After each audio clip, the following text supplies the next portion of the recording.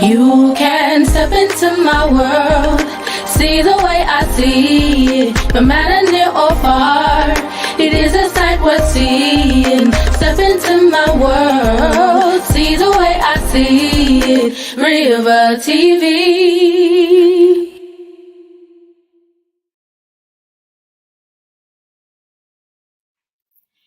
Good evening, good evening, good evening, good evening. Hello, everybody. Happy Monday.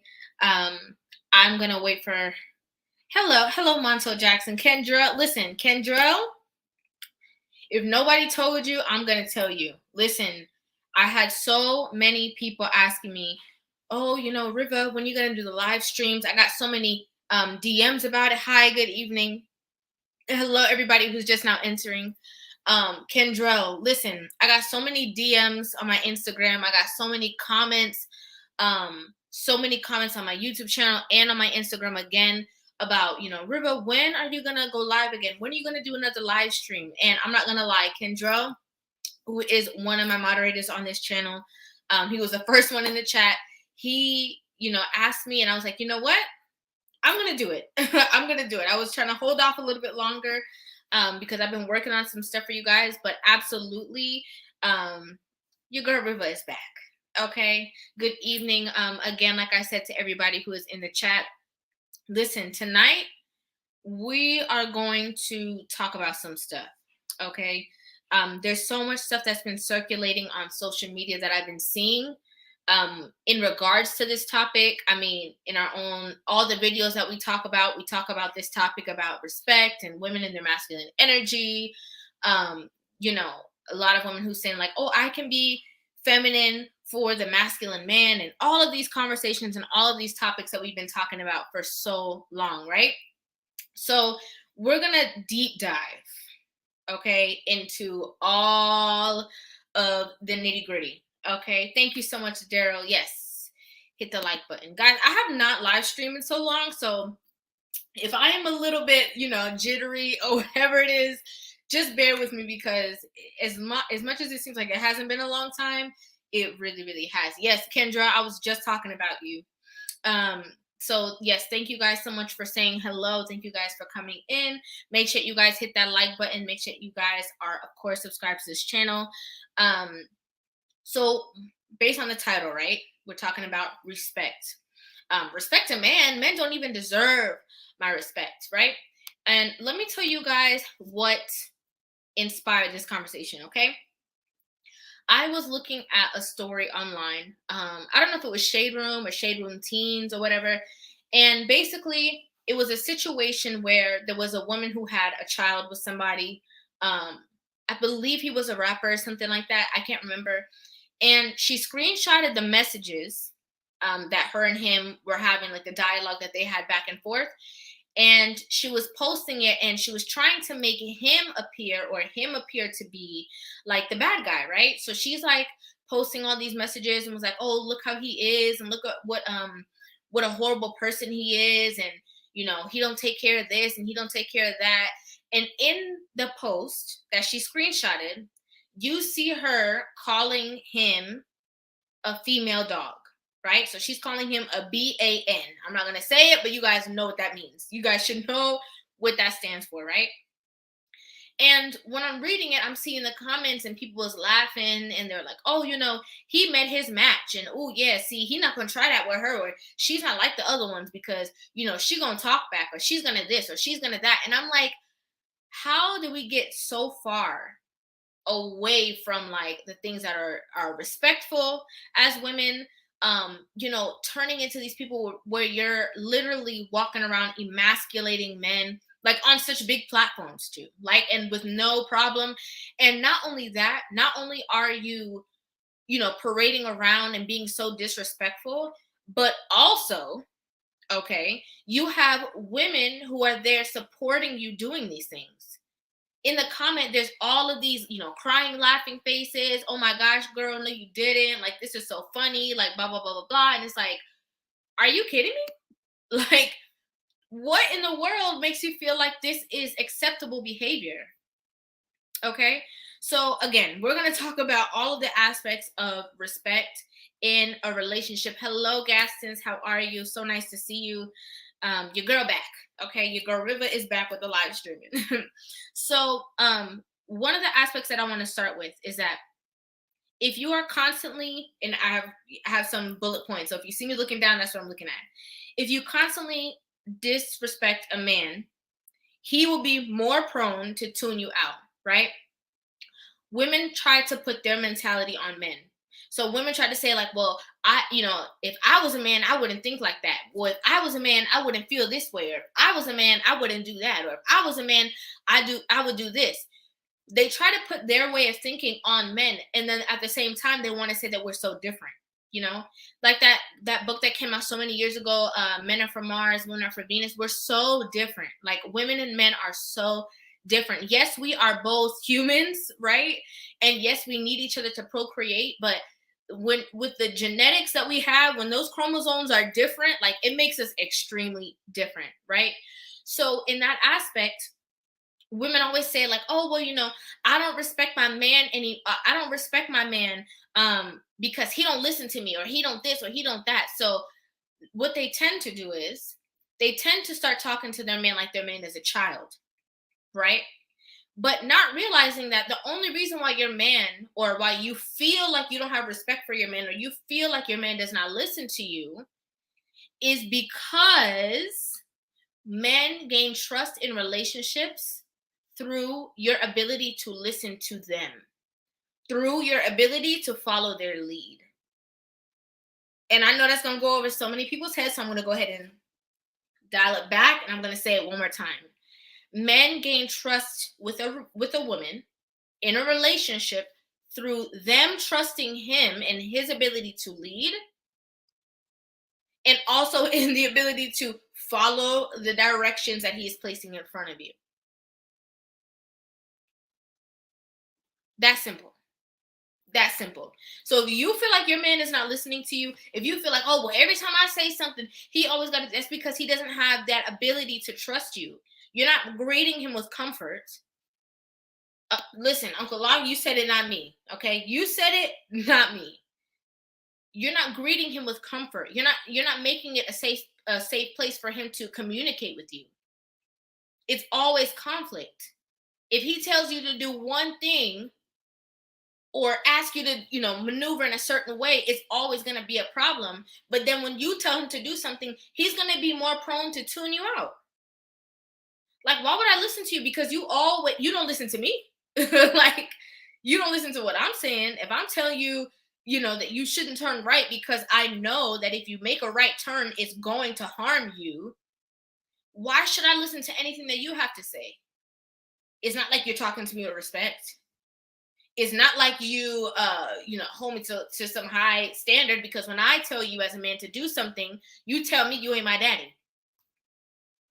But you want your man to trust you and to listen to you when you have advice or when you have your opinions. How? He doesn't have that safe space with you. He doesn't have that safe atmosphere. He listen, from the time this man get home from work. Okay, can I just keep it real?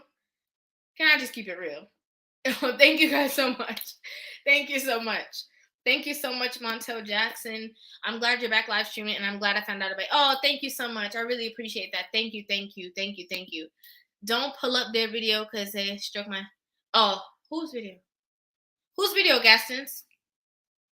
Thank you guys so much.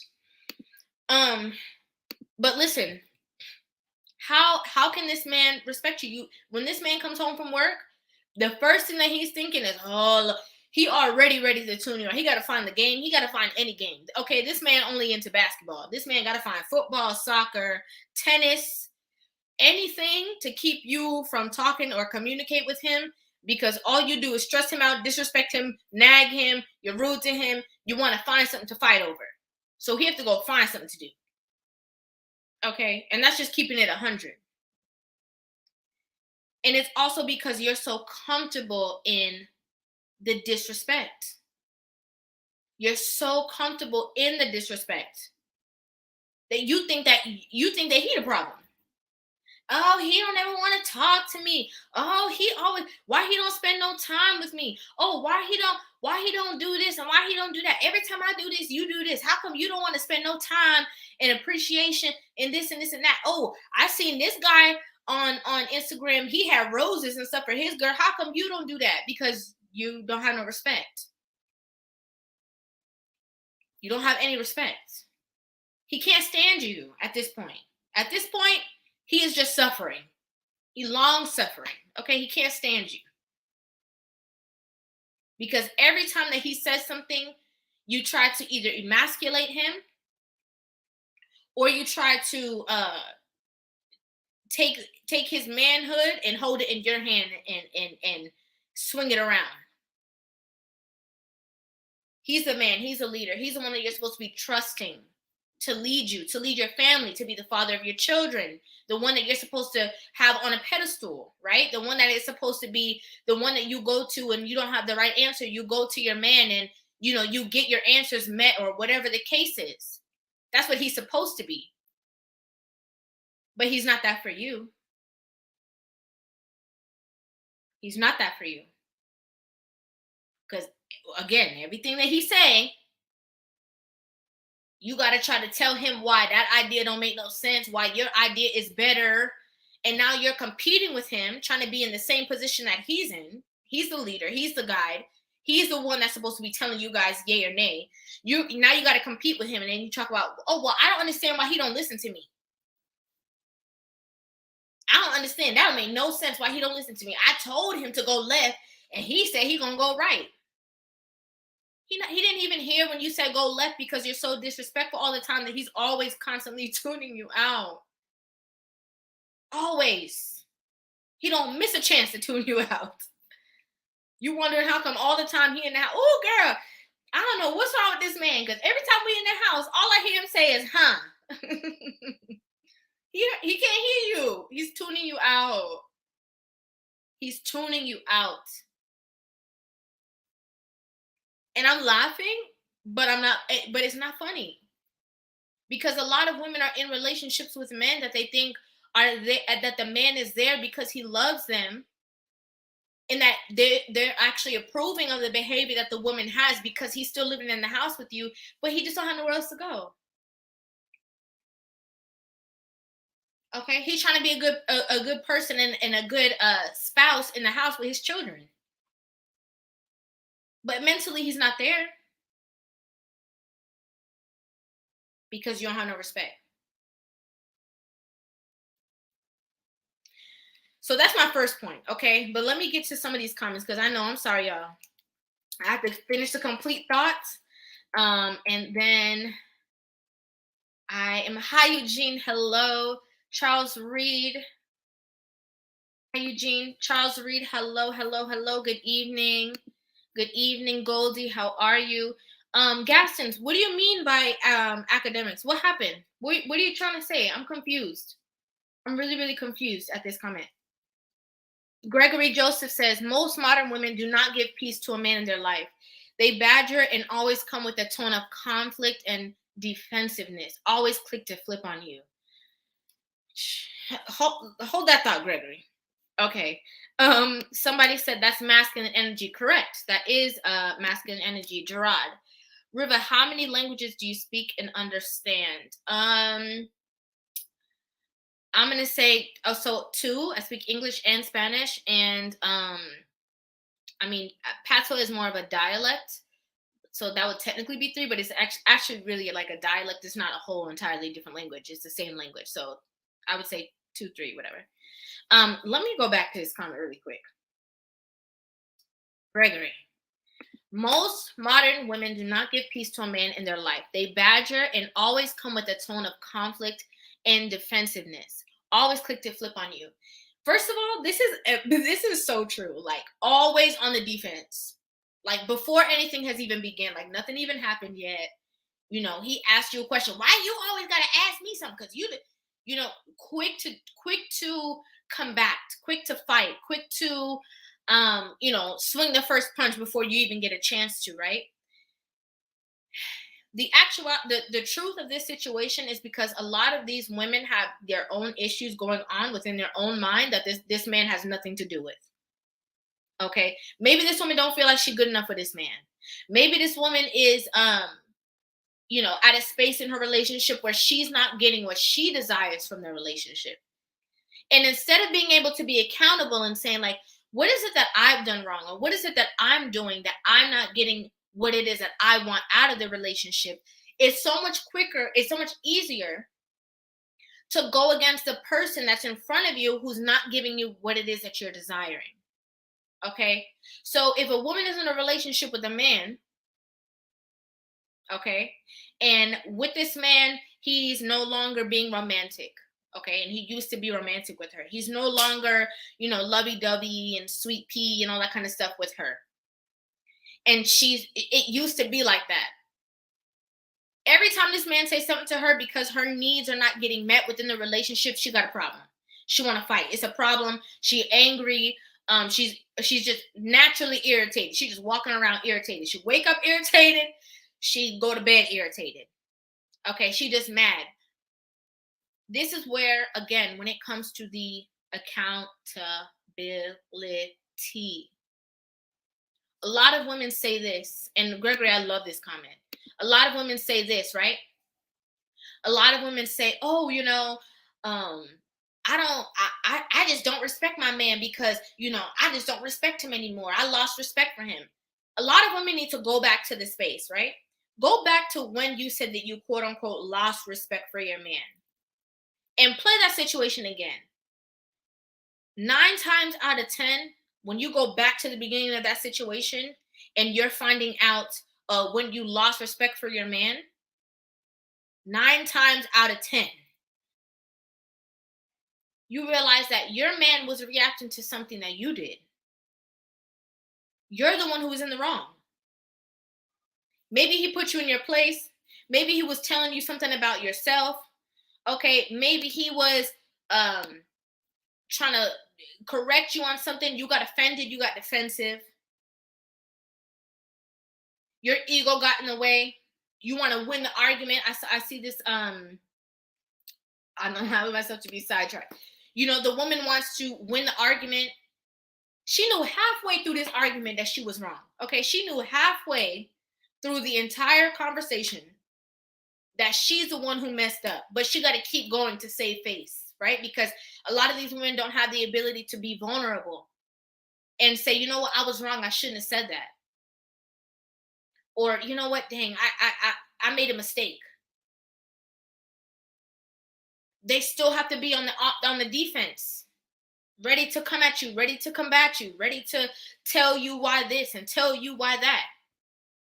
Instead of having the humility enough to just be like, you know what, I'm sorry, I shouldn't have said that. You're right. No, she got to keep it going, keep on arguing. Now she mad for 4 or 5 days because, she had to pick something out of the thin air and say that this is the reason why I'm mad so that she can feel good and win the argument. For who? If you're in a relationship with somebody, you guys are supposed to be on the same side. A lot of women are in relationships and they're on opposing sides than their partner. Their partner's in it, right? The man, he's like, I'm in this with you. We're doing this together. We're a team. I have your best interest at heart, and I'm expecting you to have my best interest at heart. And she is like, oh, yeah, I'm here with you. We good. I'm this, I'm that. But in actuality, she over here arguing with you, thinking about your own demise. You do one thing, and she already went to 100. And you're like, well, damn, if this is how you treat me like your enemy, I would never. If I'm your spouse, I'm the person that lays in the bed with you. Dang, how you, you know what I'm saying? Thank you so much for the super chat, Barbie. Like Kaya has said, Black women show what Black men deserve by their appearance and attitude. Wow. That's a very strong statement. That's a very, very, very strong statement. Very strong statement. And it's so funny, right? I'm gonna talk about this. Okay. I talked about it in a video today, but I'm gonna talk about it again. I have to say this. There was so many people when I did my a video. I did a reaction video, and we were talking about in the video it was about interracial relationships, right? And so many people were mad that I said, as a Black woman, I said, if other people, I'm not talking about people who hate themselves. I'm not talking about the divestors. I'm not talking about the this, and I'm talking about that. If other people are choosing to go outside their race, that's fine. I don't know if anybody ever noticed, but I never gave my own opinion of how I feel in that video. I just was going off of what was already up there, right? So many people were mad, like, oh, that's not right, and like legacy building and stuff like that. And do you know who was in the comment section that was doing this and who was saying this to me? Black men. Black men. They were mad, like, Rivah, no, like, don't say this. Like, you were so wrong for that. Like, how could you say this? Right? And which end, they were right. They were right about what they're saying, like how they feel or whatever. And I thought that's so interesting because so often, and this is going to Bobby's comment, so often do we hear our Black women say, oh, Black men don't love us, they don't respect us, they don't do this. And in actuality, they're the ones that, like, we want to procreate with you. We want a legacy with our own. We want Black babies. Like, we want us to keep going on in the future over and over again. The only people that can give us is each other. So it's so hurtful when I see a comment like Bobby's comment. Sorry, I have to try to find it again. When I see a comment like Bobby's comment, when he's like, they show Black men what they deserve by the appearance and the way that they treat them. Like, it's so fascinating to me.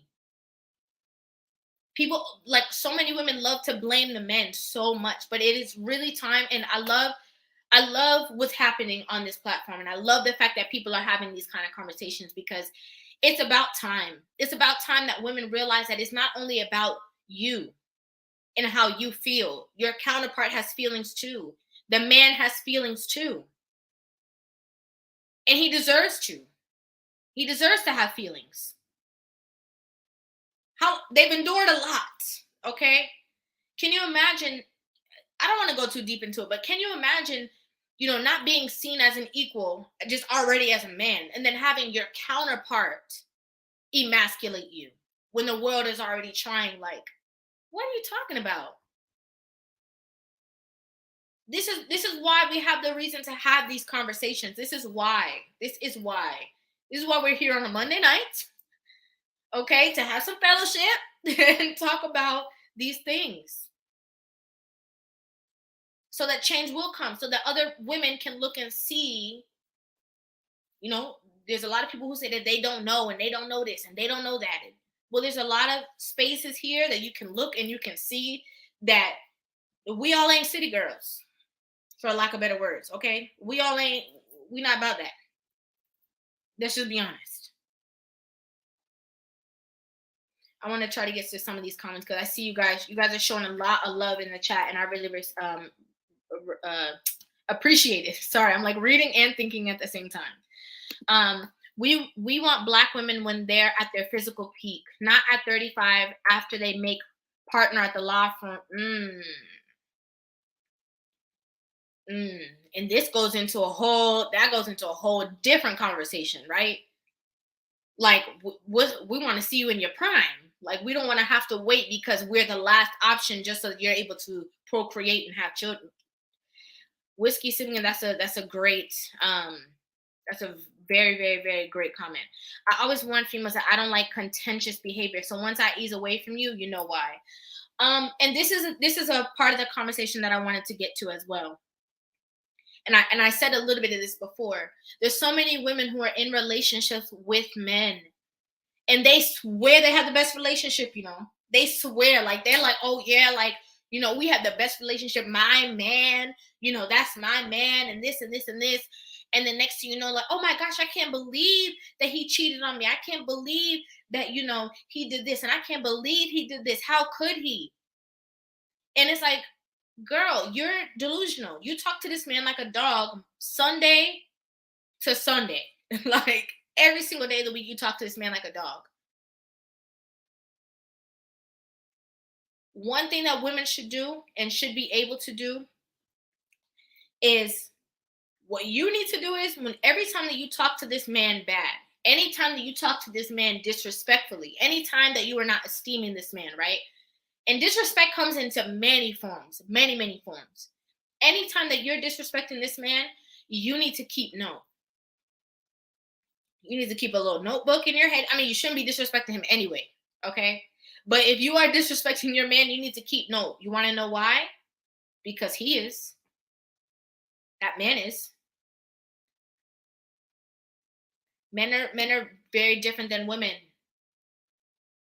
Men are very different than women. A woman can argue with a man, cuss him out, call him a female dog and a this and a that, and talk about his mama and all that kind of stuff, and walk out and come back an hour later because she was hungry.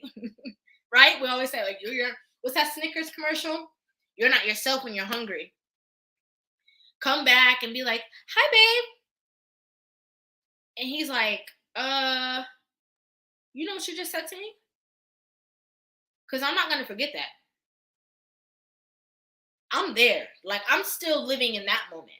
Oh, why can't you just move on? Oh, you always want to bring up the past. That happened 20 minutes ago. Like, that happened just now. You did something wrong to me, and you want me to move on from it. But you're the one who did it wrong. And a lot of women don't have the ability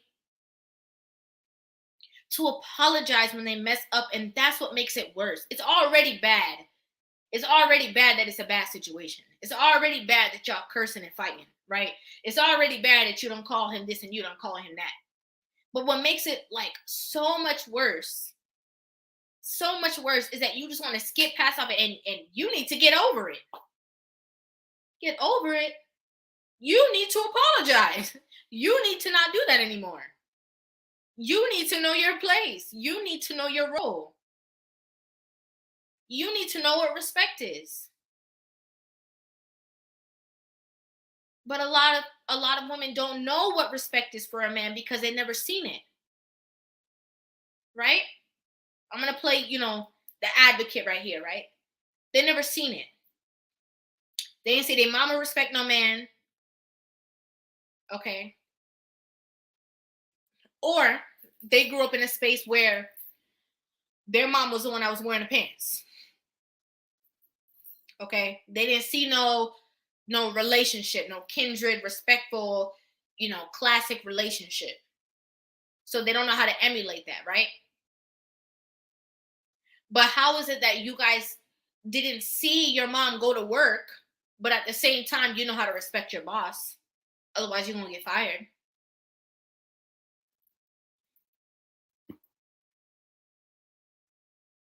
Mind blown. Like, mind blown. You want a man that's going to provide for you, okay, in all aspects, okay? We're not just talking about all finances. And I'm going to be honest, a lot of my conversations that I have is not necessarily for, like, women to get a high value man, like a man with money, a man that's going to take care of you. I'm not even going to lie. That's not where most of my conversation lies. My conversation lies with some regular folk that you got to work, he got to work, because y'all got to pay these bills and gas is expensive. Like, you know what I'm saying? That's what my conversations are for real everyday people. So you going to work, he going to work, y'all trying to figure it out, create a certain space, certain relationship, whatever the case is. When you go to work, you know exactly how to be respectful for your boss, because want to know why? You'll lose your job if you don't. If you're not respectful to your boss, you will lose your job. If you lose your job, you're not going to be able to pay the light bill. You're not going to be able to put gas in your car. You're not going to be able to eat. You're not going to be able to get your nails done. Girl, you're not going to be able to do nothing if you lose your job. And that's even if your paycheck just helps out within your home. It makes a difference. Right? It makes a difference within your space. Regardless of what the difference is, it doesn't matter. But then you go and you, in a relationship, you don't have no respect. Respect a man. I don't respect him. Respect him for what? What can he do for me? I don't care. because you feel like he don't have nowhere to go anyway. Where he gonna go? What he gonna do if I don't respect him? What's gonna happen? You don't revere him. You don't. And I love this comment. I love this comment. It says, don't be with a man if you can't respect him. And this is what I was getting to. So when I was talking about that video with the interracial dating, like I said, a lot of the men in the comment section, it was black men in the comment section who were the most upset with the fact that I was like, I don't care. You know what I'm saying? Even though I never gave my own opinions, right? But a lot, like, women who are upset about this, like, oh no, like, you know, how could you go be with a girl from another race? Like, how could you? Like, you don't love your mom now. Like, you know, like, that's the whole segment is like, oh, if you're, you know, a black man and you go to a girl with another race, like, that means you don't love your mom. Like, you know what I'm saying? But what do you guys think is going to happen if men are not having the a certain experience as they're dating us? What do you think the option? Do you think they're just going to stand here and just take it? Because again, like I said, the inspiration for this conversation was some stuff that I saw online, and in the comment section, I could not believe the amount of women who were defending the woman who was calling her baby's father the B word. Oh, you're a BAN. And they were like, yeah, girl, get it, girl. What are you talking about? What's wrong with y'all? Like, what are you even talking about? And you guys get, and like a lot of women get so upset. Like, they get so upset, like, oh, you know, you guys are mammies, or, you know, what makes you guys think that you can tell these men to do this? Because if your woman is constantly disrespecting, if your woman is stressing you out to the point of no return, chuck up the deuce. Because it don't make no sense. We're going to have to pack it up, Patty. Pack it up, Patty. Hello, Jenny. Good evening. I know, long time no see. Hi, Jenny. Hi. Colby Camp says, don't take a woman who won't respect you. Listen. I'm not going to say that every woman is going to come with 100% like having it together, especially, like I said, if she didn't grow up with seeing an example, if she just doesn't know. But if a woman can take teaching from you, if she's teachable, that's one thing. But a woman that's just unapologetically like, I don't have no respect for you, and it doesn't come with her saying I don't respect you. It comes with how she talks to you and how she treats you. Obviously, if a woman is calling a man a BAN, a female dog, what more do you need to see? Like, what more do you need to see? You don't need to hear her say, I don't respect you. She's saying it with her actions. She's saying it with how far the argument is going. And I want to put this to men because I want to say this part. As a man, let me tell you something. There's nothing more attractive, than a man who has self-respect. And don't let anybody tell you guys something different. A man that has self-respect, who you talking to? Don't talk to me like that. Do you know how attractive that is? That's very attractive. Because a man, and one, he shouldn't have to get there, but if a man does that, like, you shouldn't be allowing any woman to go so far with you, because if you allow an inch, she's going to run a mile. If you allow a girl to, you know, even jokingly, because jokes are very, very easily, like, there's a fine line between something that's funny and something that's disrespectful. It's a very, very fine line. Very fine line. And not everybody can teeter-totter. Jose asked, what's a BAN? I can't say it because I don't want to say it and I don't talk like that. But somebody please let him know. The first word is female dog. So I'm just going to say that. But the boundary is important. Yes, Bobby, the boundary is extremely important. Extremely important. You have to set the bar somewhere. Because if you don't, she's going to trample all over. Because a lot of the women that I see today, not only do they not respect their man, but they don't have respect for anybody. Anybody. Like, they will go into a grocery store and show out. Like, they will curse an old lady out. Like, who you think you, because well, she shouldn't have walked in front of me. Okay, she's old, she's a cane. Well, she's walking too slow. Like, they will disrespect anyone. Anyone. The last thing that you need is to have somebody the world is hard enough. I always say it, the world is hard enough. Life is hard enough. Why do you have to be so combative with the person who is in your home space, which is supposed to be your safe haven? Thank you guys. Listen, thank you guys in the chat. I saw about 5 people answer that question. So, Jose, I know you saw that.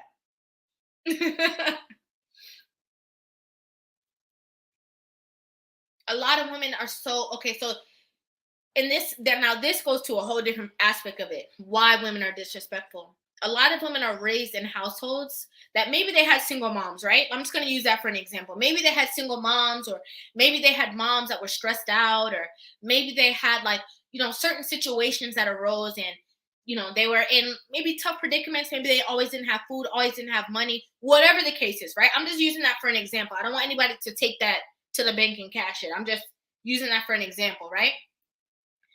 And a lot of the mothers that were raising these children were raising them under stress. Okay? So their moms, they would be like, "Oh, mommy," they're at the store maybe as a little kid, and they're like, "Oh, mommy, can I have this toy?" And it's like, "Don't touch nothing. What you in the store? You don't need to touch nothing. Why you always touching stuff?" Like, they're used to that combat coming into them. They're so used to it. They're used to somebody constantly, almost always biting their head off, and they cannot wait to grow up and to be an adult so that they have somebody else to talk to that same exact way, because they look at that type of talking to somebody as like a rite of passage. They're like, "Oh yeah, like that's a rite of passage. Like, my mom did that, so like that's what I'm gonna do to my kids." Like, you ever hear somebody say like they can't wait to have a kid, and then like they be like, "Oh, I'm gonna be like, go sit down," like ready to beat the imaginary kid that didn't do anything yet. Like, you're raised, I love this comment right here, stress and trauma. Like, you're raised in a space of stress and trauma. Like, your mom was trying to figure it out. Your mom didn't have it all together. Your mom, nobody don't beat me up for this, but like, your mom probably shouldn't have had kids in that predicament, but she did anyway, because she was already struggling. So to have kids in that situation was probably not the wisest thing to have done. And she's trying to figure it out, and a lot of times they were a kid themselves as well. So now they grow up, and then they want somebody to control, and so they move out and they get in a place maybe with their boyfriend, their spouse, whatever, right? And so now they're like, "Oh, I'm the adult now, so like now I have to play that adult role." And so they're looking for someone to express that control over, and you know who that ends up going to? Their man. Before the kids, their man. They turn up and they talk to their man the same way their mom used to talk to them when they were a kid. And they see nothing wrong with it.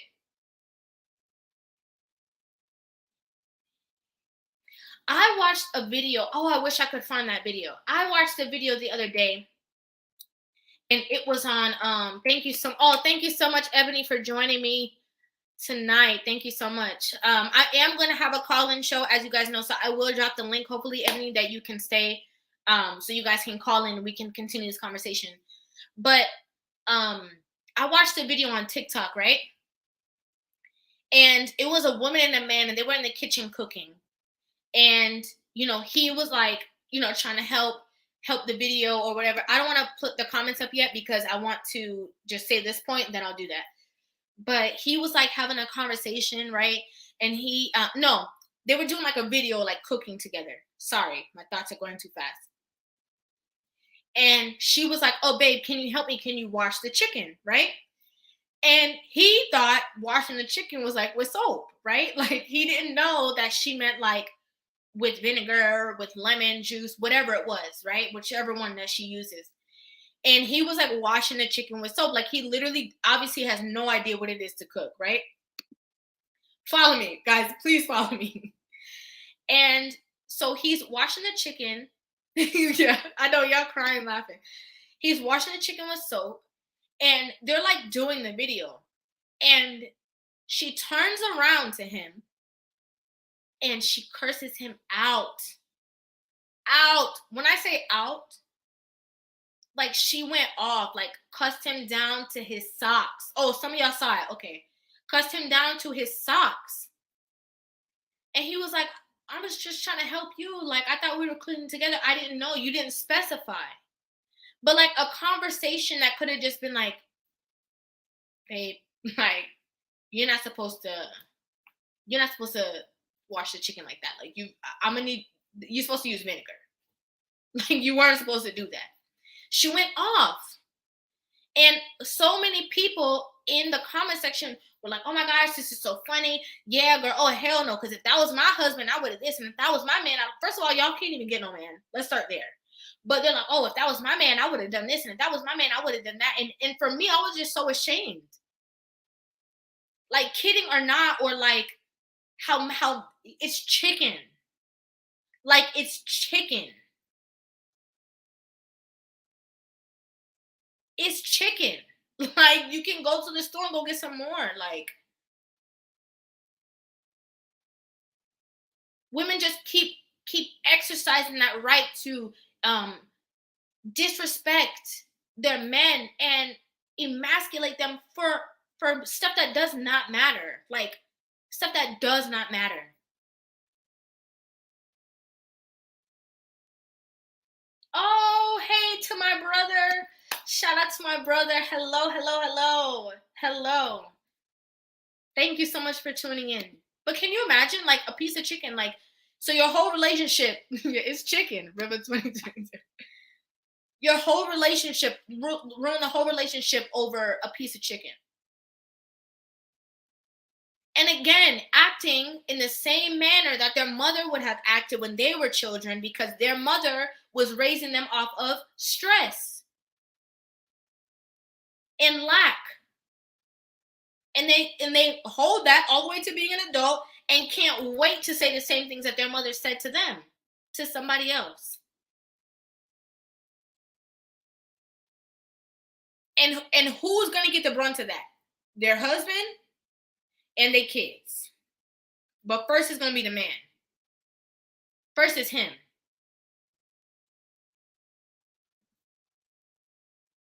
It's crazy. And somebody said in the comments, it wasn't like he was trying to sabotage her. Exactly. Like, that's my exact point. It's not like he purposely was like, oh, yeah, I'm going to go ahead and mess up this chicken. Like, you know what I'm saying? Like, even though we're both supposed to eat it, like, he really thought he was doing such a good thing. And this says, oh, Rivah, we've been treated worse for less. Men got stories. If a woman think we did something or she confused with another man or a man that don't exist, tell the truth, Edward. You have women disrespecting their man because of something they heard from somebody else that they weren't there to witness and didn't experience. So now Edward got to pay for that now. Oh, no, now you got to pay for this because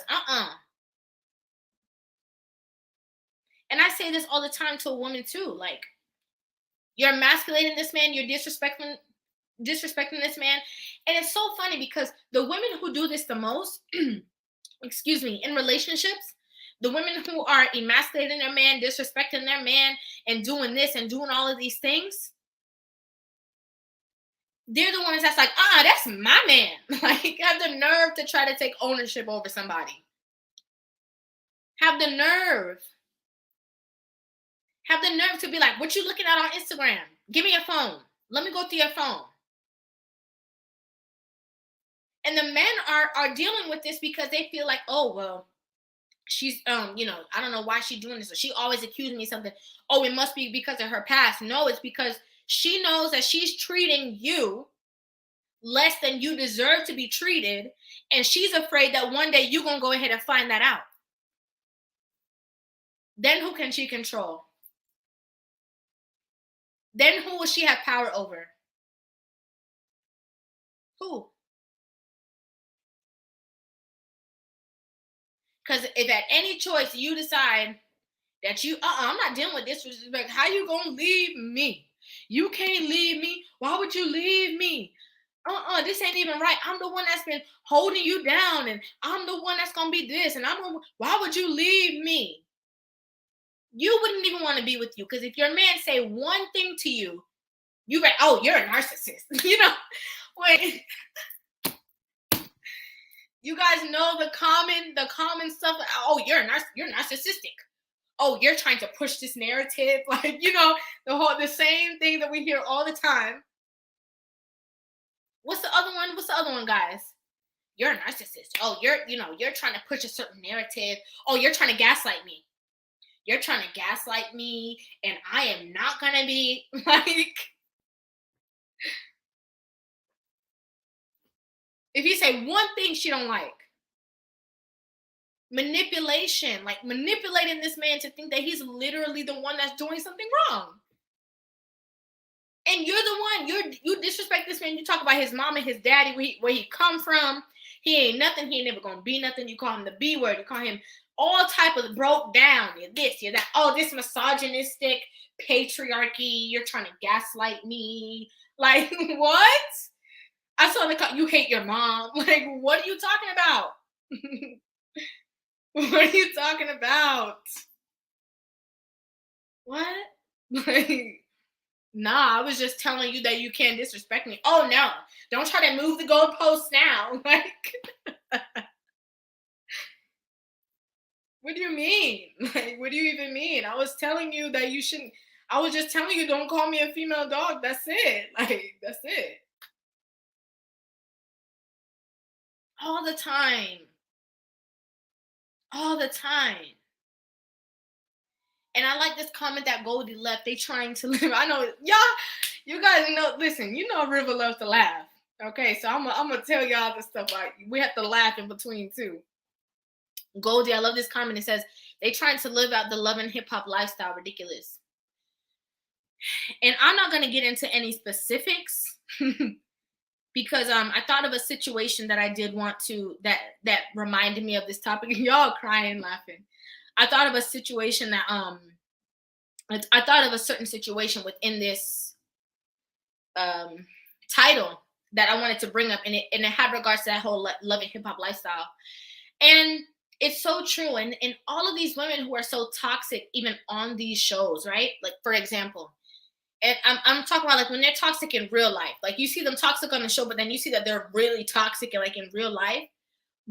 How far do these women get in relationships? That's what I want people to ask. I mean, to answer.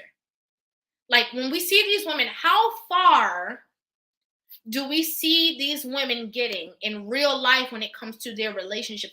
What real results are we seeing? What are we seeing? I want to use a perfect example. Instead of using a negative example, I'm going to use a positive example, right? We see, for example, Kirk and Rashida, Love and Hip Hop Atlanta. We're going to use them for an example. I don't know if you guys even know who these people are, but I'm going to use it out, right? There was a situation that happened, and he actually cheated on her. Like, he stepped out on the marriage. They've been married for a long time. He stepped out on the marriage. And, you know, she went through some time, but she forgave him. You see her right now on social media. She is posting him. She's so in love. She's so happy. She's in her relationship. And when she was going through, people were trying to tell her why she should not stay with him. People who don't know her, people who are tuning in are like, girl, don't you, oh, he embarrassed you. How could you do that? How could you do this? How could you, what are you talking about? She knows the real value of marriage. She knows the real value of her spouse. She knows the value of keeping that relationship together. And people was calling her crazy, foolish, dumb, this, that, because she decided to stay within her relationship. And most of the people who was giving her advice have never been married before. Can't even keep a man for longer than a couple months, okay? Longer than a couple nights, if you want me to be honest. Or trying to tell somebody else about keeping a relationship together. And yes, okay, it was years that people were going on and trying to bash this guy and, oh, I can't believe he did that. And then she was like, oh, well, he's not the only one who had an infidelity. And people was like, what? They've been through stuff. Yes. Women keeping women single. A lot of people don't even know the value of relationships. They don't know the value of relationships. They don't know. They just know what they think. And even more what they think, they know what society tells them that they should know and should not know and should like and should not like.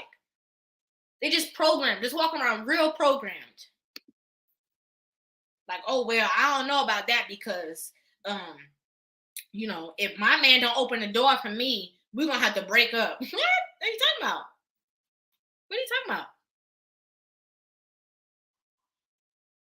You can't even get a man to call you. Like, how are you going to talk about when you finally do get a man, if he don't open the door for you, you're not going to be with him? What? It's really not this whole fantasy. It's not a fantasy. Like, this is real life. Like, what people are doing in real life. Like, people are doing real life.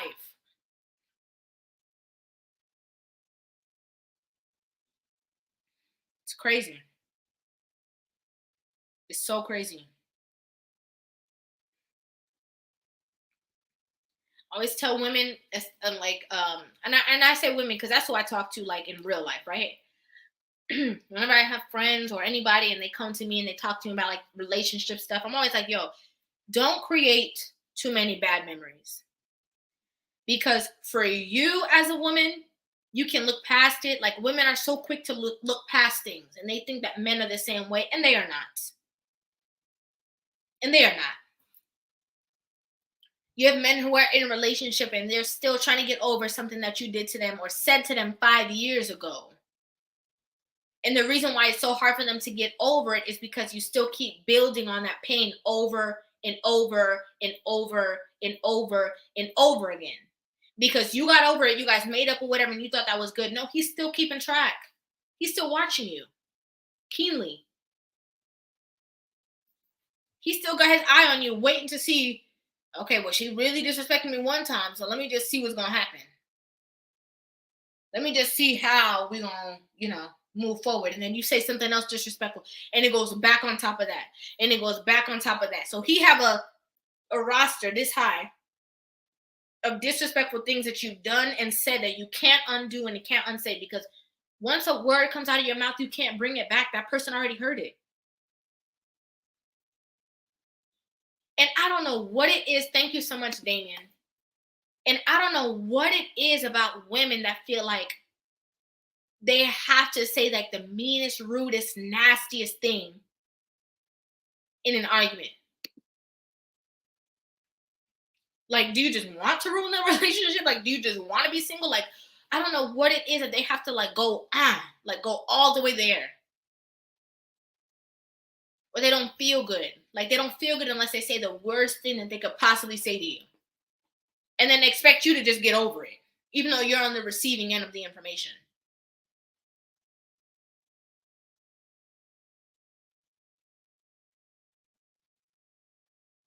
And it's so funny because, that Lauryn Hill song, it could all be so simple. Like, it could really all be so simple, but you rather make it hard. Like, for real. And the worst part is like, they do it with everyone. They do it with everyone. Like, they do it with everyone. Like, their homegirls.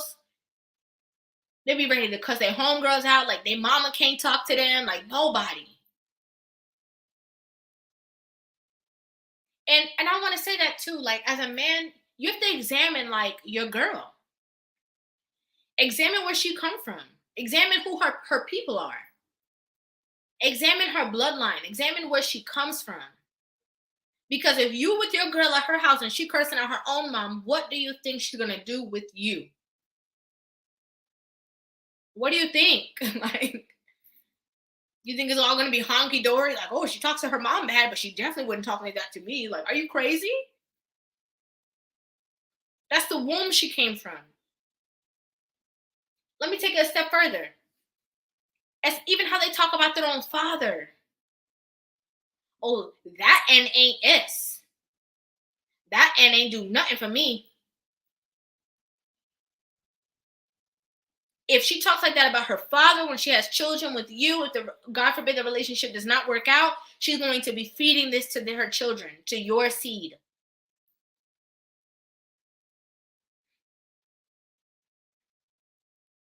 Exactly. Somebody said, so if she acting nice to you, she faking. She real. Okay. She's trying to get down with the get down. Quinn Childs, have a blissful evening, my beautiful sister. Thank you so much, Quinn. Thank you so much for stopping by. Exactly. And also, you got to watch how, just like this comment, you got to watch how her mom talked to her dad. Or about him. Or about him.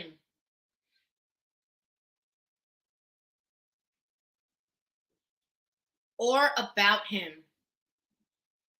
You got to go check out that bloodline. And people that, oh, you know, it doesn't really matter that much. Like, no. You need to see where she come from. You need to see what her people are like.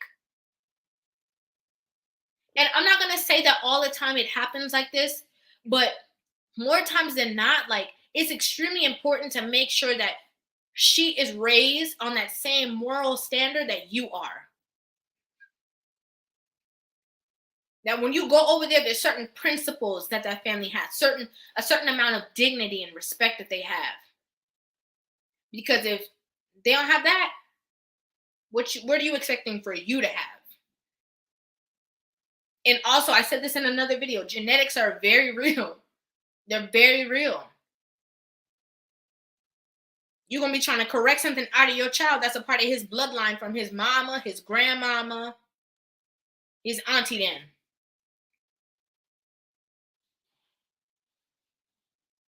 Everybody unruly. Like, everybody's unruly.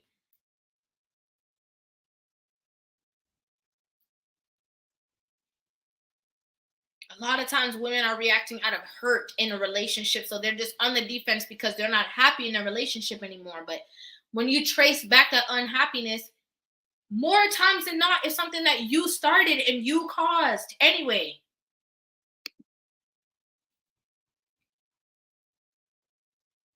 Something that you started and you caused. You had a problem.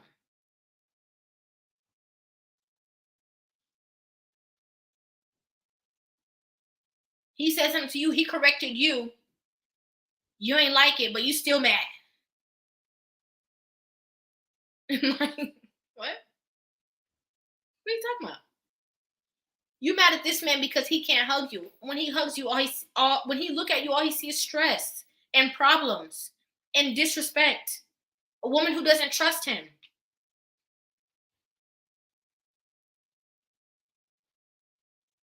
I've seen so much stuff, and I keep saying TikTok because sometimes I see some stuff like I've just like entered in that space of looking at certain things, and I see so many different conversations about like women being in relationships and like, you know, how stuff is so toxic and this and men and women and blah and blah blah blah blah blah. Like, oh, so much stuff.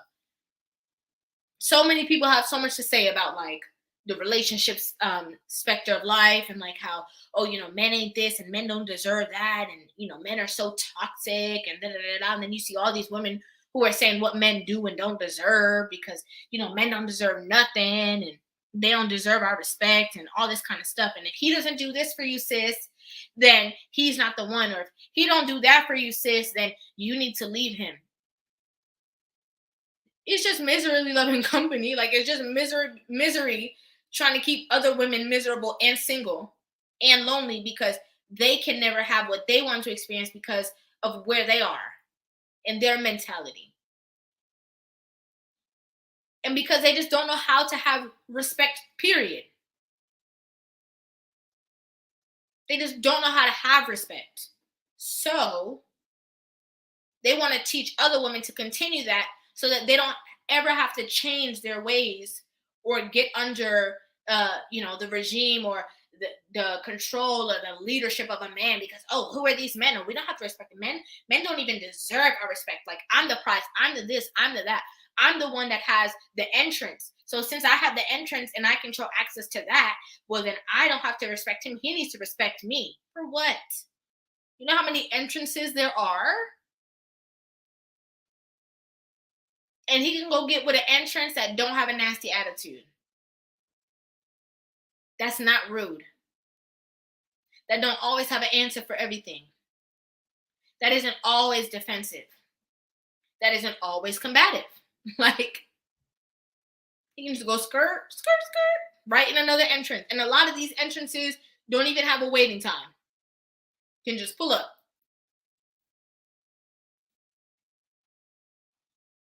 Can just pull up easily.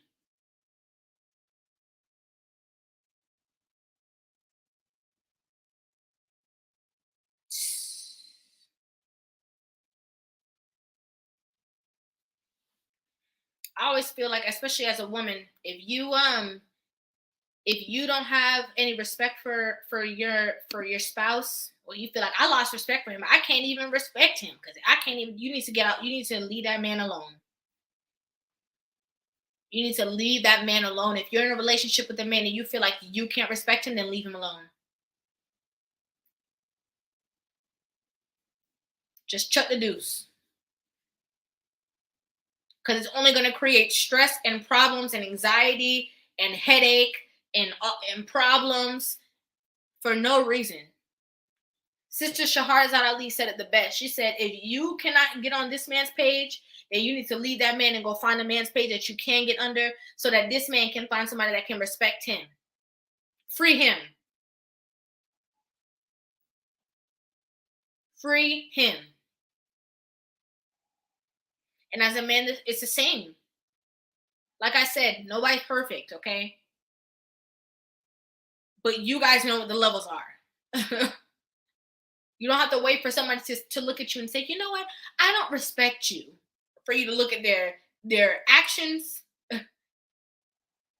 the things that they say in an argument, how far they go, how irritated they get with you for simple things.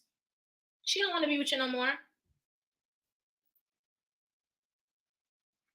Why should you be, yes, hashtag free him. Like, why should you have to go through so much just to have somebody who don't respect you? What's the point? What's the point?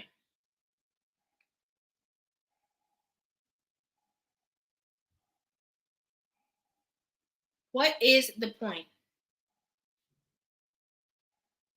Let me go ahead and I'm gonna try to get to some of these comments in the comment section. I'm also dropping the link so you guys can go ahead and call in so we can have some of these conversations. I saw a lot of good stuff in the chat that I missed. I didn't miss it purposely. It's just it's a one-woman show, okay?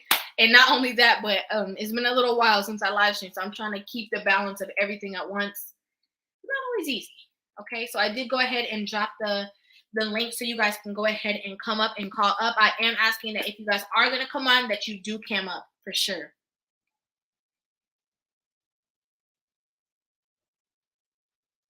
It can all be so simple. Like, it can literally all be so simple. Sorry, guys. I'm just dropping the chat here too. The stream right here. It can all be so simple. Like, literally so simple. The easiest thing to just be accountable, to just be calm enough to just be like, you know what, I'm sorry, or you know what, I was wrong, or you know what, I shouldn't have said that, or you know what, I shouldn't have done that, or you know what, I thought I do. I'm sorry, hold on. I thought I do have moderators though. I thought I do. But or I shouldn't have said that, I shouldn't have done that, I shouldn't have came at you like that, I was wrong for that. You know what? I'm sorry for being disrespectful. Like, just the communication and the ability to just apologize, right? Just the ability to just apologize, not fight right away. Like, not just come up and be like, I'm trying to argue with you, I'm trying to come at you, I'm trying to do this, I'm trying to do that. Like, no, I'm sorry, I shouldn't have said that. Or you know what? You told me that I'm disrespectful, And I apologize. That's not my intentions. My intentions are not to disrespect you. So if you felt disrespected, I do apologize. I'm going to do better. I'm going to try. I'm going to learn. I'm going to this. I'm going to that, because I don't know. That goes such a far way. That goes such a far way. A lot of women are scared. How in the world, how in the world are you scared to be vulnerable with a man when it comes to your emotions, but you're not scared to be vulnerable with a man when it comes to your body? You kick 1 foot left and 1 foot right. And this man all up in your belly. All up in your belly. But my feelings? Oh no. Oh no, I will never. What, my opinion? Oh no, no. The humility it takes to say I'm sorry? Oh, absolutely not. Absolutely not. Belly, yes. Opinions and feelings and stuff like that? Absolutely not. Thank you so much. Thank you so much. Have kids with a man that you're scared to be vulnerable. Like, how are you afraid to be vulnerable with this person that you created a life with? Oh no, I don't want him to see my sensitive side because he'll just take advantage of me. What are you talking about? What are you talking about? A lot of it is just that a lot of women just don't know any other way. So for those women, I will say, okay, that's one situation. My hair. That's one situation for the people who just don't know any other way. Okay, that's one thing. That's one different ball game. But then you have some people who just know better, but they are just in this, clique of women who just like, oh yeah, we don't need no man. We can do better by ourselves. Who needs to respect men? They need to respect us. Like, this is the patriarchy. I'm just so tired of like misogyny and like this and that and like no. Like, we don't need to respect men. They need to respect us. I'm like, why do I need to deal with this? But you're vulnerable in other ways. How can you sleep with somebody that you don't respect? Let's start there. How can you give your body to somebody that you don't respect? That's the most vulnerable state that you could be in. But you will literally live with a man, marry a man, have a baby with a man, and all of that, and not respect the man.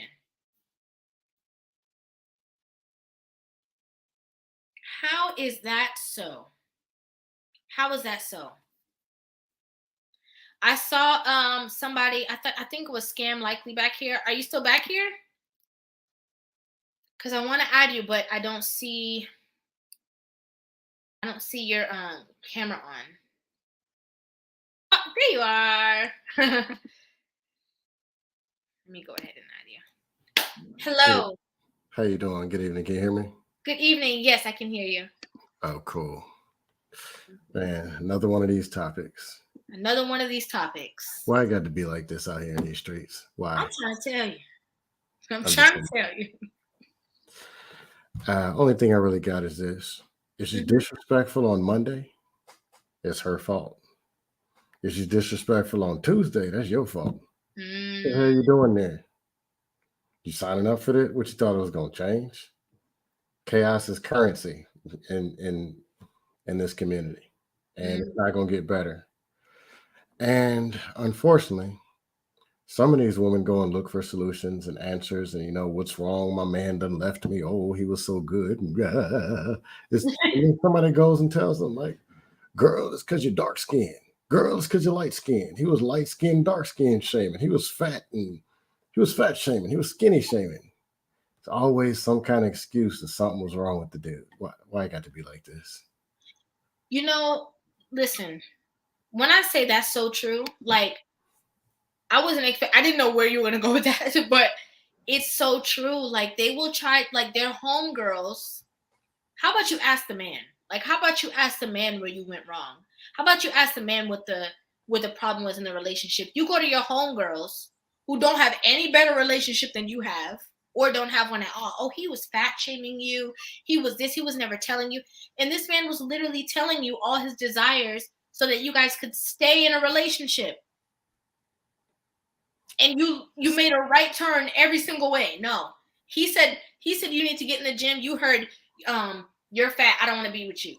He told you, you know, that he don't want somebody that's combative. You heard, oh, he's trying to gaslight me. Like, what are you even talking about?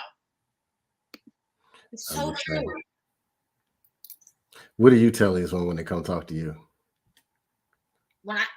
You wrong. Straightforward. You wrong. What do they come back? Do they tell you his mama was black? Oh no, it's not that I'm wrong. It's just because, you know, he thought this and well, what did you say for him to say that to you? Do they still keep fighting back and still, like, I hear it directly to me, but what do they say to the other woman who's supposed to be their friend? To be honest, they still keep going back and forth saying it's light shaming, dark shaming, and misogyny, patriarchy. You know what they get do? The same thing we do in real life. I'm not gonna lie. Hey Bobby, how are you? Good, Bobby. In real life, can you hear me? Yes, we can hear you. In real life, they don't say these things. They don't say patriarchy, dark skin, light skin, and stuff like that. But what they do try to do is deflect, because they think, like, they will say something slick like, oh, I don't know. He was trying to tell me that I had to cook for him, and I told him I ain't no man. And I'm like, but you're a woman though. Like, what's the problem? What's your issue? Like, he's asking you if you can cook something for him. Like, but then they stopped calling me, so they just don't call me no more. Because I'm always gonna say, I don't think this man woke up crazy one day. No. Hello, Bobby. Welcome back, Bobby. It's all yours. What's up? But you got. Can y'all hear me? Yeah, I can hear you. Oh, sorry, I was lagging. I was driving, but in my opinion, just, you know, hearing this conversation, obviously, just, you know, being a man out here, everything like that. For me, I would say it's a lot of lack of trust, communication, and it's a lot of lack of understanding, and a lot of us as Black people not seeing healthy Black mothers and fathers together. Even those of us who were raised by a man and a woman that were married. I know that's a lot of things we talk about is, you know, we want to see more, you know, Black men and women getting together, getting married, having children. And I do too, but we got to get healthy first, because you can have two dysfunctional people get together and create some dysfunctional babies in a dysfunctional environment. And to me, that's basically just as bad, if not maybe arguably worse than the whole single parent thing. You know what I'm saying? So I've seen this a lot. Just Black women that I've dated throughout my 20s. I'm 31 now, but just throughout my 20s and things like that. And I've noticed a lot with the Black women that I've personally chosen to date. You know, just personal accountability too. You know what I mean? I'm not going to act like I didn't see something in them that I you know was attracted to, but a lot of them would either put me on a pedestal that, in my opinion, is almost impossible to reach, because I was raised by my mother and my father, and I wasn't raised in the so-called hood. You know what I'm saying? Or it's the other way around, where, oh, you're weird. Oh, you can't relate to me because you ain't a real Black. It's always one extreme or the other. Like, oh, you're one of the good. Oh, so you grew up in a good. Okay, so you must be perfect. Oh, you said this thing over here that I didn't like. Oh, well, all Black men ain't about nothing. Even the ones that, it's like, dang, my bad. I said I was gonna pick you up at 8. But there was bad traffic, and I picked you up at 1 minute past 8 o'clock. Like, my bad. I didn't know there was a train wreck. Like, you know what I'm saying? It's like, hold on. Like, why I gotta be held to this standard? But Pookie and them, he can't pick you up because he don't got a car, but you don't expect that from him. You know what I'm saying? It's like, wait a minute now. Bobby, that is such a great point. That's such a great point. Like, you have the women who are ready to combat you and to be defensive 100%, or the women who are like, oh, well, you don't even understand because, you know, you had mommy and daddy. Like, you know what I'm saying? Like, how can I please you? And this is why I use the analogy, like water from them. Like, our women, it's sad, but it's so true. Like, our women really want our men to do backflips, you know, entertain me, make me happy, do this, but only when I say that I want you to do it, and do this and do that, and oh, you ain't a real man if you don't do all of these things. And it's like, but you're the one that's not happy. Because you're the one who's asking this man to jump through every hoop. Yeah, a lot of this, and this isn't me, trying to, make fun of nobody, but a lot of this, it's a mental health problem that we True. have as Black people.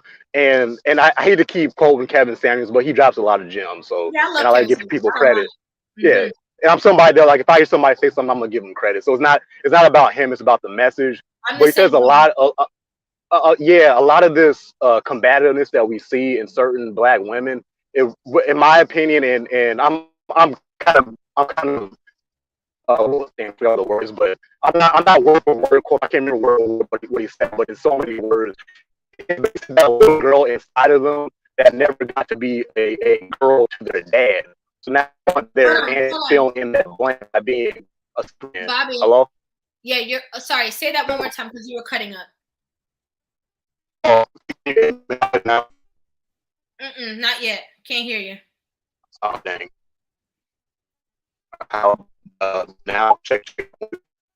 No, you know what I'm gonna do, Bobby? Don't go anywhere. I'm just gonna drop you down and bring you back up, or just right. I'll drop the link again so you can come right back in. Okay. All right. Okay. Yeah, he was about to say something real good, and then we lost him. Okay, Bobby, I dropped the link again.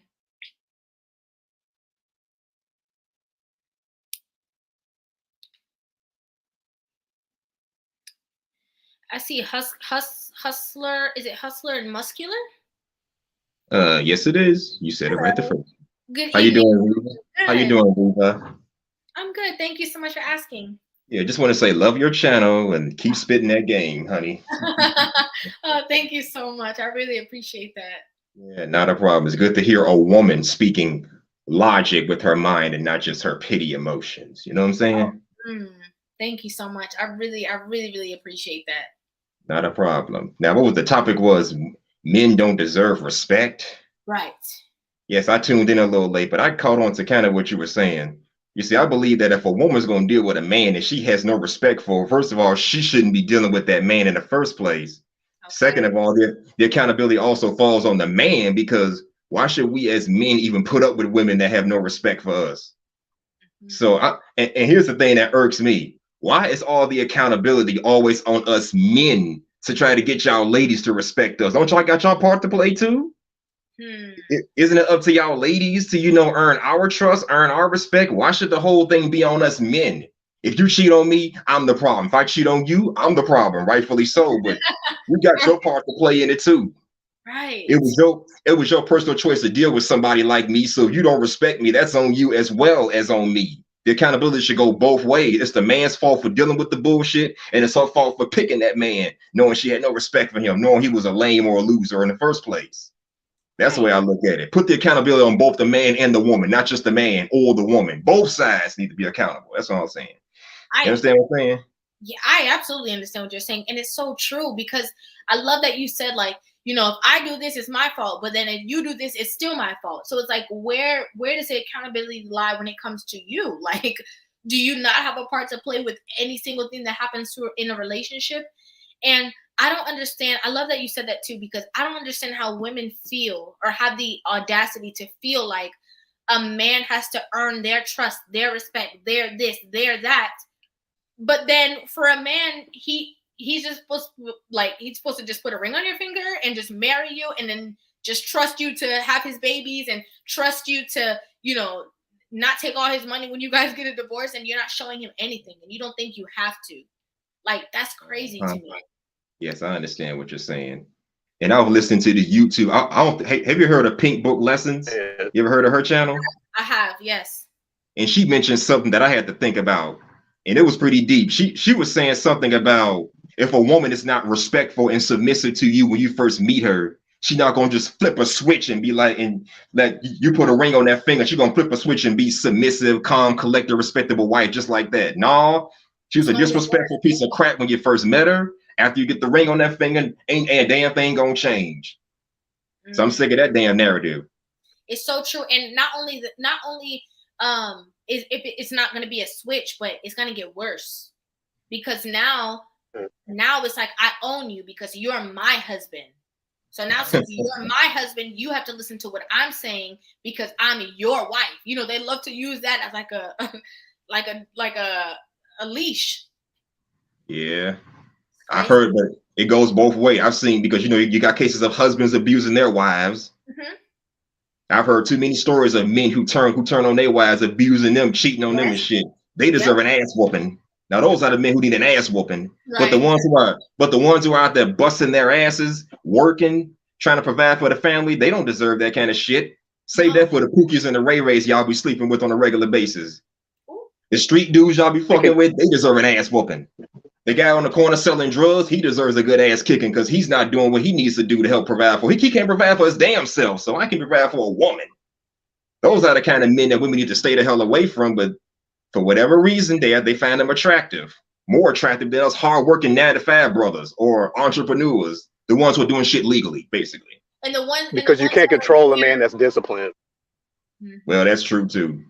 And the one that's there every night that they can see that they, see him in the house and he's there with his kids and he's doing the best that he can. She dragging him through the dirt like he's doing something. He's doing everything to please his household. It's crazy. That's why we have these conversations. Yeah, that's why we have these conversations, because it doesn't make any sense. Like, what do you want? What do you want this man to turn into? Are you trying to turn him into a Pookie and a Ray Ray? Is that what you're on the road to do? Like, are you trying to make him lose his mind? You know that old saying, you can't turn a hoe into a housewife? Mm-hmm. Well, that same thing applies. That goes both ways, men and women. You can't turn a hoe into a housewife. You can't turn a Pookie and a Ray Ray into a house husband. That's true. That goes both ways. You can't take a street dude, turn him into a husband. And if any event that he does change, guess what? She gonna lose interest and wish he was the old guy she once fell in love with when he was the bad boy that couldn't do nothing for her, but give her that pipe late at night. I've seen that happen many times. I know female friends personally who chosen the wrong kind of man who did time in jail, yada, yada, yada. He got his life together and then he became well-rounded. But as soon as that happened, old girl fell out of love with him, started cheating on him with the guys who had the mentality he used to have when he was on the streets, in and out of jail. Tell the truth. So it's like a circle that never ends. How you gonna reform me into a decent man, but then go back to the same dudes that I used to be like? That makes no sense. Tell the truth. Please tell the truth. Yeah. Oh, my bad. I didn't see the other guy down there. What you guys say about this, man? Oh, you good, bro? You was going in. Yeah, he was good, bro. Right? He was going in. I'm like, yeah. Mr. Bobby White, what you think about this? I forgot you was down there. My bad. No, you good. Bobby, I don't know. Yeah, I don't know what you guys said over the last couple of minutes. I was trying to get my internet situation straight, but I guess in addition to what you guys have been speaking on, and this isn't me trying to give women a cop.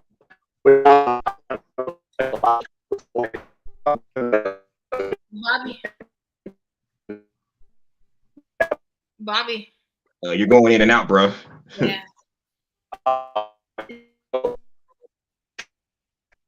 Dang it. Do something about that mic, why don't you? Dang. And you know what's so funny is like the last time and just now, right when he was about to say the same exact thing all over again, it just chips out. But when he was like, "Oh, I didn't hear what you guys said," we heard that clearly. That's so funny. Yeah. Wanted to hear what he had to say on this, but that's the way I feel. The respect. Oh, there he is. It should go both ways. Bobby, you there? Bobby, you there? Okay, no, he's not there. I think he'll come back. Yeah, it's so true. I like that you're addressing that too, because toxic is toxic. It doesn't matter if you're a man or a woman. Like, toxic behavior just don't make no sense. Like, it just doesn't. And people are glorifying like toxic relationships, or these relationships where it's so much combat, it's problems, it's dramas, it's fighting, it's cussing, it's all of this stuff. Like, they're glorifying that. And at the end of the day, it's like, why? Like, why would you want to glorify something? Why would you want to make something so difficult for no reason at all? Right. Bobby, you back? Bobby? Yo, BW.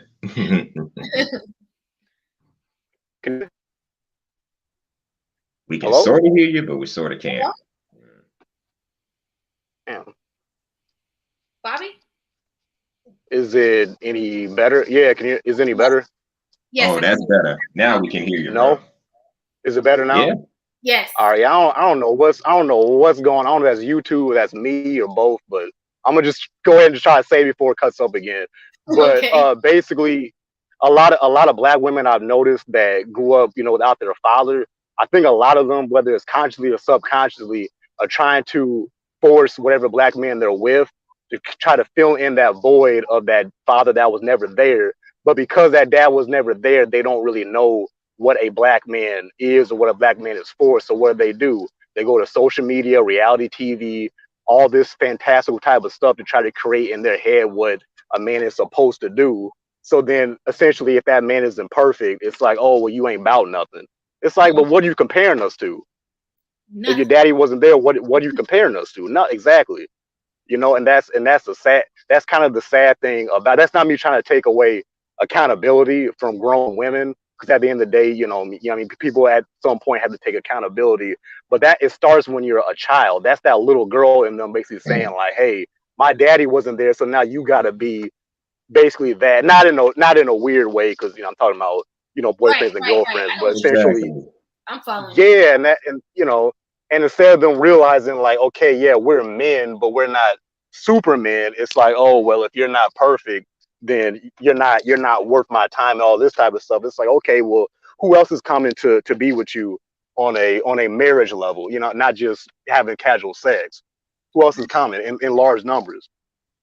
Right. And I actually saw a video that came up kind of recently. It was on my feed. I don't remember which platform it was on, but somebody was like saying like a lot of women are equating sex with love. And so Yeah. that's a problem, because a lot of these women are getting a man to come and sleep with them, calling him 12, 1 o'clock in the morning. Hey, stink, what's up, big head? Come through. And they're thinking that means like, oh, I have all of these options, and like all these men want to be with me. No, all these men want to sleep with you, and that's not the same thing. Exactly. So I said the same thing on sorry to interrupt. I said the same thing on Chantel's channel. That's why I think not just black women, but women in general, I think a lot of them believe they have the same amount of options when it comes to marriage as they do when it comes to sex. That's why women don't prioritize a man first before all this other stuff, because in their minds, like, okay, well, when I'm ready, a man's just gonna be there because I get hollered at. Yeah, for sex. Like, yeah, y'all are human females. Y'all got a womb. Y'all have the physical parts that we want. But when it comes to marriage, yes, your physique is a part of what we want when it comes to marriage as well. But outside of that, it's your attitude, it's the femininities, all of these things. I'm talking about men that are marriage minded, not the F boys. Men that are marriage minded, we look at how y'all behave, because if we give y'all our seed and you get pregnant, essentially the way that you act, you're gonna pass that down to our seed. So if you're acting ratchet, yeah, somebody might sleep with you if you look good, but if you're acting ratchet, a level-headed man, a marriage-minded man is not gonna want to create a family with you, because you're not a family-oriented. Yes, Right. and the thing is that men know. Like, Wrong. I don't know. I think that men do need to practice more discipline, but women need to understand a male's nature. There's a lot of men out here that, yes, they will lay the pipe, as we say, with a ratchet all day, whether that's good or bad, whether we should hold these men accountable for that or not, but that does not equate to love.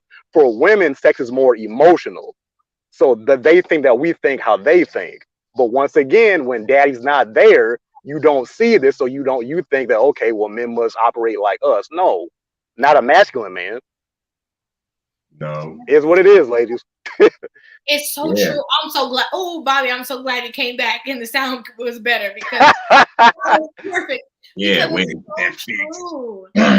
It's so true. And the thing is that a lot of these, it just to you said enough. I'm just gonna add some ad libs for you, because you don't need no help. I had to get it in before I got cut off by the YouTube police again. No help. But a lot of women in these situations, they really feel like, they genuinely feel like they have all of these options and all of this space. And I love that you said that, like, men do need to be more choosy, because a man knows, right? Like, a man knows if he's hitting up a girl, like, I'm just trying to, go in and go out and that's it. I definitely don't want this girl to be my baby mom's. Like, you know what I'm saying? A lot of men already have that in their mentality. But again, a lot of these women really feel, just like you said, that they have all these options. But to go a step further, they will treat the man who's treating them right horribly because they feel like they have all these options when they don't. Exactly. And here's the thing about those options. You see, I feel like this. If you have all those options when it comes to a man, what good is all them options going to do you if they're shitty options? What good is you having all them options when it comes to a man if all those options are they're broke, dusty, pookies, and ray-rays? That's just like if I invite you to my crib for food, but I got a refrigerator full of food. The bread is stale. The soup is 2 weeks old, and I got bananas that are ripened. I got options. You got your options, but they're not edible options. That's how the dating market is for women. They got all the men to choose from, but they're not edible, good quality men to choose from. So what good is that go? Why brag about options if you don't have good options? And that goes for men and for women. What good is us men? What good is us men bragging about we got all these different chicks, these different bras to fuck with when they all just 304s, ratchets, thoughts? Back in the day, we called them skeezers. What good is? I don't see the point of bragging about that. I'm a little old school. We call them skeezers, ratchets, tramps, or heifers, whatever you want to call them. If that's all you got to choose from, what good is you bragging about? It's true. What you say, Bob?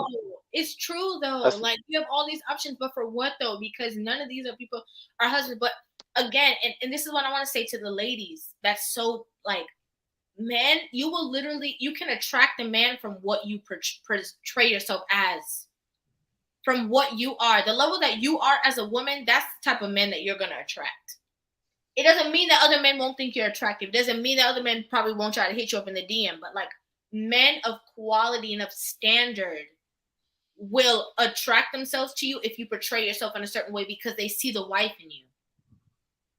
If you just talking about you a city girl and this and this, they gonna think, okay, maybe I'm gonna call her around 1:30 in the morning, pull up, and then I'm gonna leave. Okay, for the most part, I try to stay the hell away from those kinds of women. Have I been sexually involved with those kind of females? Yes, more times than I like to admit. But I would never in a million years date or have a relationship with any of these chicks. My mom didn't raise no fool. I can act like a fool, but she raised me better than that. She knows I know better than that. It's true. Hello. Is it Salamala? Yes, it is. Okay. And Rivah, I've been watching your YouTube, and you're right on the money. And I really appreciate you a whole lot. All I wanted to say and get out of here is that a long time ago when I was a young man, I made the mistake of believing that if a woman had sex with you, that she loves you. And that's not true. And I found that out with my son's mother. And he's now 40 years old. Wow. And he's been married for 20 years. I'm a widower. I married the second woman that she did love me, and she had sex with me because she did love me. And then I proposed to her, and we just kept on doing the same old thing. And we stayed together for 48 years till she died from cancer, and I took care of her. Sorry to hear that. Thank you. Sorry to hear that, sir. And she was a beautiful black sister too, and I took care of her for 48 years. I'm 70 now. Wow. And I'm looking for a new wife. You're my dad's age. My father's around the same age as you. He was born in 49. So yeah. I was born in 51, New York City. My mom got a year on you. You and my mom around the same age. Yeah. Y'all still look good though. Now, so I didn't want to be long, but I'm now in the dating scene looking for 50, 60, or 70 years old. Okay, Salam Allah. Okay, hold up. He said he looking for a 50, 60, or 70-year-old. And she got to be a black woman. Yes. Oh, okay. She has to be I'm black. not looking for no white woman. No. Okay. And I was married to a black woman for 48 years. And we were soulmates all the way to the end. I took my marriage vows very seriously. And we were together for a long time. And I took care of her all the way to the end. I was present when she passed away. And I wish I could bring her back, but I can't. But she told me to find another sister if she died. And That's so nice. yes, Yeah. she really loved me, and I really loved her. So it can be done, and sex is better when you have somebody that loves you. I agree. And I That's learned that true. from my long experience. And I happen to I love our black women. I want you to know that. And I really appreciate your channel, and you've been dead right on so many things. And we're in serious trouble as black people, black men and black woman relationships, based on what I'm seeing. People like Cynthia G. I mean, she's really way out there. Wow. I mean, everything is the black man's fault. And then Right. I don't see I don't see Kevin Samuels as trying to do anything but trying to get people together. I But agree. he And wants he us to has do it too. right. Yeah. So anyway, that's all I wanted to say, and I just want to thank you for your channel. And you're absolutely great. I wish you were my age. You're Hey, too young hey, for so there's me. a lot of single 50-plus-year-old black women out here, Yeah, that's what I'm looking Yeah. for. Salam Allah, you're so sweet. Thank you so much for All joining. right, I gotta go. Thank you so much. All right, bye-bye Hey, now. wait, sir, can I ask you one question, sir, before Yes, you leave? sir. Can I ask you one? Do you think that black relationships were better or worse during Jim Crow? Because you were alive during that time. I think it was better. I think we had some problems, but people tried to work it out. And when my wife and I had a disagreement, we argued it out until we settled. And sometimes she was right and I was wrong. You know what I'm saying? And I went Right. along with what she had to say. And then if we argued it out and she was wrong, then she compromised to me. And then in the end, we got together, we loved together, we slept together, we ate together, we did everything together. You did not separate us. And maybe it was old fashioned and more traditional back then, but there was examples of, for example, my son's mother, where I had to leave her because she used to beat me up, and she would come at me and she was stronger than me too. Yes, Wow. she was, and she Damn. would beat me up pretty badly. Wow. And I was trying to stay with her because she gave birth to my son, and I couldn't do it. You know, she was just too cruel and too mean. So I'm sure there were bad relationships, but today things have gotten really bad between black men and black women, and it's very sad to see. And I hate to see our sisters with white men now. That's something I don't like to see. I love to see healthy, strong, black on black relationships with two black people that love each other, respect each other, and take care of each other. And maybe I'm just from the old school. Did I answer your question? Yes, you did. I appreciate that, and I agree Dead with you too. on. We got to bring back some of that old school. So Yeah, it worked for me. Uh, I know times have changed, but we can make adjustments to the new technology and things like that. But basically, we got to get back into the black on black, love and black, and this goes for both sides. And that's how I see it. I thank you very much, Rivah TV. Love your channel, and thank you for letting me on. Thank you so much. Have a Bye-bye good now. evening. Thank you. Bye-bye now. Take care, sir. He's so sweet. Yeah. man, the old school brother shooting a shot. Look at that, man. She said she has to We be want black. eras He ain't like playing. him. He said, forget all these young bucks. Okay. Right. He said Anyhow, 50 you was plus. my age, it would be a problem. So sweet. So sweet. And I think I love the fact that he came on too because of his age, because so many people talk about, I don't want that old school love because it wasn't really in love. And he's like a great example of the fact that that is so not true. Like, it's so not true. People just knew their position back then, you know. Now that women have gotten all this freedom, it's been to the demise of our women, you know, and I hate it. I really hate it. I think black, let me I just want to say something really quick before we get into the new callers. You know, I think that Black women are so beautiful. I'm a Black woman, obviously, but I think that Black women are so beautiful and we're so special. But we're just so out of order. Like what's her name? Like Ayanla said, we're just so out of order, and it's so true. Like, society has told us to act in a certain way and do this, and you don't need no man, and who cares about your man, because they don't want our men to be included, and they don't want our men to be recognized for a certain standard. And the women have just fed into it and gone so astray. But like we are like royalty, you know, like we really are the standard of so many things, beauty of so many different things. Like we're the originals when it comes to a lot of things. A lot of the quote unquote swag that we see, it's all from us and our greatness. Like, and the legacies that we should be creating, we need each other to create, but it's like such a disconnect. Like, so we're just at odds with each other, and I really don't like it. Like I really don't like it. But hello, I brought all the callers up at one time. So we have Edward, we have The Way of Yomi, and we have caller number 7. Okay. So The Way of Yomi, I saw that you unmuted yourself. So please, if you have anything to add to this conversation. Good night. I appreciate you taking my call. Love your show.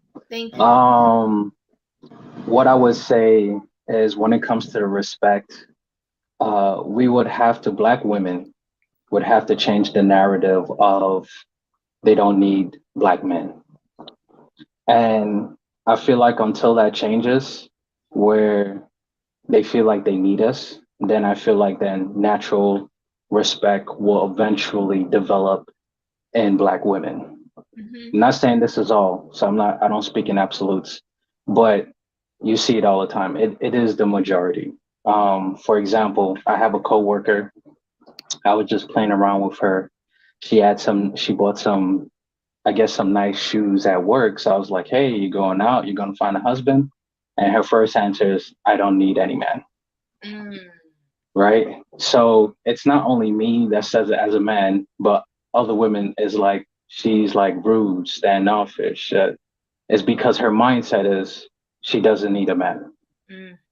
And I feel like the only way that will change is by people like yourself and Simone holding Black women accountable.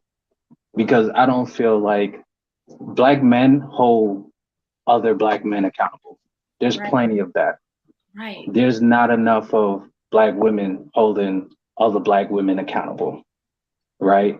And until we get to that point where there's not a need, and it's not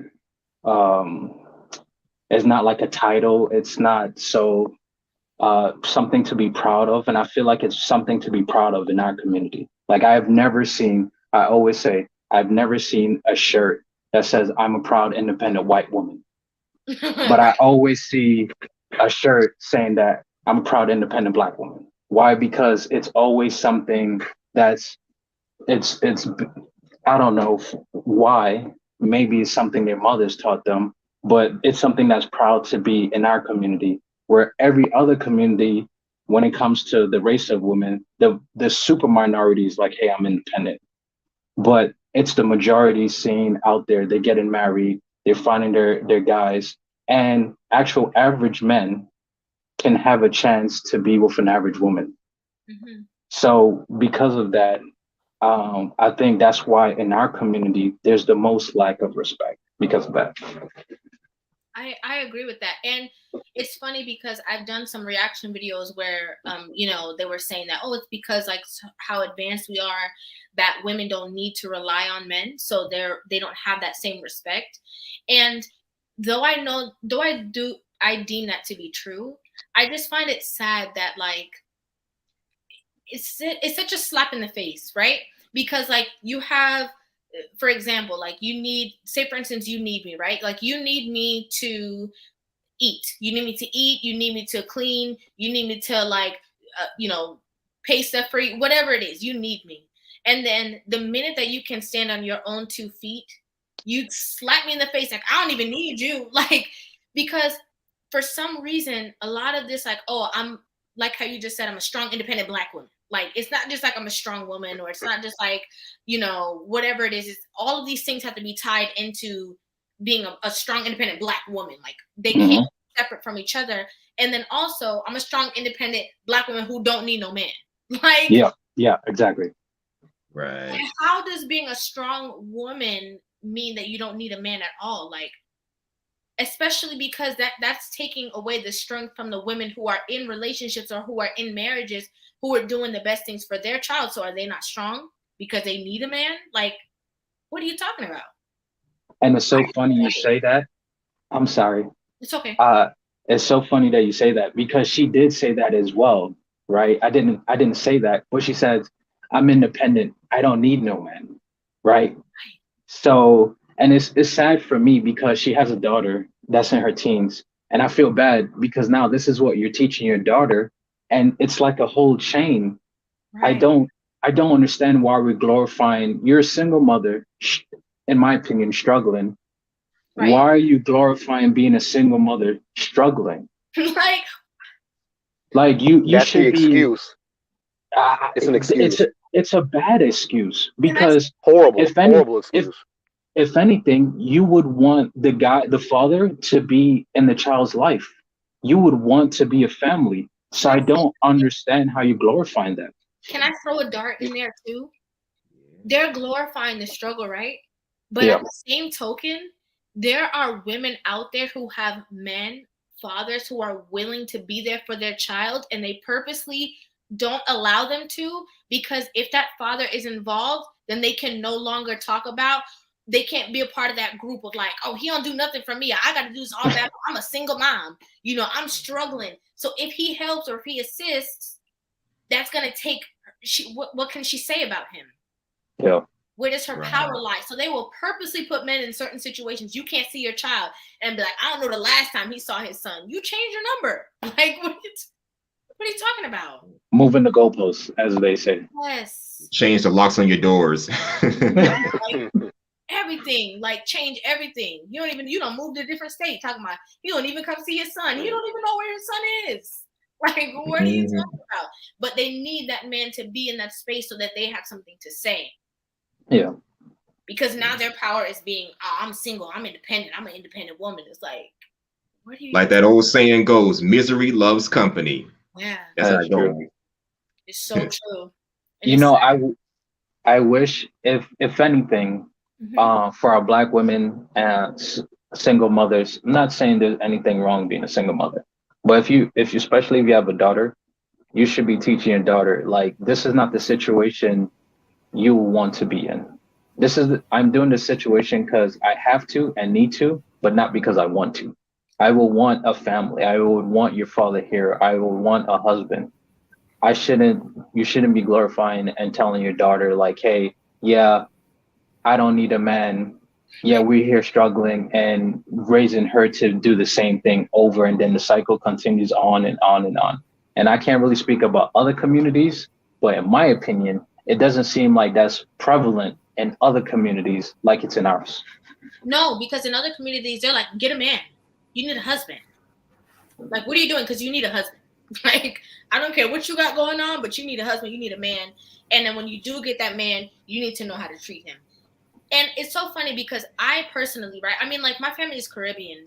People say that makes a difference. I think it makes a difference sometimes because you have a lot of Caribbean people who are very Americanized. And I don't think a lot of people know that. But, my mom was a single mother for a bit. Like, my mom was a single mother for a while until I think I was like around 7 years old. But my mom always made it a point to she has 3 daughters, to raise us to be wives. Yeah. Like, always. Like, it was never a thing of like, oh, you don't need no man. Man ain't this. My mom was not that. Like, and when my mom got into her relationship with my stepfather, they've been together now for forever. Since I was about 7. So they've been together for a long time. And when there would be rifts, because we were not used to having an authority in the house that was not my mom was like, listen, I don't care, because y'all gonna grow up and have your own life and have your own husband. This is my man, so you need to respect him. Like, you don't have to respect him. What he say goes, and that's that. And we fell in line, as she should have done. You know what I'm Yeah. saying? Damn. Hello. Hey, yo, River. Oh, We sorry. need more mothers like yours in Oh, this it's Chris community. enough. Exactly. You know what you just explained, River? You just explain what you basically just explained is your mom taught you femininity and the value of femininity. The problem in our culture, more so than others, and I do see this in other cultures. I want to make it clear, it's not just us, but our culture in particular. And when I say culture, I mean as Black people across the Right. board, not just Black America, is that femininity, for whatever reason, has been demonized. That's Yeah. why I think so many Black women have pride in saying, "Oh, well, I don't even need a Black man. Look how much I accomplished by myself. Aren't I great?" It's like you don't realize how bad that you look saying that. Like that. Like that's imagine a bunch of imagine a homeless man that's dirty, messed up. Like you can tell he's been homeless for a minute. Talking about, well, I don't even need a roof. I don't even need no house. Like, bruh, you're That's homeless. exactly what it You're will be dirty. You like. got flies buzzing around you. You're messed up. You're about to start it there talking about, well, I don't even need no house. I'm still alive, ain't I? Yeah, technically, but you're not for long. That's what that look. I'm not saying that'd be funny, but that's what that kind of looks like. It's like, okay, yes, you can be an adult. You can pay your own bill. Cool. You're a competent adult. You got a job. You got your own car. Great. That's good. What does that have to do with your femininity? Shouldn't you want to attach yourself to a man if you are a heterosexual woman? I'm not trying to go down. I'm just saying. You know. You know what I would say? Oh, this guy's breaking up. Okay. Bobby, can't hear you, Bobby. While Bobby's trying to clear up, this is what I would say. I kind of disagree a little bit because I don't think it's about being feminine, right? I think it's about being submissive. Submissive is like a bad word in our community. Like I know my best friend hear that word, and it's like she's traumatized. It's a bad word. Mm-hmm. So you have, I know sometimes they connect, they go hand in hand, but when our women hear submissiveness, they hear control. We want to dominate. We have to be a slave. And that's not even the actual definition They of think the it means word. abuse. It's right. It's not, they don't feel like it's, hey, I just need my man to lead, right? Or I look into him as the leader. They think they take all these negative connotation with it and then run with it. So I don't think it's about being feminine. I just think they lack submissiveness, or they even know what it really means. Because the fact is, like, submissiveness is one of the attributes of actual being feminine, and female take certain parts of the title feminine, the position, as you would say, of being a feminine woman to benefit them.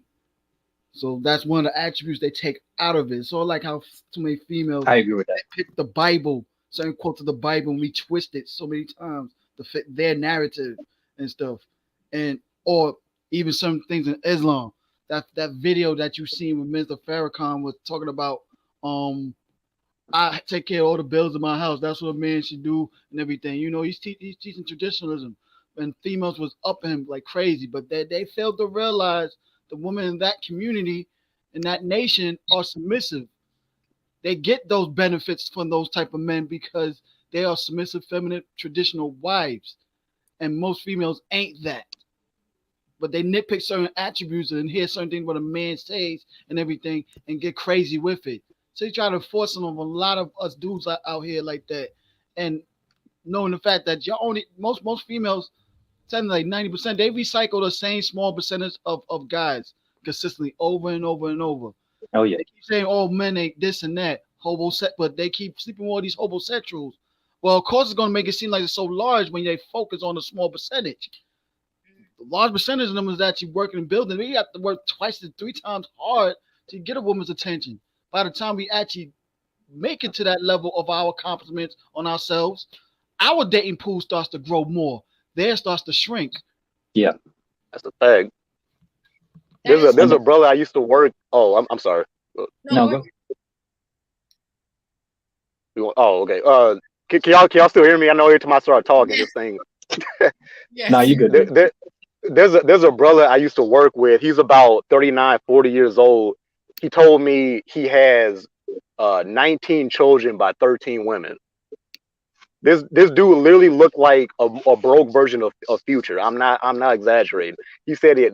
This cat from out of Chicago, 19 children by 13 women, and it was like I'm like okay, bro, we work in the same job, and I don't look at myself. I can't afford no 19, maybe like one or two, but I'm like, damn, brother, like.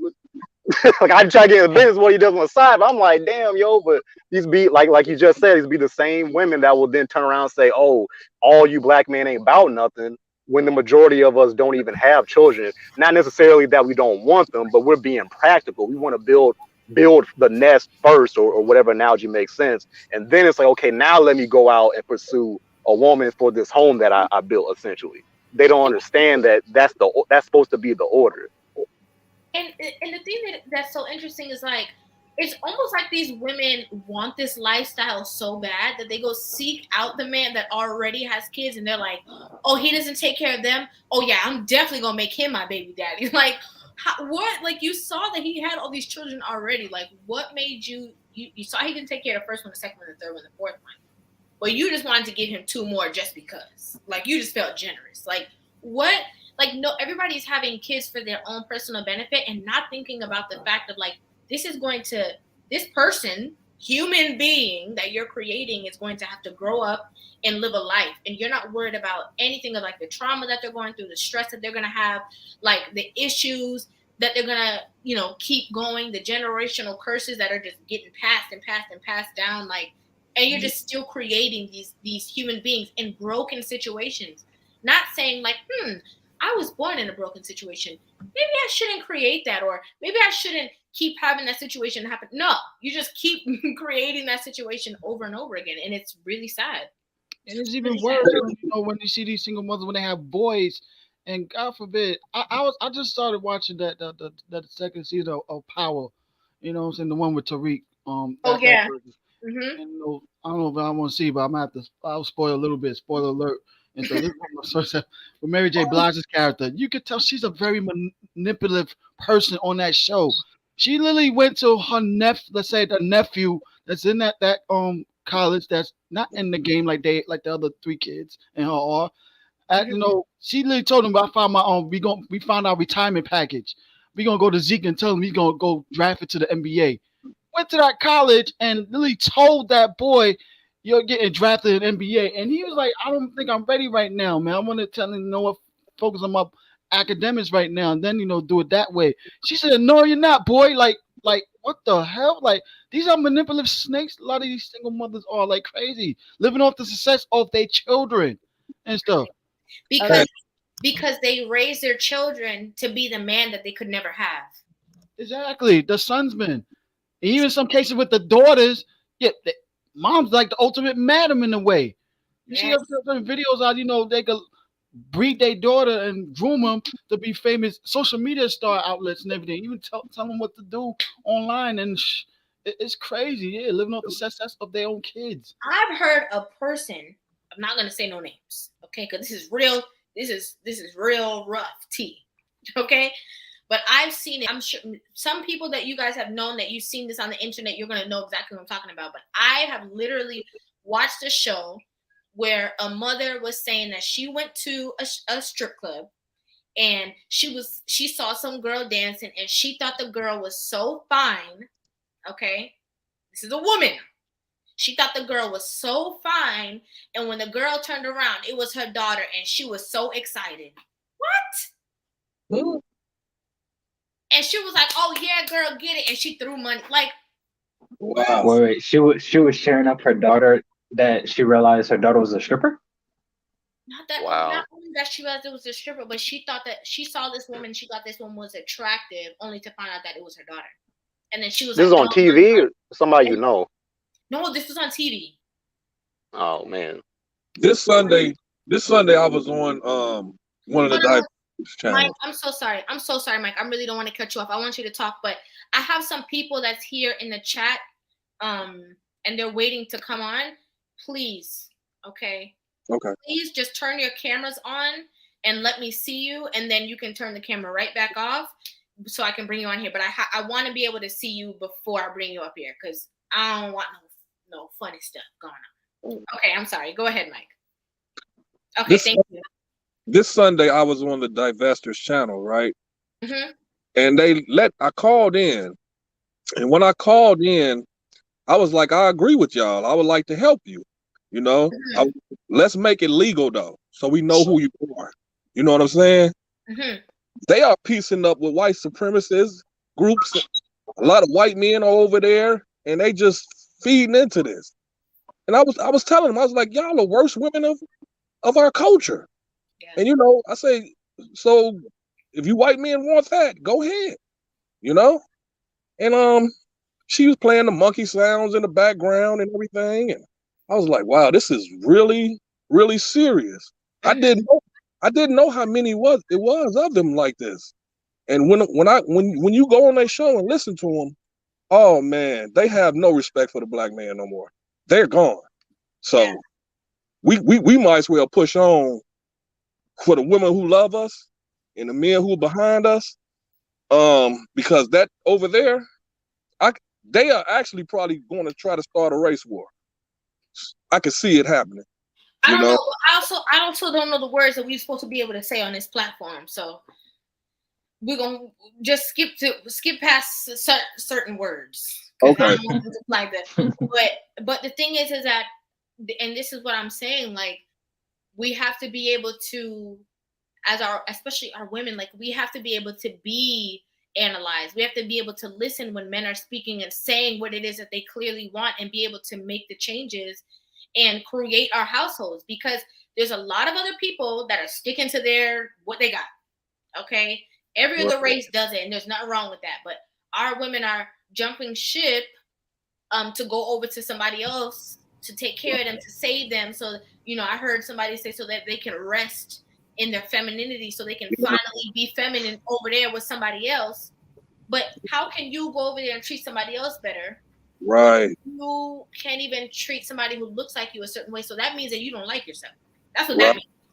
But Rivah, here's the thing though. Mm-hmm. When it comes to black women, I'm not trying to put them down or anything like that. Other races are not marrying black women in masses, right? If you look at our high value men, you can see other races want to marry them or they are married. I can't think of one high value, let's say white guy, that's married to a black woman. I can't think of it because they're not marrying black women in masses. It would be different if they were. Then I can say, hey, all right, maybe it is us. Maybe something is wrong with us.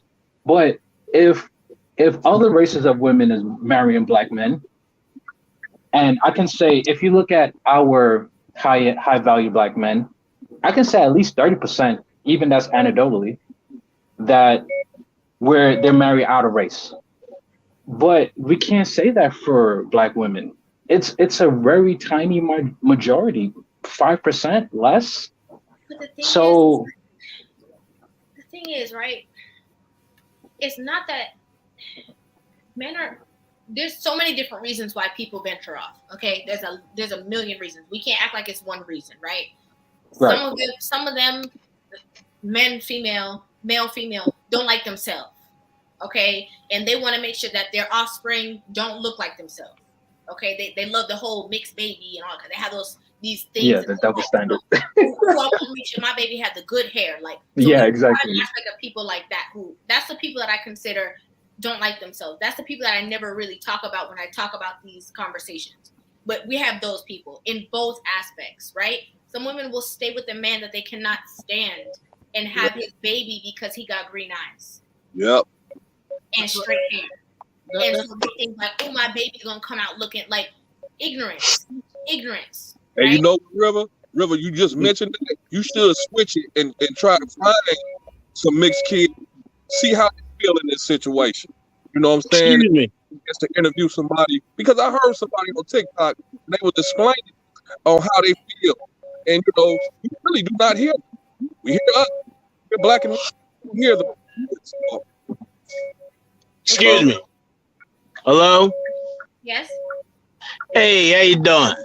Good. How are you? I'm all gravy. I want to address you know numerous things, but one of the major things is this submissive thing, the submissive word. I mean, I find it odd that the black female that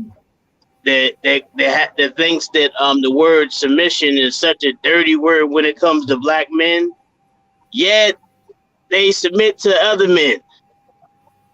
And that's the nonsense. They submit to other men in great proportions, but somehow when the black man want them to submit, it's a dirty word. Right. So and also some more. The concept of being mixed is nonsense. I hate it. Just say you're a mulatto, and that's another thing.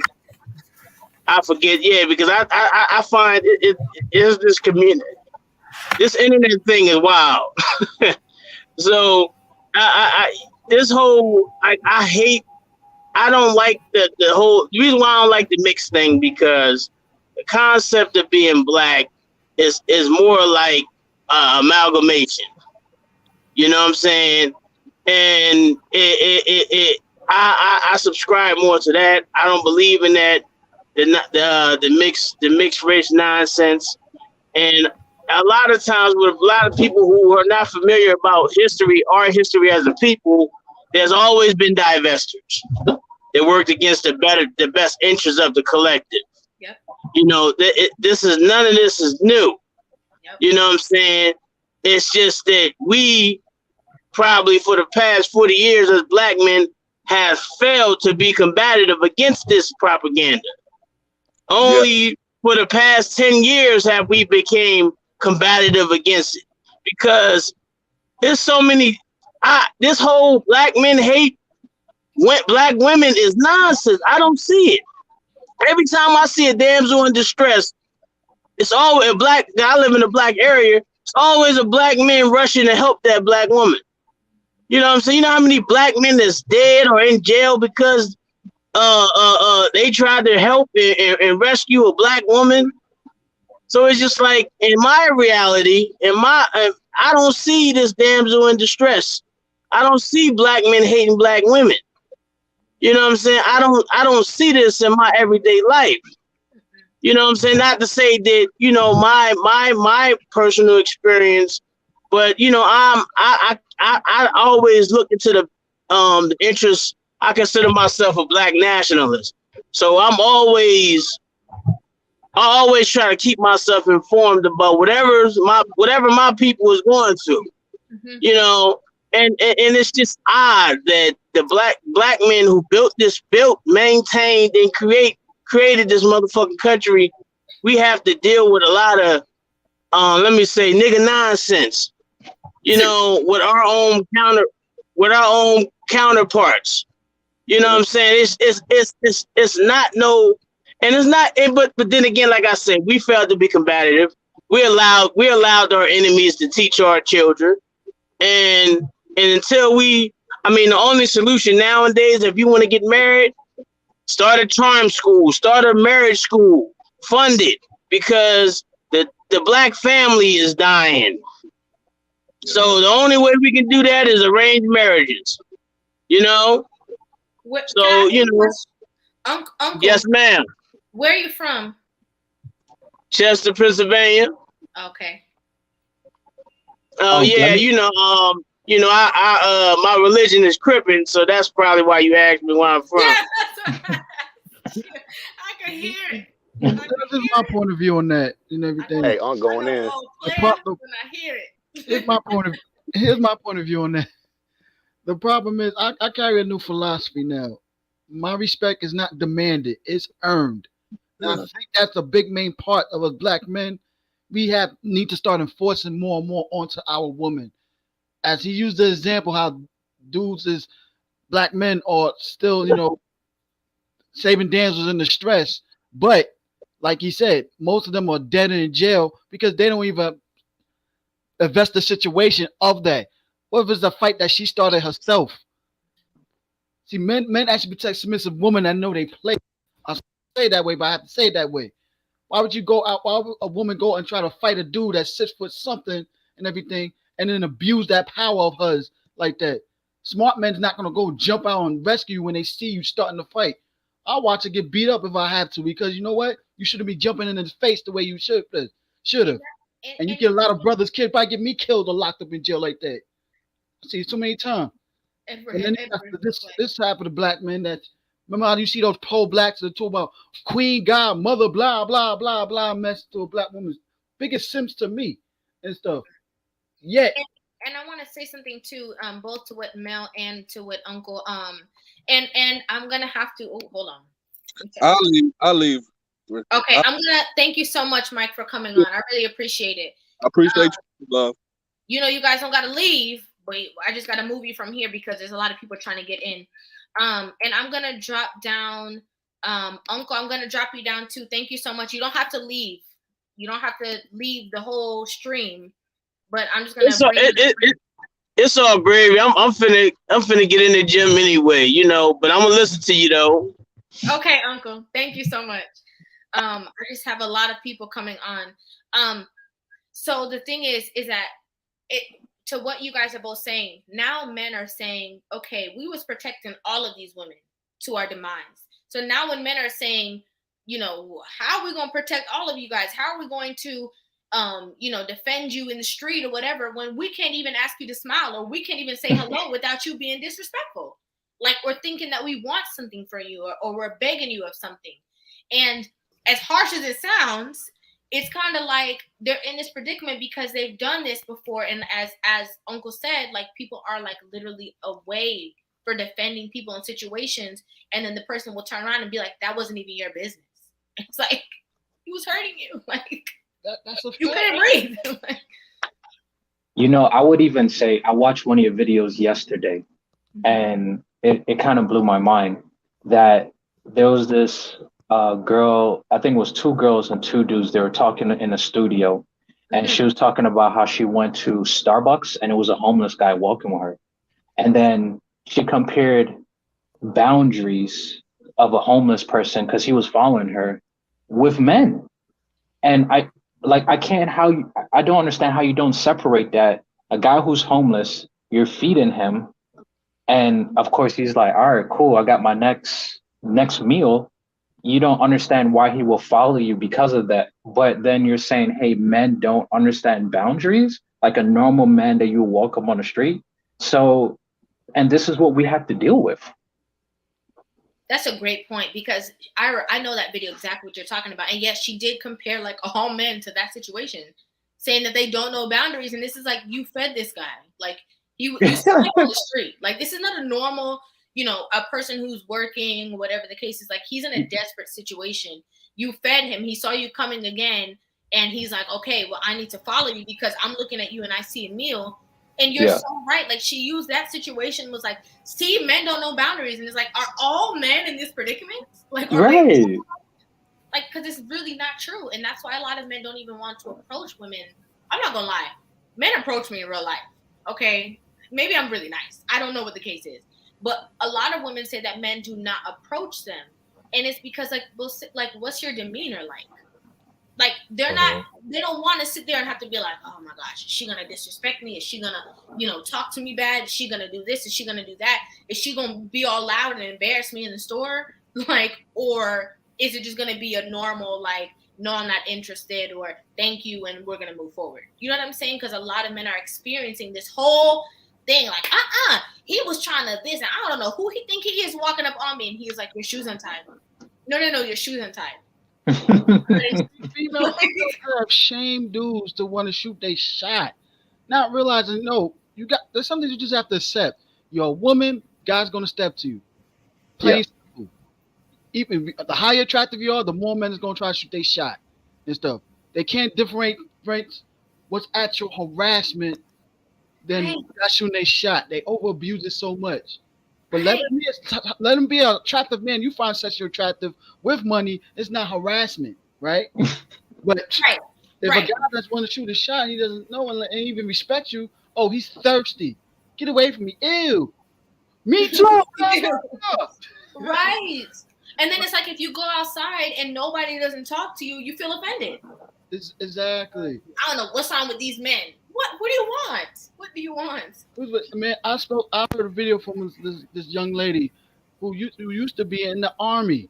So she saw all that craziness happen with how females act at the army level. Dudes over there. I mean, imagine how that at the regular workplace. And Right. stuff. And she was like, "Damn, I'm kind of working, being in the army and military where I was. I was ashamed of a lot of our females in there, how they act. And it's like I can see why dudes is so cautious the way they are now these days with women. Mm-hmm. As it should be. That's big. Yes, That's Edward. big. Can y'all hear me?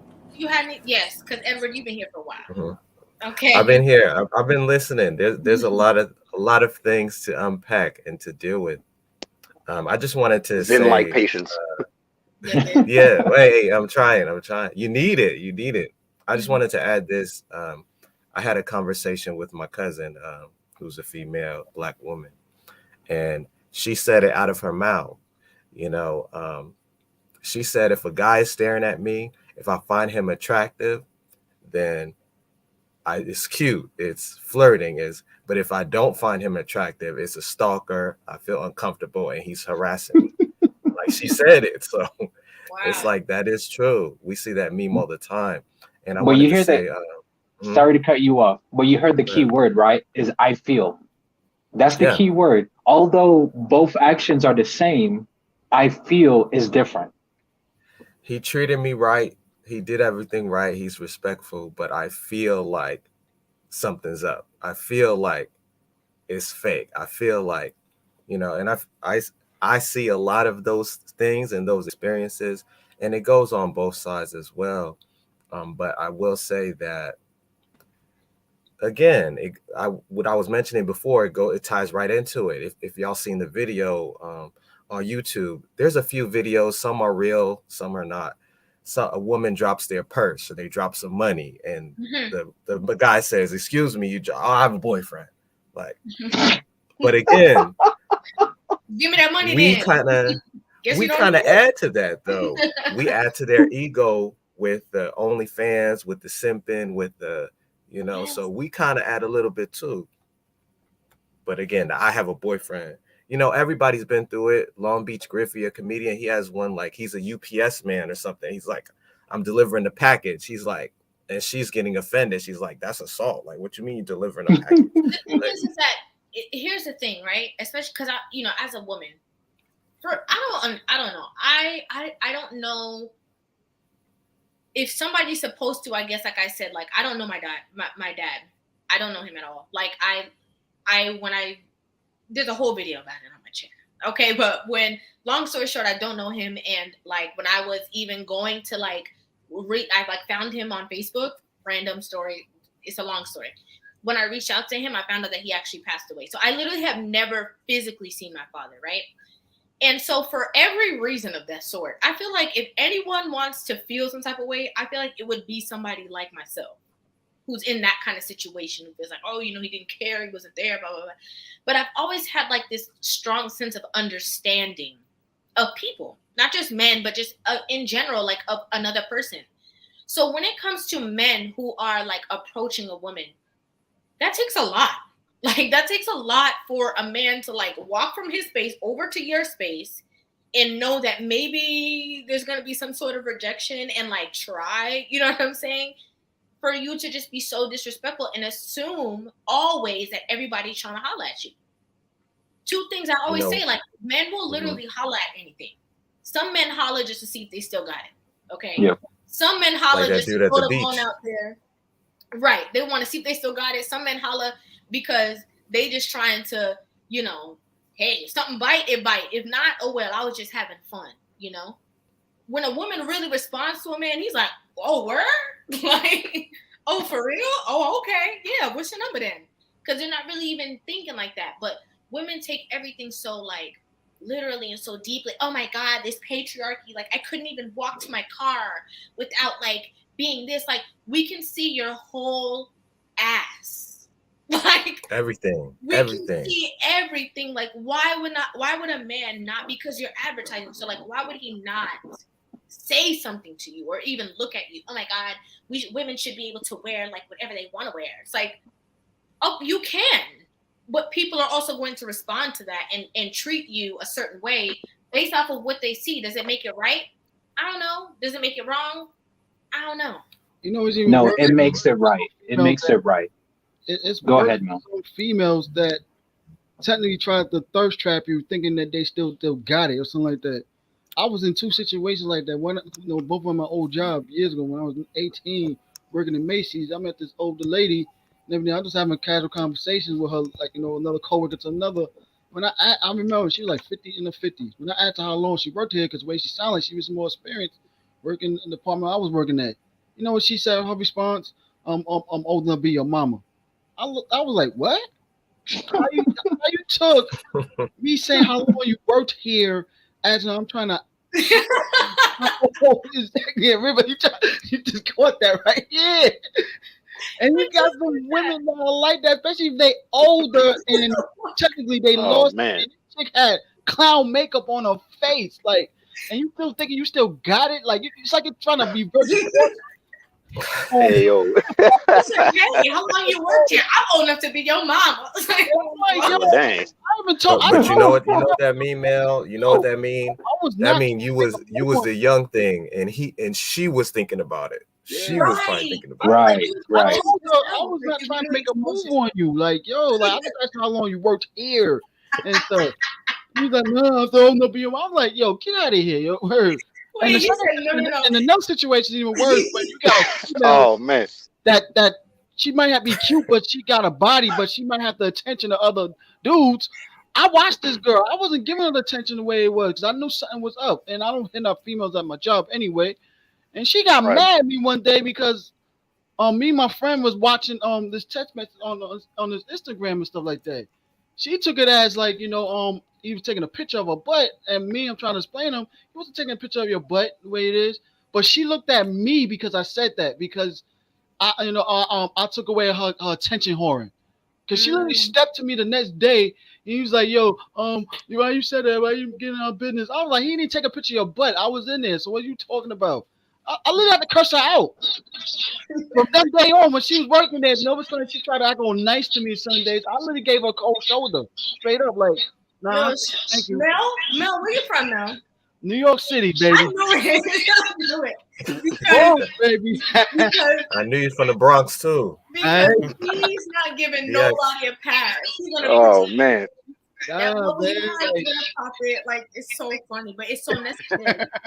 It's so necessary. Like, and the fact that he was like, no. I said, how long have you worked here? Like, exactly. I was always about that. Like, it's not always so deep, and that's the thing is like women try to also blend in with these situations. So maybe this situation doesn't happen for her in real life, and other people complain about it. So she loved to like go to the store and like somebody was like, oh, do you know what time it is? I got a man. Why are you coming over here? Like, then call her homegirl when she get in the car to be a part of the conversation. But oh my gosh, girl, I was in the store and somebody came over there and asked me what time it was. Can you believe? Like, social proof, social proof, acceptance. Hey, Dave Chappelle said the best about 20 years ago with the whole outfit, women choosing how they want to, dress. Talking about, it's at the club, whoopty whoop, and this woman, she was wearing some, revealing clothes. I'm like, dang, girl, blah, blah, blah, blah. And she was like, whoa, just because I'm dressed this way does not mean I'm a hooker. And Dave was like, you know what? That's a good point. That's true. But check this out, ladies. That'd be like me, Dave Chappelle, the comedian, walking around in a cop uniform. Somebody might run up on me like, officer, please come help. They're getting away. Help us. And I'll be like, oh, just because I'm dressed this way doesn't make me a police officer. It's like, okay, lady. It's like, all right, lady, fine. You're not a hooker, but you are wearing a hooker's uniform. So it's a little confusing. And the thing is, times have changed. Amber Rose. And the thing is, times have like changed so drastically, right? So we're not saying that, like, as a woman, it's very important to be sexy, okay? Especially if you're trying to have a long-standing relationship, you're going to have to look good, okay? You're gonna have to look good. That's a very vital part in it. But when you have you're not going to dress at a certain level when you're not with your man. because you are going out there into the lion's den. So you can't dress a certain way and say, oh, I don't care, I'm just expressing myself and I don't expect anybody to care. Like, other people don't have the same mentality that you have. Like, you can't think for other people. You can't assume that everybody's gonna have it together. Just like I saw this, you guys, I almost reacted to this video today, but I got so mad that I just didn't do it. Okay, I didn't do it. I literally recorded the whole thing and I was like, I'm not gonna post this because I'm too upset about this situation. This girl was like, oh my gosh, like I can't believe like I can dress however I want to dress and it's these men's fault. And like, why do they feel that they can do this and they can do that? And we're women, we should be allowed to. Why should I have to protect myself at night when I'm walking to the car? Like, I should feel free. I'm like, girl, anybody protects himself at night. Everybody. Like, there's some men who are looking over their shoulder at night because it's nighttime and things can happen. Like, as a woman, as a weaker vessel, you're trying to compare like danger to misogyny. Like, oh, well, this is so misogynistic and it's because of the patriarchy. Why should you feel free to walk to your car or go pump gas or go to the bank at 3 a.m.? Why should anybody? Right. People are crazy. Like, we live in a world full of different people with different mentalities. Like, especially when there's some percentage of men that have been sexual deprived and females play onto that, teasing them so much. That's another thing. That's how a lot of these grape situations. Oh. Said grape. I said G. Okay. Just making sure. I know it. Yeah. Just making sure. Grape. Yeah, it's a family show. Yeah. Yeah. No, but it's true. There's a lot of like there's a lot of people out there who don't have that access. You know, there's some men that just get it, right? Like, there's some men that just have access to things, and there's certain things in place, but there's also people who are mentally going through stuff.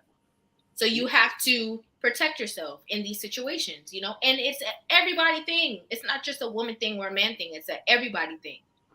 So, and I'm gonna stick up for the women on here, and I'm gonna stick up for the men. As far as a lot of us as children, we weren't taught how to set boundaries and how to if a man does this, he may not be the best type of man, or if a woman does this, because sometimes our fathers and mothers were the bad person.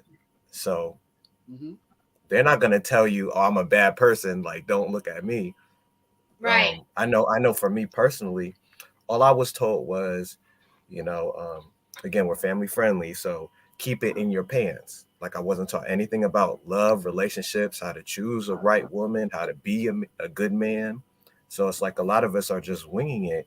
And then when it goes bad, we blame them, everybody else, instead of, you know, the things that we learn acting out of trauma and things of that nature. So. And it's a lot of grace that's necessary, especially within our community with each other. Like, especially as like women, like when you go into a relationship with a man, or when you're in a relationship with a man, you have to have a certain level of understanding. If you don't have understanding, and if you only see things from your lens, you're never going to be in a long, committed, happy relationship. It's just not possible. It's just not. Because a lot of people are dealing with their own traumas also.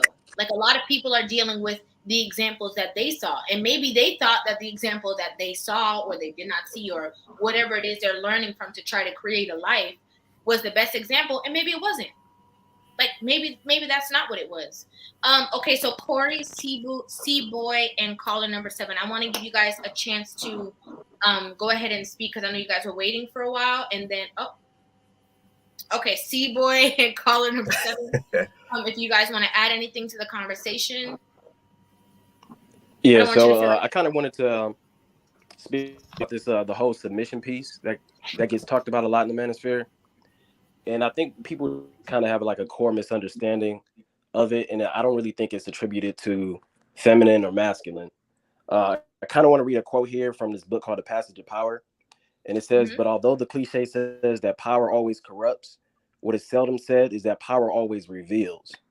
When a man is climbing, trying to persuade others to give him power, concealment is necessary. But as a man obtains more power, camouflage becomes less necessary.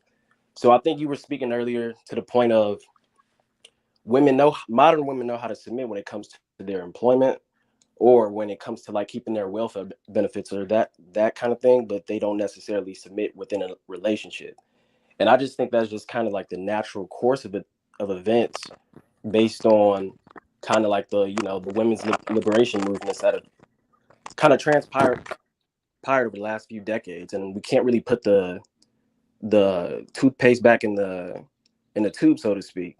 So I think a lot of these movements are kind of just a result of that, and we're just seeing it play out when it comes to this whole high value man subject. But calling number 7.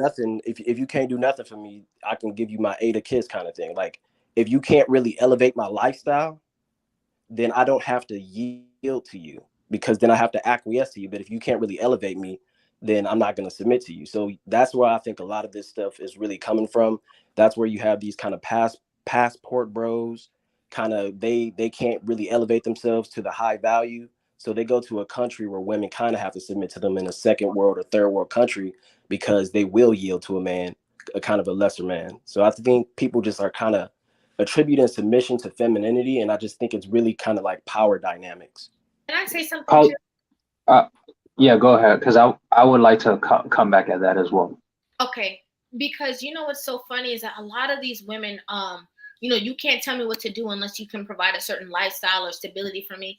And a lot of the reason why, because while you're talking, while you're reading the context of the book and stuff like that, I'm thinking, and I'm like, since when did money matter way more than family? Like, since when did you put $1 over the love from your counterpart and made that more important? Like, since when did money become the love of your life and not your spouse? And then I realized it's because a lot of these people who are acting in this way, the same women that we're talking about, right? A lot of these women that we're talking about and having this dialogue about the quote unquote problem children in these relationships, is because they never had it. They've only dealt with lack. So when they see other people who are having a way out, right, to have financial stability, to raise kids in a certain way, oh my gosh, I don't have to change my ways, and I can get a Birkin bag, and I can get this, and I can get this from my man. Okay, I only want that man. I don't want a man that I have to grow with, earn with, and try with. I want to get that man. But baby, he don't want you. But that man don't want you. Well, you're gonna bash every man. You're gonna tell every other man that he's not good enough. You're gonna tell every other man that he's not worth it and he's not this, because you're waiting for this man to come get you, but he's not coming because he's not checking for you. He'll sleep with you, but he's not gonna wife you. You're not gonna have that lifestyle. Especially when those men is very small, and they're more selective who they're going to be a wife. Right. When in I all want reality, to touch on that because I'm one of those. Where their market is. Women's market to get married by the highest caliber of men, not just the sexual market part of that, of getting laid. Because we got unattractive females, that's getting laid. But when it comes to getting a wife, getting a husband and stuff, that's the actual prize. For us, like they say, women are the gatekeepers to sex, men are the gatekeepers to commitment. Right.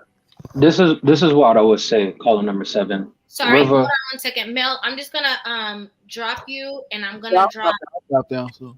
Okay, and I'm gonna drop Bobby. I'm gonna drop you down too, because I have some other people. You don't have to go too far, but I'm just gonna drop you down so I can put some people up. All right. Okay.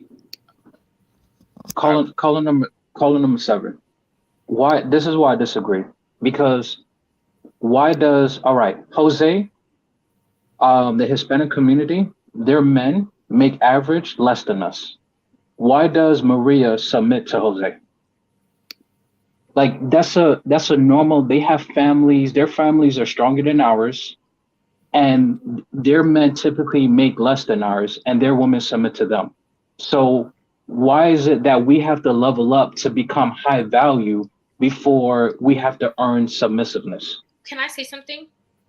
Sure. I know you weren't asking me. You were asking caller 7, but I want to answer this because I did a reaction somewhere down the line, okay, about this. But you know why Maria submits to Jose? Because a big portion of times, not all the time, okay? I love my Latinas, okay? So don't be coming for me because Rivah love you, okay? Love you so much. But a big portion of the time when they come here, she doesn't know the language. So she relies on him. That same the same thing that we were talking about in the beginning, where we don't rely on him.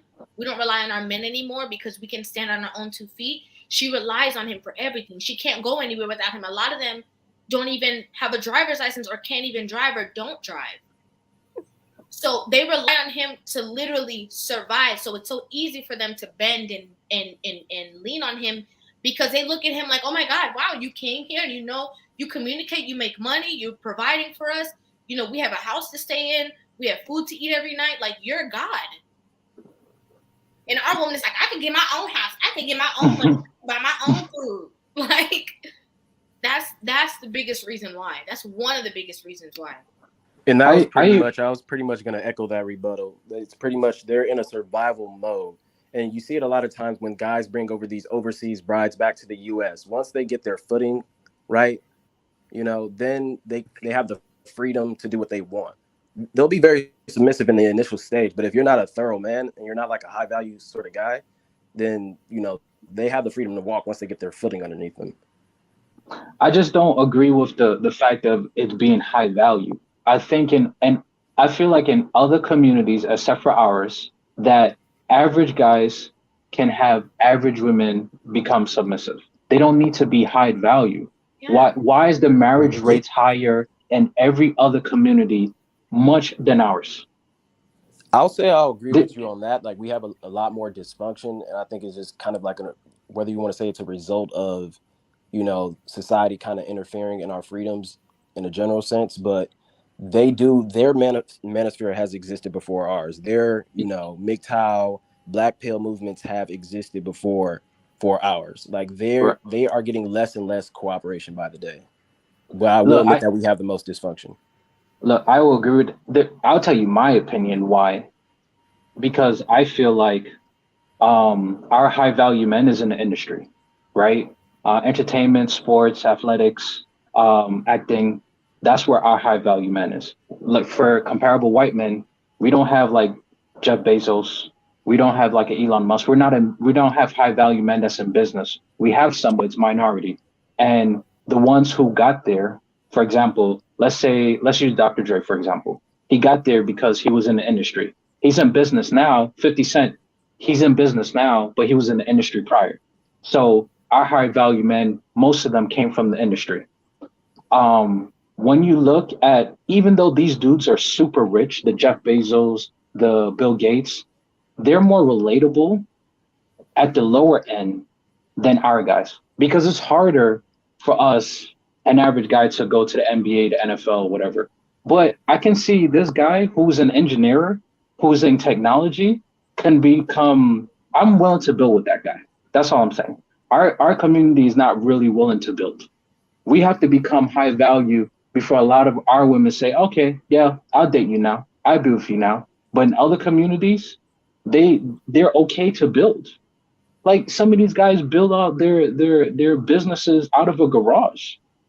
Let me ask some average Black woman, let me build business out of garage, and let's see if she'll stay with me. No. Jeff Bezos was it Jeff? I believe it was Jeff. Look at me, first name basis. Jeff Bezos was in the house. Okay, he had the Amazon poster on the wall. He in there creating this something. Okay, and his wife like, okay, babe. Yeah, girl, he creating something, girl. He in the house, he working. Okay, he you know, he doing this vision. He got this plan. He passionate about it. You know, I'm gonna believe in him, and I'm going. You know, he said it's gonna work. I'm gonna stand there with him. A Black woman's like, you gonna do that?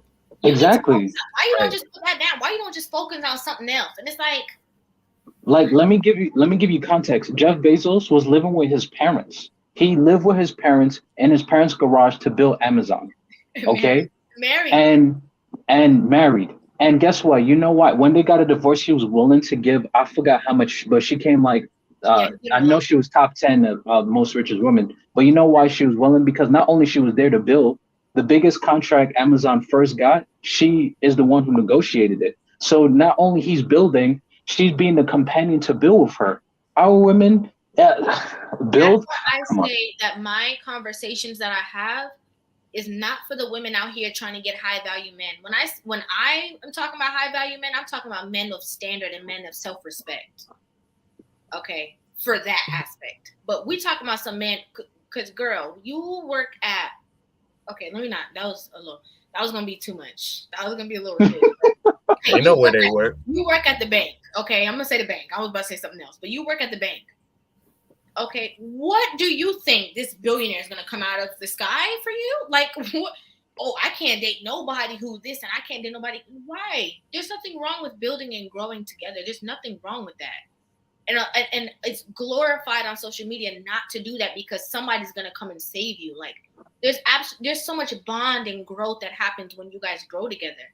And as you said, I feel like everybody else grows together and don't really have a problem, but we already have that crab in a barrel mentality, and now you have it in relationships with each other.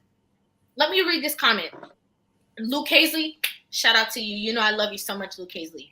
So it says, as a Latina, I can tell you that we see it from our moms and female family members. However, they're first generation. Younger Latinas are already learning from the feminism programming. That's 100%. And I like to talk about this a lot because as much as, we're talking to our community, right? Because we look like us, so we're talking to us. But this is a widespread thing. There is I did a reaction the other day, and it was a white girl like, girl, like, we're city girls. Like, it's a generalized thing that a lot of women are getting this. As long as the women are a part of this new wave of feminism, I think it's called, or whatever it is, they all have one mentality. It doesn't matter where they live in the world. And like, I don't. Mindset. I agree with that 100% because I'm first generation American. Like, my parents came over here. My dad came over a few years before I was born to get his master's in statistics. My parents are originally from Uganda. And she's very shocked because she's a very traditional woman. And to see the kind of like on YouTube, some of the things that are going on back home. And I'm just like, I just keep telling her, like, as goes the West, goes the rest of the world. It's just the West. Mm-hmm. And our people as well. Look, I don't disagree with that, right? I just think the difference is because the other races, their marriage rate is higher, and we're starting from the bottom. Yeah, they can have that, but they have a lot more households that's teaching tradition. You see what I'm saying? We don't have a lot of, right, exactly. We don't have a lot of households passing that down. So that's why I feel like, yeah, even though they have that, and you're always going to have that, there's always going to be two sides to every coin, good and the bad. But all I'm saying is because we're starting from the bottom, and now we have to not only build more families with all of that, they have to fall down. We have to go up. So we have more work to do versus all the other races. Right. And they're playing a trick with us. You know, I was going to mention that earlier. I'm going to tell you a secret if you want to know. Yes. The Asian girl, the women of other cultures who emulate the city girl lifestyle, the long nails, the attitude, because they grew up with the standard, they know how to act towards a man. So they play online, but once they get to a certain age, they know how to flip that switch. We don't have that switch. No. So True. When they reach the wall, when our people reach the wall, rely on, they have something to fall. So when they're like, so I always see when I see someone talking with Ebonics, say, and I don't mean to call them out. So, you know, again, I want to respect the platform, but I will say, you know, those people who I always say, follow their mom. Let's see how your mother speaks, because you're speaking like a Black person. Let's see if your mom speaks that way. Whoever taught you how to speak. So they know how to speak properly, but for online, for this, so they have this attitude, they have this wild lifestyle, but they do know how to be submissive, and behind closed doors, they are submissive. It's the same as something we don't see, like the young ladies who like to go to Dubai and like to go on to all these trips. If you look at their Instagram, they're always sitting at the table. You never see who's taking the picture. Sure you never see who's on the boat, who owns the boat. So it's kind of like that. So we got to have our own boat, and our boat is our submissiveness. Our boat is our self-love, and that takes work. Like the way Yomi said, like a lot of us are not willing to do the work. We don't see the point in it. And the irony is, the biggest irony, and I'll leave it at this, if you did take that man and grow with him and work with him and try with him, you would make that $1 million, or you would be content to the joy that you think a Birkin bag would give you. You would have that lifestyle. The thing is too, you would, or maybe you wouldn't, but you'd be happy. Because you wouldn't care. Because happiness, because you wouldn't care. You don't have time. You can't even. You're too busy with your man being happy that you don't even have time to worry about the bag. And then even when you get that money, you don't even want to buy that bag because you're like, that's too much money. That don't make no sense. We work so hard for this. Let's go on a trip instead. You know what I'm saying? That's the one thing. But I just, it really hurts me because what you guys are saying is so valid, right? And I'm on like two sides of the spectrum because, you know, my father is a black man. Okay, and my family is Caribbean, right? I didn't know it, but it doesn't matter. My stepfather is a black man also. Okay, he's from Arkansas, so he black. Oh, he black. Black. He black. From here, everybody from here. You know what I'm saying? So, you know, it hurts me because you're so right. Like even the other countries that are shown a different way, they do have something to rely on. Like worst comes to worst, you know what I'm saying? But a lot of these people are the ones who are pushing it. And I did this reaction in a different. I always talk about this. You guys know I do reactions, but it's just because there's so many videos that I talk about these similar things. But there was a video where I lost my train of thoughts. Anyway, it doesn't matter. What I'm saying is there's so many situations where like these women. Oh, that's what I was gonna say. People were talking about like how back in the day, like this whole like city girl thing is not new. Like back in the day, we had Lil' Kim, you know, freak nasty, you know. Yeah. But what I like to say is that a lot, not all, a lot of the women from that generation, they knew to differentiate. Like they knew, like, oh yeah, like we in the club, ow. But then, like, we're going to go home and we have to cook and we have to clean, we have to get the kids ready, and we have to do this and we have to do that and we have to serve our man. Like, they knew that it was, like, for entertainment. Like, these women, they don't know the difference. They think it's just real life. Like, this is real life. Like, yeah, like, you know, F them. We don't need them. And it's like, no, yeah. You need them. You see a lot of these women who are even singing the same music, either married or in serious committed relationships. But they tell you you don't need no man. It's an oxymoron. You saw that video of Cardi B. I don't cook, I don't clean, and Offset had the video of her cooking and cleaning. Yes. Yeah, he was like, oh, I thought you said you don't cook and you don't clean. Because these women are taking it for law, and she's not even doing that in real life. Look, I'm not mad at Cardi. If that's what sells, because you got to pay the bills. If that's what make you money, if that's what sells, fine, right? Because I'm a little mad. Look, that's always been the case throughout history, right? Even if we're gonna hold women accountable, we gotta hold men accountable, right? We're gangster rap, right? Mm-hmm. It's been the same way, but I know at least my parents taught me what's the difference, right? I knew what's the difference. So all I'm saying is too, women should also know what's the difference. They're just not applying the difference, and I think the part of the reason why of that is because of the industry, right? Again, for men, as we grow up, there's nothing that's gonna like validate us or whatever the case may be when it comes to the industry. But for women, they are. For women, if you're showing yourself, you're on Instagram, you whatever, you're going to be glorified. So because they are being glorified, and that's where all of our high value men are, that's what they're doing it for. We don't have that same luxury. We can't be a gangster and then come and end up keeping a 9-to-5 job or working at we can't do that, right? But for them, they can do that and they can reap some rewards for it. That's what I should say. There's some incentive for doing that until a certain age. Once you're 30 or over 30 and your looks start to depreciate, then it's pretty much over. But in their early 20s, go ahead. I'm a little mad at her. I'm a little mad. And you know why? Because these things change. Like, I have nieces and nephews and stuff like that, but these things change, like, when you have children. Because when some people are young, like, it's for me, I'm talking to grown people too, but I'm also talking to like girls who were like 16, 15, 14, 17. Like they don't know necessarily the difference. They really don't. You're right. I didn't think about that. Me, I do feel a certain type of way when they are listening to this stuff and taking it for a law, because it's not just one person saying this. It's all of them.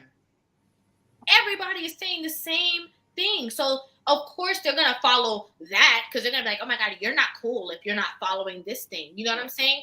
Like come on, we grew up on like 90s. Like we had a balance. Like we did have Kim, you know what I'm saying? We had but love we songs. also had like some love songs. Ooh, baby, let me, wine and dine you.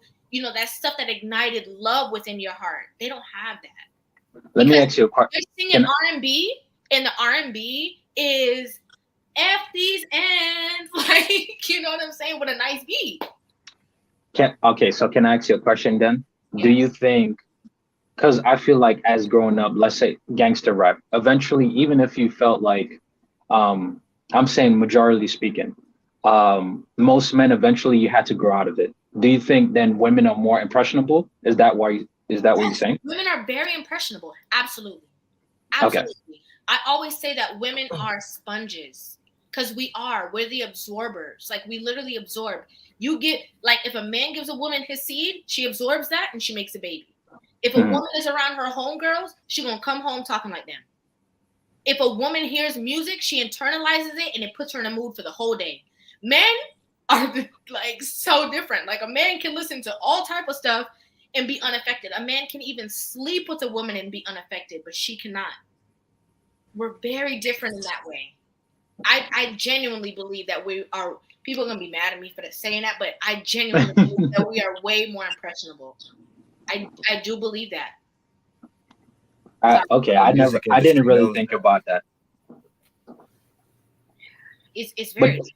But that's why I keep saying, and I'm gonna keep preaching it. We need to get away from the industry. We need more Black high value men to come from business. If it's technology, media, whatever, I don't think politics, but business, just like how it is from white males. Because of that, I feel like you don't the average, let's say the average, because I feel like our average women are going for they're all going for the high value men. Like most women go for our high value men because it's part of the industry. I don't feel like it's like that in other races, because it's not industry leading, it's business leading. And I can sit here and build with a guy, and then eventually I will be rewarded for sitting here and building an empire with him because I saw his purpose, I believed in his purpose, I helped him with his purpose, right? Mm-hmm. Go ahead. I'm sorry. I thought you were done. Sorry. Yeah. So no. I'm finished. Okay. I'm sorry. I just got so excited because the thing is that, like, as a woman building with a man, like, they look like, oh my God, build with a man. Like, it's like such a horrible thing. But in actuality, it's like, you shouldn't even be doing it to necessarily reap benefits. But what you should be doing it before is because you believe in what he believes in. Like, you believe in him so much. Like, I believe in you so much, in your vision so much, that I'm going to be here to support you because this is what your eyes are on and this is what makes you happy, and I love you. Not just because when I get there, I'm going to reap some benefits, because we have some people, right, that we've seen, and they say, oh, they was with a Black girl, and when they made it, they flipped the switch or they changed on it. And it's like, but did they change, or was it a possibility that woman knew that she was riding on a coattail and maybe he found that out? Yeah. Or her friends got to her, or family members got to her and said, he's making money now, he's gonna have to help out the family. So tell the truth. Okay, I don't know if you was that all you had to say, or did you want to add any points? I just want to add one more person up here. I didn't know if, and I know C-Boy is waiting and Corey is waiting. Yeah, I just want to thank you for having me on the show tonight. A lot of good topics. I'm gonna just head out. Thank you so much. And if you you don't have to go too far, because you can always come back on. I just want to add some other people on. So I'm gonna drop you off, but I'll drop the link in the chat. So if you want to come on, you can. Okay. All right. See you. Thank you so much. I'm doing everything. Okay, I'm in the chat. I'm blocking people in the chat. I'm bringing people. Superwoman over here. You're doing it. You're pulling it off. It's literally a couple words. Like, see, boy, how are you? Pretty good. About you? I'm good. Thank you for asking. Great. So, real quick, I just wanted to throw a few things in there. To kind of keep it broad, I wanted to talk about culture because I know we danced around the whole situation when it comes to, well, American women, regardless of the race, they'll go out and they'll date this or they'll do that and they'll be free and, feminism and all that. But then they fall back to whatever their roots are. And I think that has to do with culture.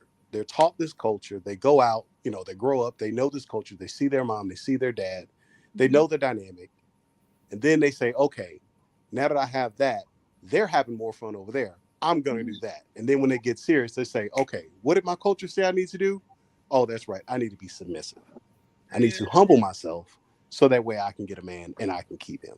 Right. They have a culture to fall back on, unlike us. Right. We don't have that. That was stripped from us. It was gone. We're just now really sitting down today. Well, I'd say within the past 20 years and saying, okay, now that we have all this freedom, now that we have all this access and all these rights, what do we do now? And for me, I feel like that this is a good conversation that we need to have. We need to establish rules and boundaries, a culture within the Black community first, before we can say, okay, now let's move forward. Now we can, we can move out and have, and most of this, I put this on the men. I think it's our job to really kind of establish that culture. Like we were talking about high value men and the business class and things like that. I think that it really falls on us. And when our women see that we're making moves, we're doing things, they can say, okay, these guys are leaders. Now we can follow them. You know what I mean? Because that's how women has always worked. They follow the conquerors. They follow the leaders. And right now, that's just not us right now, primarily. I disagree with that because when you're talking about, yes, we have to do better. Have no issues with that. But if the woman, even if I become high value and she still says she doesn't need a man, what difference does it make? That's not going to change her mind. If that is their mentality, they don't need a man, period. They're not saying they don't need a high value man or a low value man. They say they don't need a man. So if they don't need a man, what's that going to change? If you're a man that she wants, then she'll want you. Women that's why I wanted to add too. The men that they want, period. She may not need it, but she may want it. And the way that we can get in is that little bit of want. We have to make it a very, very appealing. How you going to do that? I don't know. But you have to make the businessman very appealing, somehow more appealing than Future. Than I don't know how you're going to do that. Yeah, because right now it's not going to change the difference between a need and wants. Okay, yeah, they want a high value man, but if their thought process when it comes down to it is that I don't need a man, once they get with that man, that attitude doesn't change. We're trying to change the attitude. So I don't, even if I become high value and her thought process is that she will take, the only difference I see in your analogy is that she will take me on because I'm high valued. But outside of that, her attitude is not changing because at the end of the day, her fallback plan is like, I don't need you anyway. And in actuality, yeah, you need us. Like that's what it should be. That's what other races do. They need their men. That's why they're married. That's why they stay with that's why they build, they have family, they have legacy, because they know they need their men. If their thought process is, I don't need a man, I don't think no matter how high value I become, it won't change a thing. Yeah, but I think at the same time, when you're talking about need versus want is where it starts. And it's those characteristics that you show to her is where she realized, wow, without this person, I won't be able to get this knowledge from him. I won't have this access with him. It's the things that you give her when you establish yourself as men that she sees the value in. But they don't see That's that why I value. see that. That's why I see that want But as they so don't. important. But they don't And you see have that in a lot value. of guys, they don't see when you have a woman who really looks up to you that way, like when you have her. I know we've talked about a video once when they were talking about when you have her the way you want to have her. They, I think Rivah watched a video like that. When you have her the way you want to have her, like she's on board. Like she's gonna be on your program. She'll be the sponge. And like women need to see that. And a lot of that starts with one. When she sees that guy, oh, I want him. I like the way he moves. I like the way, he dresses. I like the way he acts. I like how calm he is when I'm around him. And it's that feeling that women are based on feels, first off. So that feeling that you give her makes her want you and makes her want to follow your program. That need comes from that one. But also too, though, she has to be coachable. She has to follow your lead no matter what you can dress. You could be one in her eyes. That doesn't mean you should want her back. If she's not willing to follow my lead, I don't care if she wants me or she wants everything. I need women that's going to be benefit towards me and my empire, my needs and everything. Are you willing to follow my lead as a man? Because if she's not, I could be desirable to her all she wants. That doesn't mean she's going to get to have this. That's the attitude. But also you have to think about where they come from. They don't come from environments like that where they see men that are moving like that, where they can say, okay, black men are making moves, doing things. We need to try to get on a program. That's not a part of the culture yet. But also, the other coaches, the men and those other coaches, they put their demands in also too, what they expect from their women. They're not just going to build and then the woman's not going to follow them and all that stuff. They can tell you could being a fake feminine woman or a natural feminine woman. Especially when you push back too. need other women to put these other women in check. Because technically that's not our job. And these are the image that we want for our women. That's where we hire other women to do that. We rely on other women to do that to other women. And I'm not going to just build something that she's going to come in just because she sees a benefit package and then demolish it and then all of a sudden claim like she's got it. That's what's wrong with our community also too. We don't demand. Like I always said, I follow philosophy. My respect is not demanded, it's earned. She has to earn my respect for how she's supposed to act, not by what I'm doing for her in a way, so to speak. Right. But a woman's always gonna see what it is. Honestly, to me, I feel like bottom line, woman's always gonna see what a man is doing and then say, okay, I'm trying to get on board with that. Women want power. Like they want status, they want power. These are the things that attract resources. They want these things. They're going to follow wherever those resources are. Even with disagree. That's what they do with culture. They don't follow, but also you got to play a power move also too, back in reverse. Remember, not every female. Let's say those saying because you got all that power doesn't mean you should be sleeping with every female out there. It's like a Medusa combo. Like that's how I see it. The Medusa. Medusa was a beautiful woman, but sometimes we got close to her, she turned to sort of demon side, and you got turned to stone. We got some females that know how to be chameleons, also too. Yep. So you just gotta be a little logical and smart who you want on your team. But wait, that's a decision you gotta make as a man. Agreed. But wait. Hold on, time out.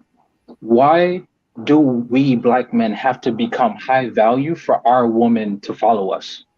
Why do white average males, Hispanic average males, Asian average males, their women are submissive, and you're telling us that we have to become high value for our women to become submissive? How is that fair? I'm gonna tell you that right now. That's you're if you're focusing on resources and making more money, that's becoming high value. Like I'm an advisor right now. I'm not in high value money, but I make way more money than an average male. Okay, most women don't want to build with me. Well, I'm gonna tell you that right now. I'm gonna tell you that right now. Remember the situation I had with the Jeff Bezos with Leonardo DiCaprio? Yeah. Yeah, I saw that. Right? You saw she was all over Leonardo DiCaprio's face, despite she was the richest man in the U.S. The only reason why that's a bad example because Leonardo is a movie star. I'm going to explain it. There's a philosophy with that. A lame with money is still a lame. He He knew the type of woman he was dealing with. Yeah, he went online and had this picture getting at Leo. That was the stupidest move. You should be getting at your woman behind about that, not Leo. Look, Let me meant answer your to question though. wait. Hold on. I got an answer for that too. Let me address that first, right? He made that Jeff made that as a joke when he put on Twitter. But what we have to wait. It doesn't matter if it's a joke or not. Look how he act. You think he's actually respecting the microphone? That shows. Share the mic. I wouldn't joke like that. Like, yo, I'll put my woman in her place. See, women are allowed to get away with what they get away with because we don't put them in a place the way we should be. And this is why they respect you. So you can make a lot of money and everything, but she can still find you a lane because you don't know how to grow some backbone or, as I say, grow some balls. Sometimes you gotta know how to. Sometimes, as you say, I hate to say it this way, make a woman cry a little bit because she'll appreciate you. Dude, I don't know. Hold on 1 second. I don't know if it was. I can't see the name under this comment, but I think it was Corey. So when you said the thing about power, I thought that you were saying that women like men, like women crave power, as in like a man who has standards for himself. That's why I was agreeing with you. But when you're saying that women crave power and status, I think overall that's possibly true. But I think women like, when you say women like order and control, like women like when a man can put them in their place. Like as much as it seems like women fight that, they really do like that, and they desire that because it makes them feel like they're with somebody who has this strength, and this wisdom. Really quick, I want to read this comment. Jenny said, women are becoming the men that they are seeking. Money, education, and status. Men are not driven by this attribute. And I cannot find this any more true than it already is. That's true. Women are literally becoming the options that they no longer have. And then there's a super chat that I can't get to on the screen, but I'm going to read it. It is from my girl, Nikita. I love you, sis. It says, women and men are inherently different, and we should celebrate those differences. We can build each other up. Wise words. Love you, Rivah. I love you, girl. Mwah. Okay, I just wanted to address that really quick. And then I also wanted to allow allow Corey the opportunity to speak, because I know Corey has been waiting for like a while. So Corey, I just want you to interject and say what it is that you wanted to say. Yeah, but first of all, I want to say that we as men have to hold ourselves accountable due to back in the 70s when the government started implementing welfare and all of that to get us out of the house. We didn't really fight for us to stay in the house. We kind of just let the women run off with that and push us away. We're also led by our entertainment.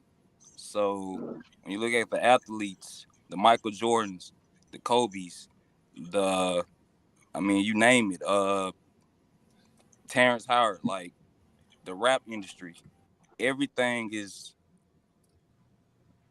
built around like when the black man gets successful, he's going to walk away from his race of women. So quite naturally, over time, women heard that and they gravitated towards that. So it's like, okay, well, we're going to go to the other side too if that's what's going on. Also, high value. Your value is not tied into the money that you're bringing in. Like, it's plenty of people that have money. That doesn't make them high value. Like, you are a man regardless of how much money you make. You know what I'm saying? Like, your morals, your values, your principles, that determines your integrity, like your character. That should be looked at more than how much money you're making. Because if we're going to put it on money, then what you're saying is, if we're gonna put it on money, why Pookie and Riri got so much kids? The same. They don't have no money on it.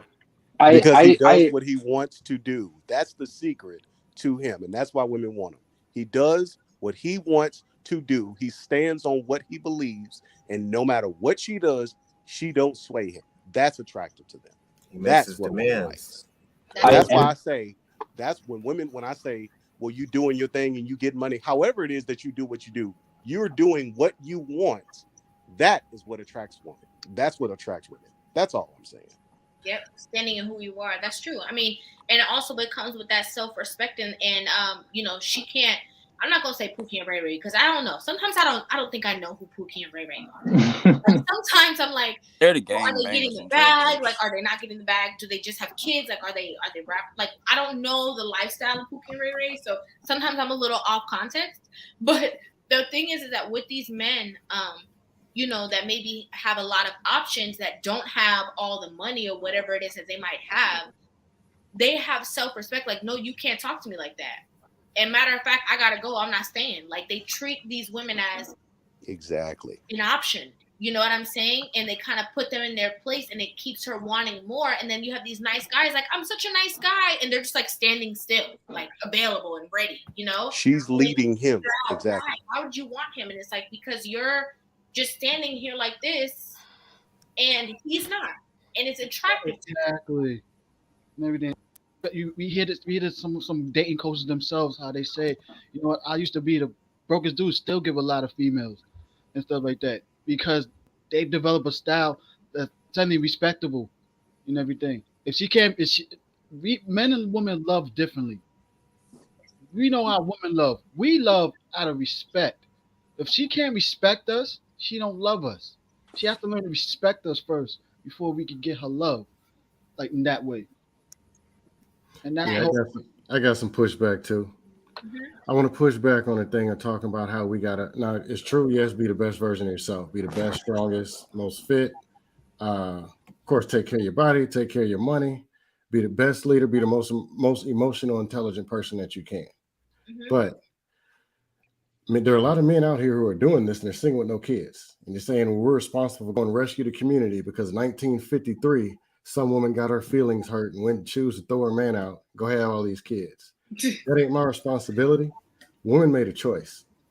They're choosing now, and they're choosing that same formula, choosing not to get with the men that are good for them.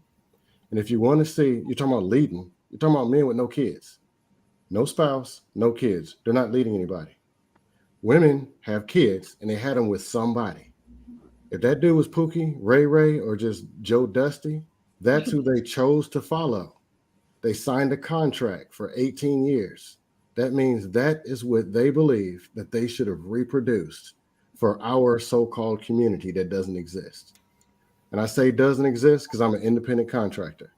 The community over there, I'm gonna do what I do. They don't accept a lot. Oh, go ahead, Rivah. It's your I'm channel. sorry. A lot of those women had babies with them because their attitude was so nasty and stink. And they were so disrespectful, bringing it back full circle, so disrespectful to these men. And they thought the only way that they'd be able to keep this man is now I have a baby. Now they got two of them. They got an older one and a little one. They're the same thing. So you know what I'm saying? So to be honest, if we're really honest about these situations, a lot of these women weren't like, oh, you know, he's the nicest guy and I just wanted to have a child with him. Like, no, it's like they were already in toxic situations, and how they're like, how can I make this situation any more toxic? I know, a baby. You know what I'm saying? Like, and now he has to be connected to me for at least a minimum of 18 years. If not, I'm gonna make his life a living hell. And now he's married. Great, we're gonna go to the court so that he can pay and she can pay too. And no woman will genuinely want to be with him because I'm going to be that bitter baby mama who drags him all the time and doesn't leave him alone so that I can always be in this man's life because he left me because he didn't want to put up with my attitude anymore. So that's the truth. If we want to be real, like, it's not about like they thought that these guys were a better option than maybe Danny. No, Danny was a great option. Okay. Or Matthew or Johnny. Okay. Johnny was a great option, but this is where her heart was all in loops and knots. And sometimes it's because of him having control over her through her body too. What's she giving the body for in the first place? Because he made Pookie and Ray Ray made her feel good. That's the reason. Mm-hmm. And it wasn't boring. I mean, you got to accept that. That's true. It wasn't boring. I mean, you got to accept some women in their nature and stuff. I know it makes you upset and everything.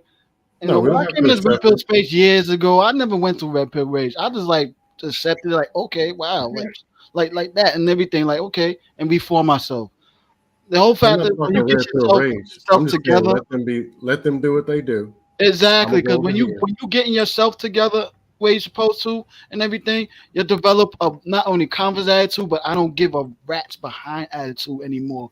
I don't have to deal with these chicks like that. I gave them their chance. Now they coming back and trying to shame me. Now I got the power over them, like that. And when you find out learn the other attributes of how to court women, you're gonna want to court women that's more attractive than them. Then you're gonna look back. It's just like when you're back in high school and you look at the girls you infatuated with and they give you a chance. 10 years later, you see them and they fell off, and you're like, damn, she probably did me a favor turning me down. I was in the Yeah, do you a favor. you got to save the community though. Yo, I came in on Like, top. hey now, remember me? No, I don't. You know why? Because women are born, men are made. Some of us have to take longer to make ourselves, but the benefits is even more in our favor than they are. long term. And you know what? And let me address what Corey said earlier, right? When it comes to, I agree with you, we should be working on ourselves, become the best version of ourselves. It's about integrity, it's about character. But this is the real world, right? Why I'm going to focus, why I'm sitting here building is partly because of the reason if I was an average making guy, women wouldn't take me on. That's the reality. What's your That's the definition world of we live in. average? But I think they're trying to say they would if you had the quote unquote backbone What's and your the definition demands and stuff. of No, average? they don't want you. They just want your resources half the time. And you got high value. When you're high value or whatever value, they don't want you. They And just that's want what your I'm resources. touching on. They don't want you, they want the money. So we can't Yeah. say we're high value just because we have a certain amount of money. They're going to come to you for the money and the money only. So that doesn't make you high value. And get your Listen, money. Should be They able should to get see your you. money and then backdoor and then go get with another dude who she actually wanted and get the attention from him. Look, Well, there if are she's some not your women. first choice, then if you're not her first choice, then you should X her off immediately. Yeah. Exactly. I mean, I hate to Look, say Like this. I mean I'm 29 and I'm in the top 10% of earners, but I'm Xing everything away that I don't want because I'm not the first choice. It's a lot of baby mamas, single mamas, everybody's coming my way. I don't want them, so I'm But Xing all them right, off. but that's what I'm saying. That's all I'm saying, right? Because you're in the top 10%, that give you more options. You get to now you have the power as the man to filter through. When women and they're between 20 and 30, when they're in their prime, they have the choice to filter through. They're in their prime. We become as we grow older, as we earn more money in the dating market. That's all I'm saying. When it comes to the dating market, that's we become if we're a higher earner, we have more options. That's all I'm saying. It doesn't matter what the reason why they're here for, because not all the women's gonna be here for money, right? That I can't believe that. I don't believe in absolutes. I'm sorry to But the say that, but problem isn't us, it's social media. Like yeah, Instagram single-handedly ruined everything. Because when the IG models got on there, that's why I say we have to take accountability. When the IG models got on there and they were half naked and they was getting all the likes and all the attention, Thirst trap. regular ordinary women said, well, okay, I have to do that to attract regular men and the higher earning men. Like, so we have to hold ourselves accountable for that. Well, at Like least the we IG made that women will go to the acceptable, gym. and And I now it's got out of hand and we can't At and least that's do what that. we're fighting for now. That's why we're having this whole conversation about they won't submit and all of that, because we let that stuff get out of hand. We didn't get on it right when we should have got on it. When we look, had I MySpace and I could Facebook, speak before it social wasn't media like this. days and everything before Instagram is the reason even it's got like this. popularized. right, Women choice, exactly, bro. And it's technically the same way. Just now we got a new tool, and we more people could see it. More people got technically more people got options, accessibility now, and everything. You know why you see certain dating coaches don't carry that? Let me tell you the difference between dating coaches and rich millionaires. They have a similarity with each other. They know how to optimize certain avenues to get the best of their advantages. Dating coaches, they will use all multiple tools to get access to multiple women, and they create those avenues themselves. Same thing with millionaires; they create different areas, avenues to make more money and right. stuff. And that's how it is. Yeah, now we got a new tool and everything. As much as it's a negative thing, you got to learn how to turn it into a positive also too. And everything. That's the game. Look, That's That's I the part of the don't, game. game. It's Yeah. basically I don't, wait, I disagree that it's social media because the industry has been here prior to social It's media. the I mentality. remember growing up, I Yeah. remember growing up Yeah. and when I was younger, BT, if you woke up in the morning, you would see early morning, like 2, 3 o'clock, you watch the Yeah, videos 3 o'clock, where it's like, uncut. and right, exactly. So you Oh can't, my Yeah, God. it's not just social media. This has been the No, it's case been there before social yeah. I media. mean, prior. I'm from the Right. South, I so I agree. come from Uncle Luke and Freaknik. So Oh, Yeah, So I'm I an can't. 80s baby, early 80s baby. he So said this no, is early. I'm even an early before '90s social baby, media but and I everything. I Yeah, caught like the ass end of that. So exactly. Like Right. this is technically So human nature. It's so so this is it's I different mean, now. we had Yin Yang Twins. Yin Yang Twins was talking about twerking in That's in new in though. 2000, 2001. Like nothing we're discussing now is something new. It's Hey man, just right. a camera on your We had phone, Luke which Luke makes it Brown. more easy to do That ratchet Tupac video. I get activities. around Is salt is and is pepper way more pushing. accessible. But Yeah. see, that's the game though. Hey, let River Women get the do mic back. things. Women do things. They take certain actions and they get out of order, right? And then men say, okay, women are out of order. We'll respond this way. And then they'll come up with something else, and then we respond. That's been the game for Exactly. centuries. Men have always just responded to whatever women had going on. And then we just reestablish order. We come back to that order. We come back to that culture. And we just establish the culture and we move forward. We just have to take the time and say, okay, women are out of control. That's why we're having these discussions. We say we're deciding how to respond as Black men. How do we respond to our women being out of line? Do If what we're you Let's gonna respond to be on if your River. own thing. if we're No, gonna hold us sure. accountable, this is where I feel. If we're gonna hold men accountable, because I think the women's gonna have to hold themselves accountable. I don't think they're gonna listen to us.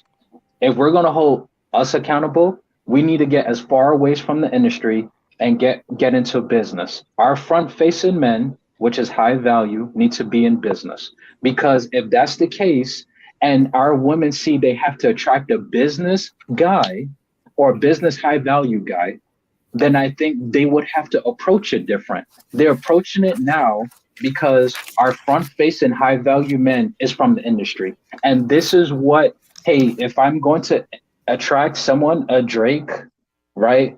Lil Durk or whoever these guys are, this is how I have to be. And I'm talking on the majority. I'm not saying all women. I'm talking about the majority.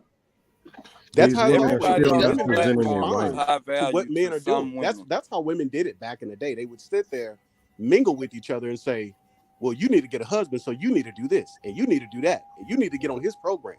That's how they always worked. Men went out, we went out and we did what we had to do. Women mingled amongst each other, and they got each other in order. I'm not saying that it's for us to get them in order. I'm saying it's for us to get ourselves in order. Women will respond in kind. Yeah. They're not And I also responding think now. a Oh, big go ahead, point River. too. There's 2 points I want to make. One point I want to make is that for the comment about how social media. Listen, for social media, it did make a big difference because now all these women are showing and telling to prove to everybody. And it's not just now for like their family and their friends, it's for the likes, it's for the this, it's for the that, it's for the opportunity to go viral. Like it's all of this whole thing that relies on their man's back. So they will get a man who is just, treating them right, and they have to pull up the camera, and if it doesn't look as extravagant enough to post on social media, they're giving the man hell. When in actuality, he's going above and beyond for you, and he's doing so much for you. But you saw what's her name? Beautiful girl too. I don't remember her name, but she's one of like the influencers, and her man just place laid out with roses and candles and stuff like that, and these women are comparing themselves to that and saying like, oh well, you didn't do that for me. Okay, we don't have that kind of money. Like, what are you even talking about? Why would I spend so much money on roses? We got to pay the light bill. Like, what are you trying to portray? That's number one. And number two, the women are no longer holding these women accountable for that. These women are now saying the complete opposite. So when you have the community of women saying like, oh, you need to get a husband, or why can't you get a husband, or why can't you get a man, or why can't you this, or girl, you need to do that. Now it's girl, you need to get a Birkin, you need to get a this, you need to get a that. It's a complete different level of accountability. And then 3, really quick, I want to say that when it comes to power, and this is, I mean, I've already been banned from the sisterhood, but this about to okay. This is gonna steal the sisterhood. They said, girl, we don't want you. Okay. I feel a bar coming. Go ahead. Okay. When it comes to power, I'm not gonna say that. When it comes to setting the tone, or when it comes to a woman offering her respect and being so willing, it's really not about the money. It's really not about that. It is about you knowing the nature of a woman. And I'll go even further to say it's about you knowing that you know a woman's body. Okay? That's where it really lies. That's where it really lies. And I'm just being honest. It's not. Because you have men that may have money but don't have to spend it. Because a woman is so willing because of what he brings to her. And he doesn't have to be a high value man. And that's just me. No, true masculinity. True masculinity in its most beautiful form, a woman will be like, that's gonna make any woman submit. That's her natural, that's what she's naturally attracted to, not the money. Before she's seeing your money, she's seeing how masculine you were or you weren't. Yes. But I feel like if you see the movie Gladiator, you see I don't know the character, but like Crowe's character and Connie Nelson's character, she's with Joaquin Phoenix's character in that movie. She fell in love with Russell Crowe in that movie because the king that she was with, he was not as masculine the way he thought he was. He tried to rule with fear and everything, but Russell Crowe, he stood up to him like, I don't care if you're a king or not, I'll take you down and everything. And she fell in love with him. That's real power. And people followed him like crazy. That's real power. Look, I don't disagree with that, right? Mm-hmm. But we're not, if that's the case, and I would say at least 50% of our men are like that, then why are we not marrying at a higher rate? They're not because we have a scarcity mindset. Because it's just trade-offs. Black women made a choice back in the 60s, and the trade-off had backfired on them. They had a lot of avenues that they told their side of the truth, and it's backfiring them more and more. Now and that's my point. To tell our truth with facts and data, and they are pissed. They pissed even more, but they know it's backfiring over there. We still got some younger girls that's trying to break out of indoctrination of the women of my age. Women my age in their 40s, early 30s became this generation grandparents. I'm like, what the hell? Like, it's pathetic. But now they see like the last few generations, I say the millennials, the Gen X's, especially the boomers, have failed. And now, they got the Gen Zs and the alphas coming up. They trying to break out of that cycle hard. And look, you know what? We're here, KS, Anton, Steph is Cole. They all say, yo, level up. I work in a predominantly white industry, right? Banking. I'm investment banking now. Okay. And with all the white guys I've heard, I have never heard where they say, yo, I have to level up as much as I can to find my wife. We got to say that to our community, our men, but they don't. That's all I'm saying. So why don't you grab you a Becky and call it a day? No, that's not what I'm saying. I'm not trying to be with Becky. No, I'm saying they're choosing not to be white. They're saying, look, we don't want to be a wife to you. We're not going to do it. We ain't going to the gym. We ain't gonna listen to you, and we got 3 kids with 6 different baby dads. That's what they're choosing. Right. There are a few of them that are wives, but they already married. They gone. Yeah. And then do you want to battle against me and everybody on this panel for the 2 wives that are left in the state of Florida? Or do you want to open up the options? You need to start options. Stop focusing on a large percentage of women out there. Yo, man, I'm not trying to save every female like that out there. River's not trying to save every female out there. She gonna save who was going to want to listen to her. And we already accepted that. Once you accepted that you can't save everybody, your life is gonna even be more better that way. And stuff. Yeah, let them go. I'm not trying to save all women. Don't get it twisted. I'm trying to save our community though. And we need them if we're going to save our community. That's what I'm saying. You can't say everybody in the community either, man. Like we I ain't saving the community. They can do what they want to do. We can still grow with a small percentage. That is there is no community anyway. But that's why I say focus on the men, because the men, when they move, they create the order. The thing is we can't change and try to maneuver and manipulate women. Women, they're gonna go wherever the wind blows. Like they just gonna do what they see on social media, what they see on TV, whatever. Where they see things are happening at. When we improve ourselves and we make things happen as a people, I'm not saying you got to be the richest or you got to be the most handsome and all that, but when you're doing your own thing and you're successful at whatever that thing is that you're doing, that is gonna get their attention. That's why Pookies and Ray Rays or whatever. I hate using that phrase, but that they're doing their own thing, and they're quote unquote, however you can try to picture it in your mind. Those women see them as successful in whatever it is they do. They put their whole heart into whatever their passions are, and that's to me. I think we need to adopt that mentality. Get out of the scarcity mindset. Take that. I'm in agreement. Leave them alone. Do what you want to do. Exactly. Be great at it. Yeah. Also, I'm gonna push back on the passport thing. Well, not all the way. If you had the resource and you can't bring one from another spouse, from another country, hey, go for it. But there's a lot of men who can't compete and they can't attract women here in the States. If you can't attract women in the States and you show up overseas and you can't even speak the language and she's all on you, grabbing your leg, talking, oh yeah, pappy. They don't want you. Women don't want you in the States. They don't want you over there either. So you can bring her back over here. 3 months later, they're going to be chasing after me or one of my friends or the dude up the block. They're going to be gone with your money, just like an American woman will. It's the same game, just in a different language. Not with him, he said. No, I ain't going to go for it. But you can't connect with a woman. You can't connect with a woman. That doesn't matter what country it's in. Exactly. And I want to speak on that a little bit if I could. Like I don't know who else travels here. I've been to 20 countries. Like, and, yeah, me too. And I was going to say that earlier. You're absolutely right. Like, if again we talked about genuine masculinity, she gonna go where the masculinity is, regardless. So, again, you can pay her off for a little bit, but. So wait, are you guys saying Pookie and Ray Ray is masculine? In a sense, they have masculine traits. They may not be a good man.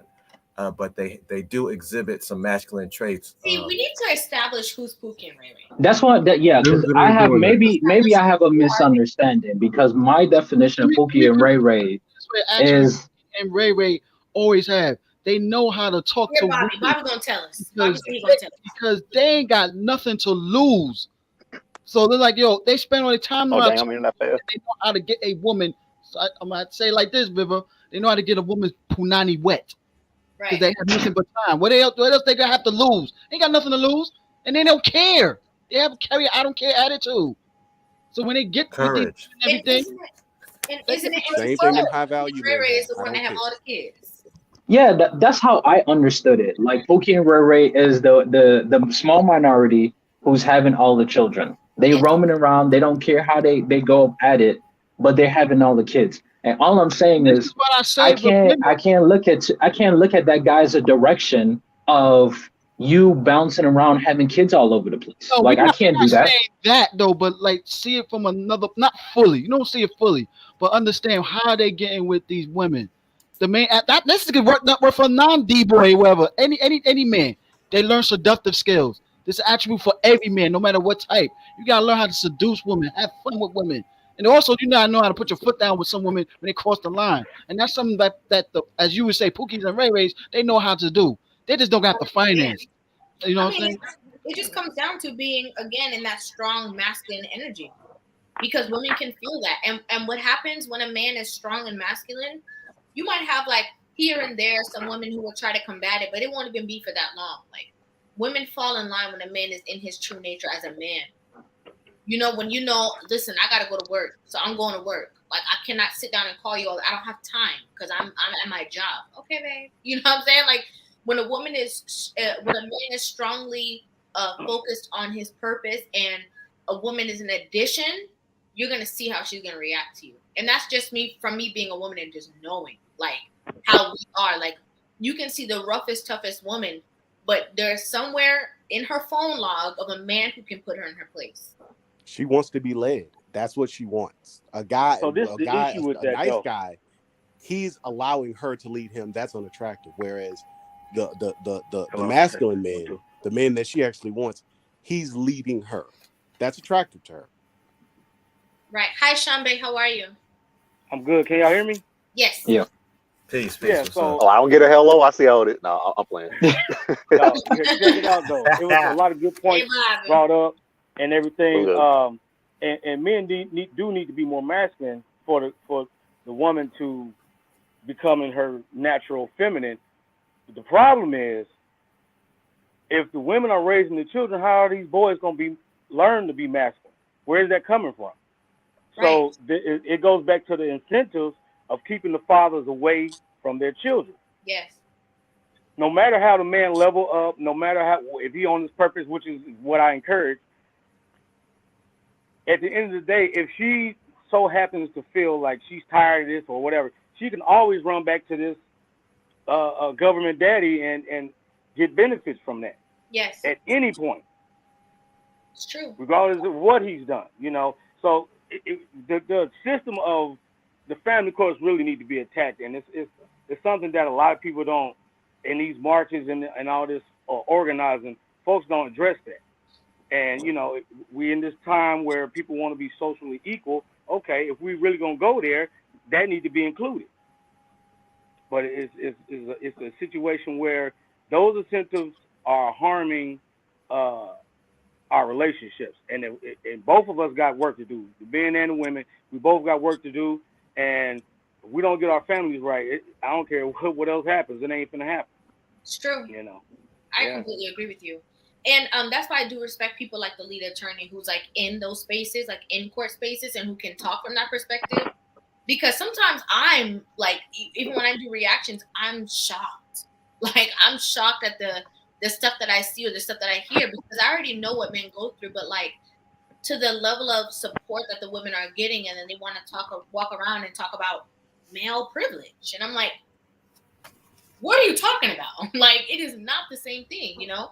But I do respect that you're saying that it's both aspects, because I completely agree with you. Like, I definitely agree that there needs to be a grace on both sides with each other, because that's the only way. Like, women and men need to look at each other and say, okay, like, we're human beings. We have experiences. We have past and stuff like that. But the problem is that there's a lot of people out here just running rampant with the whole toxic stuff. It's a great portion of it. And especially on places, again, like social media, these women are, running with it.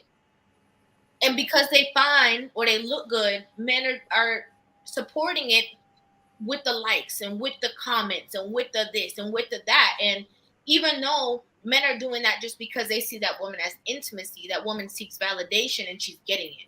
So she's going to continue to do that and continue to preach it to other girls. Exactly. They're going to want to do it because they want that validation too. And most of the likes that she's getting, she's not going to date them guys.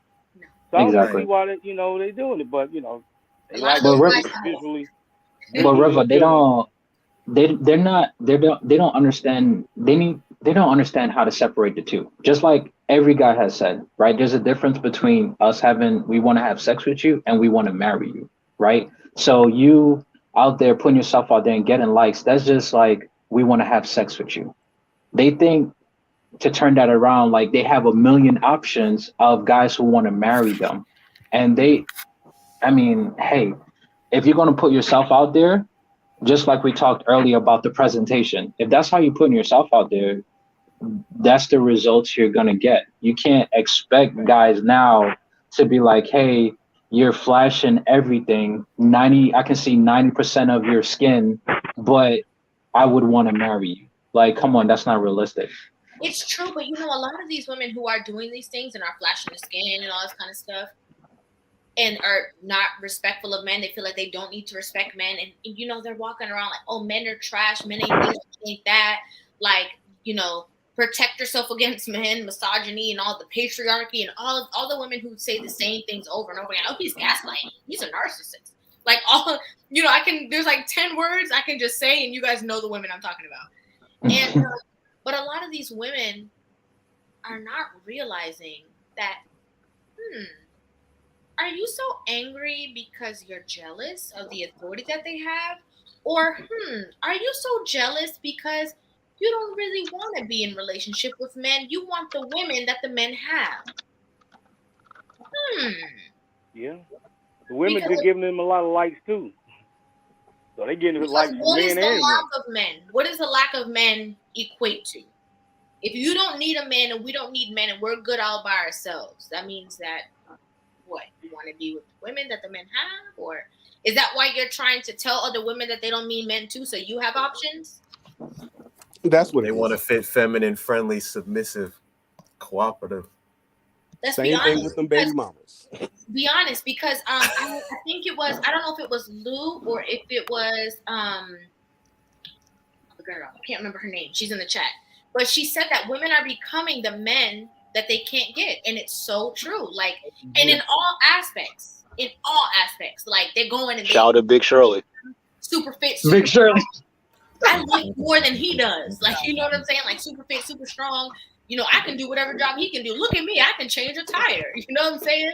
Like, are doing all of these things. But what's so ironic is that when they do end up getting into these relationships with the same person, okay, woman to woman, it's so ironic that somebody plays the masculine role and somebody plays the feminine. Well, to me, it's also a universal law. Like, you become what you hate. So if that's all you think about, you will become that. So, yeah. And also too, you gotta realize some of these females that preach all that don't act like that behind closed doors. Some of them might probably be married to masculine men that they submissive to. So they doing it for a bag also too. And this is the easiest way to make a lot of money by feeding a certain particular crowd what they want to hear, and they will pay on to that. It's like a religion. So tell them what they want to hear, fear based, and get a lot of money out of it. I said that earlier. I said that earlier to River about Cardi B. Like, yeah, I get it. If that sells, if that's what women are buying, I mean, I can't hate on it as a man. But she countered with saying that women are more impressionable, so they should be more careful in how they present themselves. And I kind of agree with that. So I'm not talking about Cardi right now, but I do feel that Mel, I'm gonna disagree on one thing. I do agree that some of these women may be married, but these women who are talking about, like, talking left about men and talking all of these bad things, they may be married, but I don't think it's to a masculine. No, they are not a large percentage. I would agree that, yeah, but some of them are, yeah. Like I said, this is one of the things that get in the back and the benefit. So like that married girlfriend and everything, and then she wants to act like she's single, in front of a single girl and stuff, but yet she pretend to be masculine, a man at home and stuff like that, or maybe a 50% masculine dude when he's like, you know, he's masculine in certain areas, but others like being lean, like them TV husbands we see all the time. Right. Look, to me, it's either you masculine or you're not. You can't do this like like women always say, oh, like I'm feminine with my man. right No. man, No. It's either you're feminine or you're masculine. There is no on and off. You can't be with some dude like, oh yeah, I'm masculine with my wife. No, you're not. But see, here's the sad thing about it though. You got men like Dr. Phil, Boyce Watkins, Steve Harvey, try to all this masculine name form, but we all see the bull crap behind that and what they do and everything. Because let's be honest, it's way more profitable. Mm-hmm. Way more profitable. Yeah. They want to hear. Yeah, making money, and she's doing that. Of course, he's probably being the one managing it. Thinking about a lot of these OnlyFans girls who, some of them are in relationships or married. He's just the manager. Women are the ones who are the biggest spenders. So if you can please a great percentage of women, then you are out there. Because even if the women who are married, like, they're the ones who are going to be spending their husband's money. So, you know, if you can please them, you're good to go. And it's so funny because I always say that, like, when people, it mind boggles me so much. Like, when people come and they talk about, like, oh, the chameleons, you know, like, oh, yeah, be careful. There's some people who this, like, the people who are actually not doing it for the love of the people, it doesn't make sense because you're putting your own foot in your mouth before you even try to transition to whatever it was that you were planning to do. Because at the end of the day, like, most women don't want to hear this. They don't want to hear the truth. They don't want to hear. They want you to just, pet them and coat them and let them know that everything is fine and it's okay, girl, because there's gonna be another one in his place. But it's not true. Like real love for me, like real love for our women is to be like, sis, that's not true.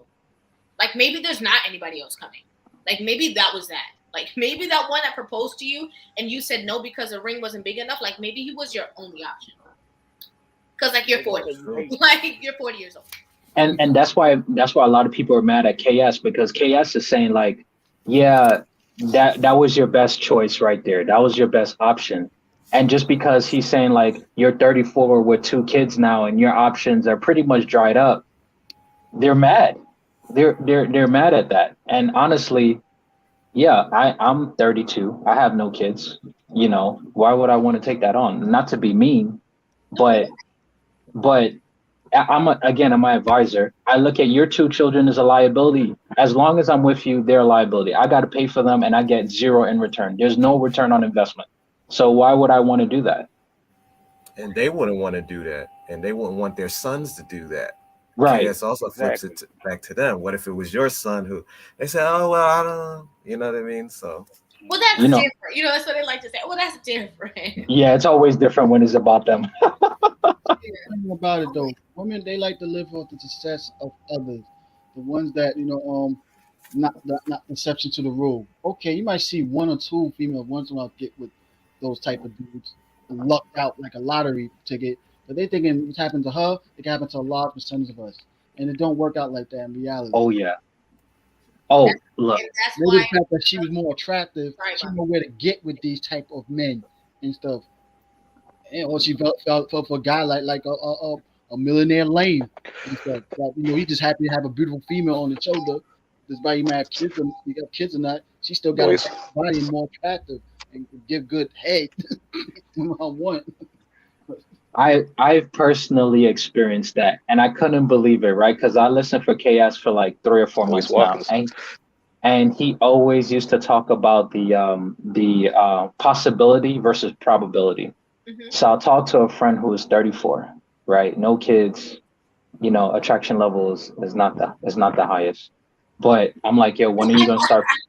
I'm not trying to be mean, but that was a very nice way to put it. She's not fit, so it works against her. She's not fit. Okay, so she's 34, and I'm like, she's focused on her career, school, all of that. So I'm like, you want children? Yes. So when are you gonna focus on a husband, right? And she told me like, hey, it's possible. Like I can find a guy at 36, 37. It's possible. And I'm like, but it's not probable though. Right. Like it's not. She was like, oh, that's not the case. That's what you think. I'm like, no, that's what men think.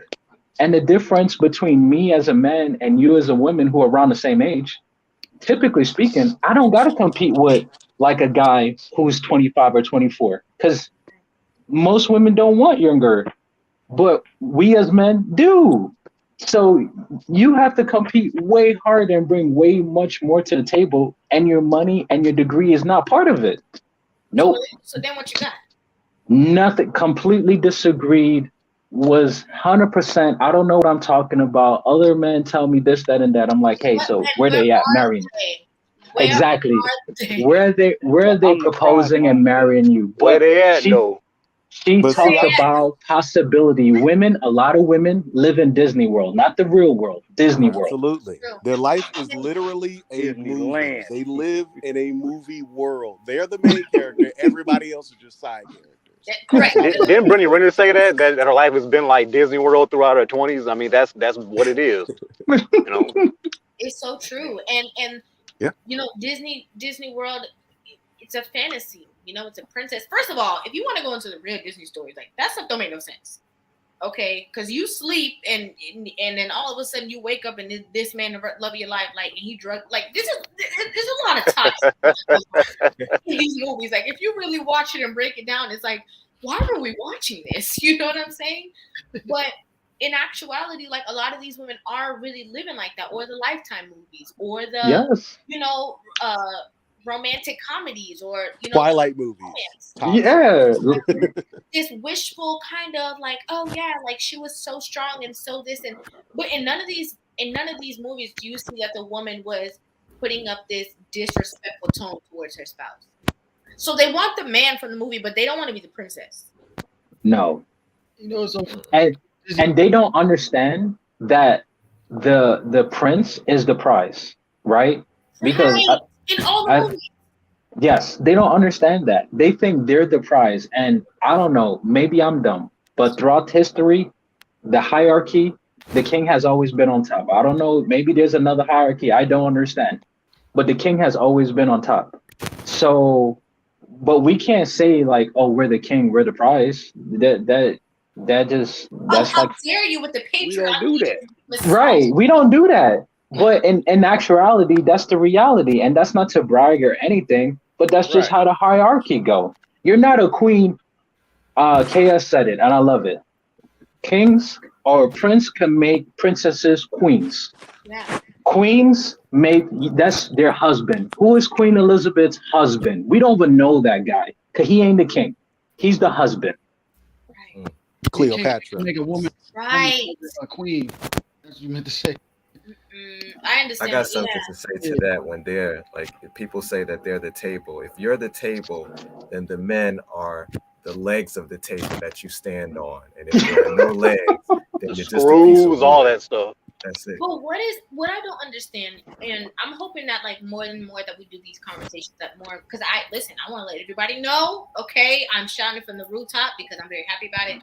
I have gained a lot of women subscribers recently, and I'm very proud of it. Okay? I really love it because it's women that I could see that maybe have challenged me before on certain topics, but now we're like, I understand, and I love that. Love it. All for it. But I'm hoping that we can get to a place where women can understand that, like, saying that a man is powerful doesn't mean that you're not also. Saying that a man is the leader doesn't mean that you're nothing. There's a difference. There's a balance between the two, and everybody else has been able to figure out that balance. When we look at nature, they can figure out that balance. Okay, I love lions, so I always use them as an example. When you see a lion and a lioness, that lion, he have a job to do. Okay, he there to make you some babies and then protect all of you. He not there to raise no kids. He not there to go get no food. He not there for that. Okay, you go get my food, and when I'm ready to eat and you're hungry again, you're gonna have to go get your own food because I'm gonna eat all of this. Because I'm the one who needs this. She's not fighting with him like, oh my God, how dare he? Look at Mufasa over there taking my food. Like, oh my God, I can't believe him. Girl, misogyny. Like, you know what I'm saying? She's like, I need him to eat because if somebody comes over here and is trying to harm us, he needs strength. And if he don't have no food in his belly, where's the strength going to come from? We're all going to not be here anymore. Right. They have an understanding. How can nature figure that out? But us, we're so brilliant. Like, we have these brilliant brains, but the simplest things, we can't figure it out. He's supposed to be over all things, but, we can't figure it out. But it reminds me, somebody said earlier, of how Generation X and the baby boomers were lied to, and that's so true. And it makes me think of the movie Color Purple, because I hear a lot of women say, well, back in those days, they were oppressed, this, that, and the other. How would you know? Have you even been a housewife and done those things with the technology that we have now? Have you ever done those things to even think that you oppressed? But they watch movies like Color Purple and they show those images and I've met Danny Glover and I told him I was mad at him because of the way he was acting. But he was acting, but I knew the difference. But the thing is, like, they pushed those things in entertainment and made today's society feel like they were being oppressed. And it's the balance that we were just talking about that makes it powerful for them. Like, you stay in your feminine and you can be as powerful as you gonna be, and you can be. And then you gonna empower your man as well, and y'all both gonna be powerful. They talking about powerful stuff. Just to go off of what you're saying, I always say that, like, for women, when you have to say that you are better than a man or more than a man, and you have to put on your masculine energy to find yourself to, that's what makes you feel strong and powerful. That means that you are the one who doesn't love what it means to be a woman. Because you have to put on the nature of somebody else to find strength. That means that you do think that they're strong, but you don't think that being a woman is what makes you strong. So you have to go act like them. Like, why would a zebra, turn around and say, oh, no, I need to be like a horse? You know what I'm saying? Like, we're a little bit different, but I understand that I'm me, and I know what makes me different, and you're a horse, and that makes you different, but we're both strong. I don't understand it. Like, it mind boggles me. Like, the fact that one has to be absent of the other for it to be able to work in a relationship. No, it's the balance of the two. That's why we're both here. And that's the thing where I came back earlier saying about being submissive, right? It's like a bad word. It's like no, refuse to do it. No. That's what I personally have heard in my experiences. Maybe not in everybody else, but in my experiences, it's like a super bad word. You can't say that word. Yep. Because it go against chaos. See, a lot of times women are a lot more, I think that women are a lot more susceptible to chaos in general, simply because it's more excitement. That's where the excitement comes from. That's where the adventure comes from and all that. I agree. And women I agree with seek that. a lot of that adventure. That's why they date the kind of guys that they do, because they seek that adventure. They like chaos. They cater to that chaos. Those men cater to that chaos that they have in them. That's why women are always contradicting each other. They're this thing one day and they're this thing the other day. They're introverts and they're extroverts, and they're outdoorsies, but then they're homebodies. And it's confusing, but that's chaos. That's their nature. That's why the serpent went to Eve, because Adam received the instruction. He had the rules instilled in him. So, and because Eve didn't get those instructions, God never talked to Eve. God talked to Adam. So the serpent went to her first. You know, it's true. It's true that women are chaos. I mean, it is true that. I mean, it's true. You know, like, I'm not gonna say anything different. It's true. Okay, because they say I don't want this, but I want that. But I also want this, but I don't want that. But I want this, but only when I want it. But then I definitely don't want that, except for on Tuesday. Like, you know, it's true. And then the men signify that stability. You know, that standard. Like, standing there watching you run around in circles, and they're like, "Go sit down." You know, like, you know, it's the balance of the two. And I think that that's what makes the relationships work, and that's what makes relationships so special, is that we are so different. Like, and that's okay though. Like, that's okay though. But at the end of the day, like, you have to allow you can't want to be the woman and the man in the relationship and then want your man to be the man, but then listen to you and have you lead. And like, it's just not going to work. And one thing that I said in the beginning that I want to say again is that respect. Like, a man trusts a woman based off of what the respect that she has for him. It in turn makes him have respect for her as well. So that's when you can have a woman that's like, "Oh, you know what, babe? I don't think that's a good idea. I think that you should probably do this." And he trusts you because listening to you or having conversations with you doesn't always lead to chaos. If it always leads to chaos, why do I want to listen to you? I can't hear you.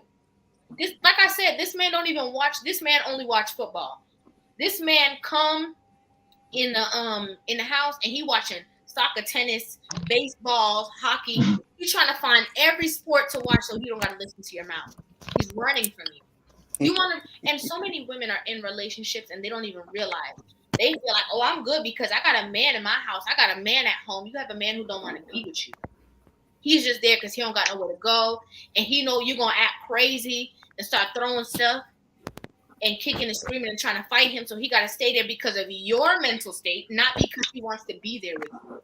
And there's a lot of women who are in this, and women who are in relationships with the man, and they think that he's staying for them and he's staying for the kids. That's another. I got a few family members with that one there, staying just for the kids. They're not happy. Yeah, so is it that where people are just getting married? Like, you know, people can get married, but is it, or do we want longevity? Do we want like long-standing relationships of people who actually like each other? Like, that's so important. That's so important. It takes a lot out of a man to say, "I want to divorce you," because you know when he starts initiating the divorce first, then something happened hard from that decision. It's not always, That's me. I'm not. First, and you kind of already know and everything, yeah. And it's not much of a shocker. But when the man initiate that divorce, it's so true. What happened, Shambe? A whole lot. It's just like you. We'll be here all night, but you know, just the lack of respect, you know, the chaotic mindset is, you know, it's a lot of like she was saying, like a lot of dudes just be there. And when she said that, it made me think of some of the things I used to do that I know a lot of brothers doing too, is get off work, get home, and just sit in the parking lot for a minute and decompress for about 15 minutes before you even enter the door. Or try to work longer hours. Stuff like that. Just anything to not be at home chaos. And then what makes it worse, you working the longer hours because she get on your damn nerve, right? And you don't wanna go home to that. And then she like, where was you at? I know you. So now there's more chaos on top of the chaos. You ain't never here. I don't understand how you want to be with me and you ain't never here. I don't want to be with you. You get home and you arguing about the same arguments you didn't have for 2 weeks. Yeah, I had to go. It was one of those things like, okay, so I felt it was going to get physical and I wasn't raised that way. And so I had to go. And if you leave, you left your kids and your family. If you stay and y'all end up getting to fighting, you should just leave. You should never hit a woman. You know what I'm saying? Like, it's a lose-lose situation. But I did what I felt was best in an example that, well, leaving is not what I wanted to leave as an example for my children. But I did not want them to see me fighting with her physically and just the arguments in general. So, you know, I had to go. And now when I see my children, we have our own space to talk. And, you know, I can teach them what I can do without interruption and all the chaos that goes along with it. Right. Yeah. And this is the thing though, right? Like I have a very close friend. He was married, 3 kids. He did his dirt, right? And when it came time for them to break up, I'm like, yo, you're gonna have to own that. You're gonna have to take the L, right? Because you didn't do right. You could have done better, right? So men hold other men accountable. The sisterhood ain't gonna hold the women accountable, even if she's is making chaos in the household. They're like, yeah, you should have done, you should have leave, you should have done this. They're not holding her accountable. True. And that's the problem. It's true because men will be like, no, you shouldn't do that, and no, you thought about it, you know, make sure you're doing the right thing. Like men will definitely do that. Women are like, yeah, girl, I knew he wasn't the one from the beginning. From 5 years ago. Like, what did he do 5 years ago? This man has done nothing. She is the reason why he's leaving. She cheated on him.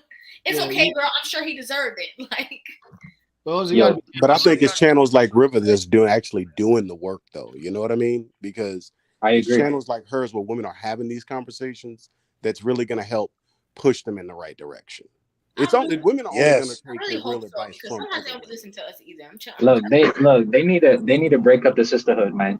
Like I don't know what y'all got to do, but y'all got to break up the sisterhood.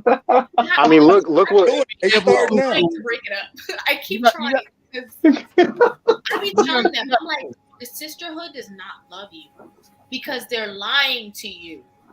And they're keeping you single. Like they're not telling you the truth. They really don't love you. They're saying, oh yeah, they love you. Oh, come on, girl, he's shaming you. That's a shaming tactic. And It's like, no, girl, you're a liar. Like you're a pathological liar. Like you need to go to somebody because you're always lying. Like we also gotta be careful the advice we get from certain men. One thing about being red pill, you start opening your eyes up not just women's behavior, but also certain men and realize you kind of more blue pill than I really thought you was, man. Like you give me the advice and I'm feeling more. Like you gotta do that. Just tell dudes like, okay. I remember a story I heard about this guy who broke up with his girlfriend, or she broke up with him, and she went and got pregnant by another guy. He still wanted to get with the girl back. His own friends advised him to get back with the girl, and when he went, and he was on the phone live on YouTube, and went and tried to get with this girl back. She embarrassed him like, why you want me for? You broke up with me and stuff. I'm with someone else. He wanted to get back with her, despite that she got pregnant by someone else because his own homeboys gave him bad advice. So it's the right thing to do and everything. You gotta be watching for some sick guys out there too, man. Like, yeah, like hey, someone got a lot of noise in their background. Somebody got a lot of noise in their background. And an airplane hangar or something. Yeah. But the thing is, we don't have a brotherhood. We don't have a brotherhood that's like, for example, Pookie and Ray.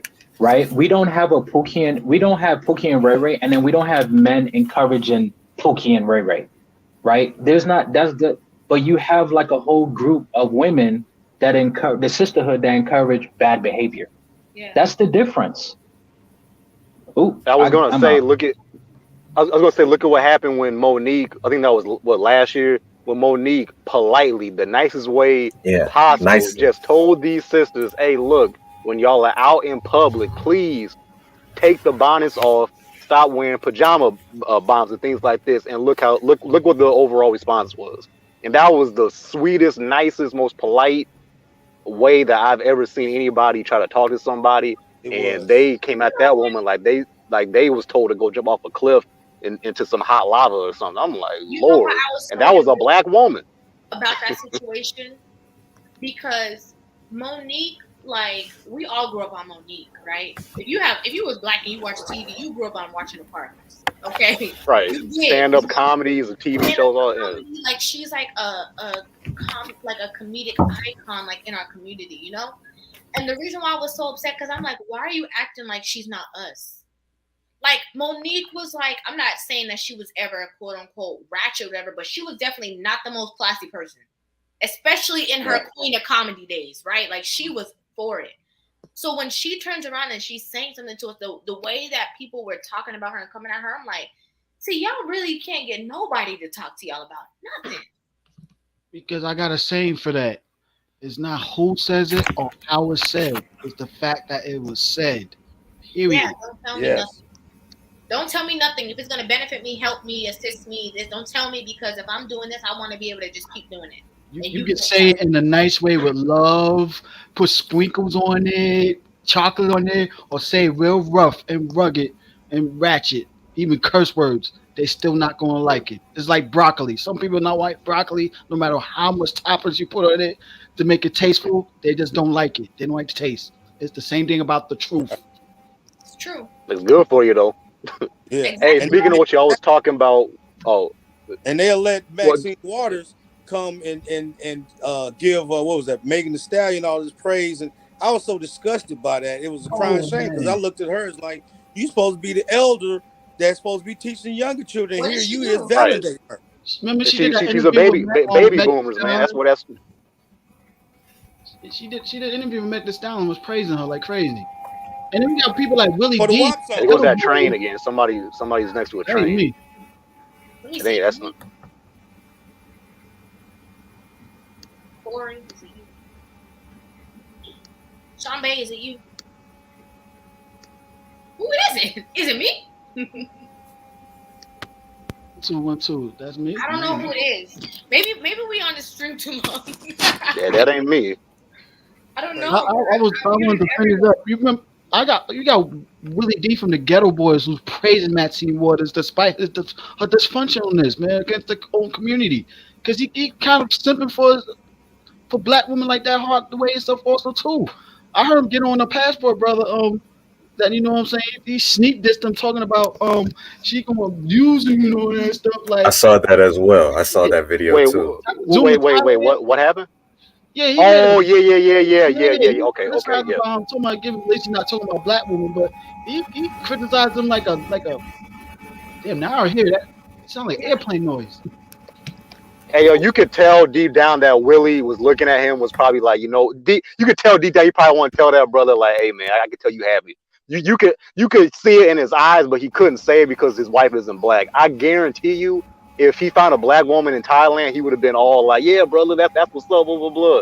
It's like, come on, man, why can't black men be treated like we're men? Despite once again, I'd rather see black men and black women together, but it's like, damn, like, you know what I mean? If you found love with was it Taiwanese or however you say it, a woman from Thailand, like how could you hate on another black man that's being treated like a man from what we've gone through in this world? Like, come on now.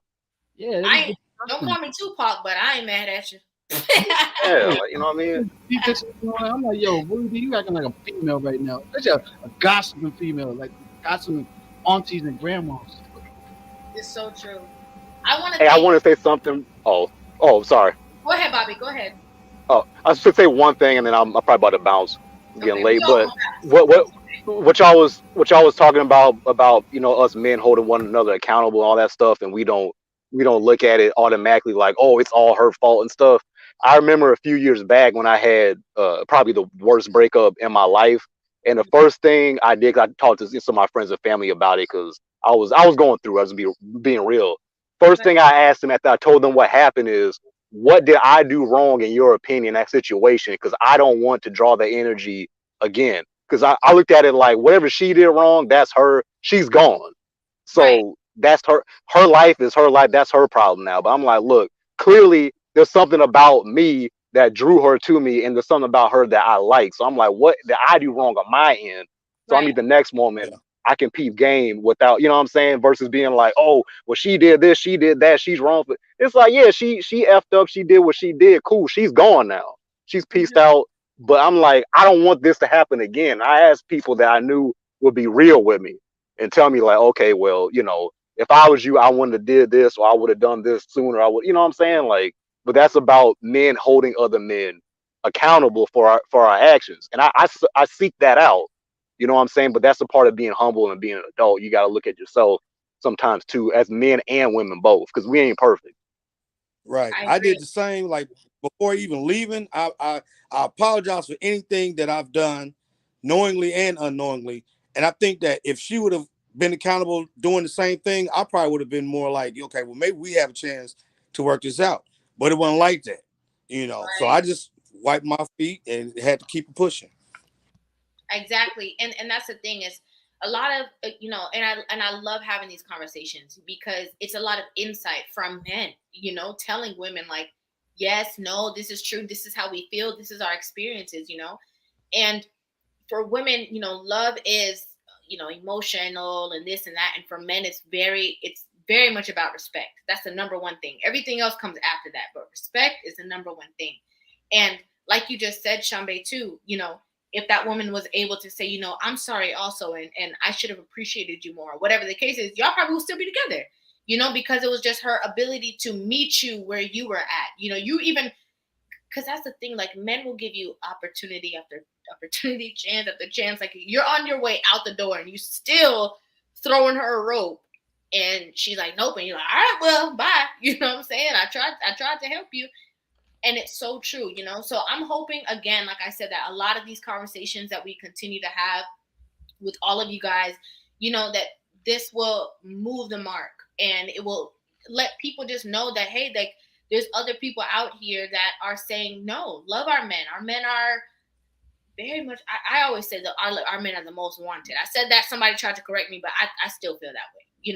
The essence of our men, the strength, the wisdom, everything, the swag, you know what I'm saying? Like, so I would love to see more of us getting together. And I want to ask you guys a question. So this is my first live stream in a long time, since I think New Year's Eve. Let me know in the comments, whatever, when you guys want me to do these live streams. I know it's Monday at 7, but let me know how often, because I'm thinking of something in my mind, but I'm not sure if I want to commit to it yet, so I'm not going to say it yet. So whenever you guys have a chance, just leave your comments of like when you would want to see my live streams. It's on Kendrell. Shout out to you, Kendrell, because I had so many DMs, Instagram DMs, comments on my YouTube, comments on my Instagram of me going live, and it was Kendrell, it was you who made me finally decide to do it. So shout out to you. But thank you guys. I really, really appreciate all of you guys for coming in and all of the insight from Shambe, Mel, Corey, Edward, Bobby, all the other people. I think his name was Yomi. What's his name? Yomi. Yomi, I think. Uncle. Yeah. We can't forget Uncle now. Okay. And we can't forget Mr. Allah. Oh my God, so many people that came and interacted. And shout out to the OG that called in. That's Uncle. Okay, that's Uncle. Oh, yeah. You were so funny. From Chester, Pennsylvania. He reminded me of what's that? He reminded me of Franklin from what's that movie? You guys know what I'm talking about. You know Franklin?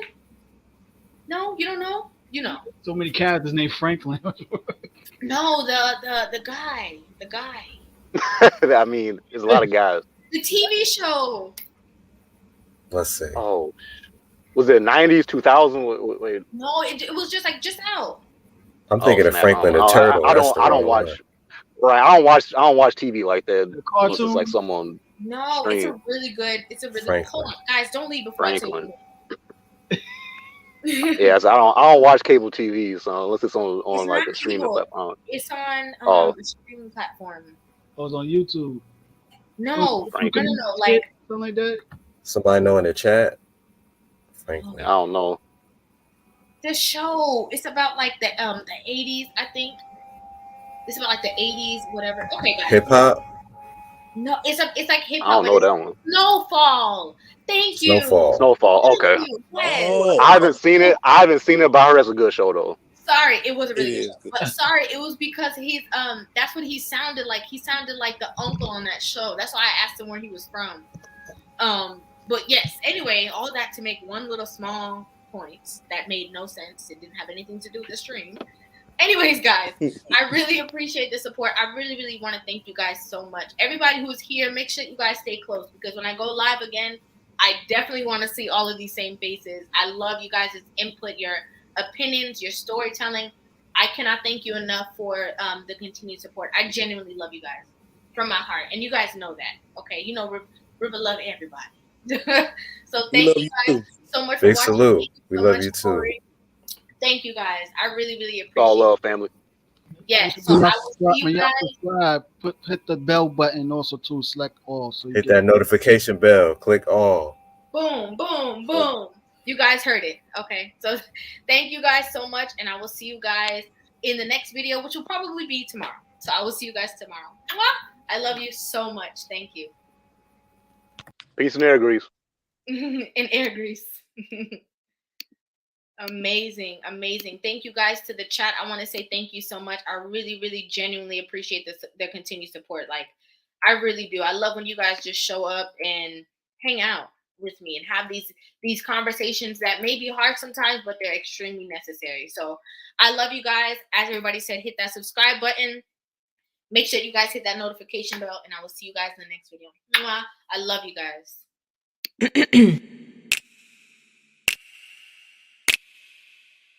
You can step into my world, see the way I see it, no matter near or far. It is a sight worth seeing. Step into my world, see the way I see it. Real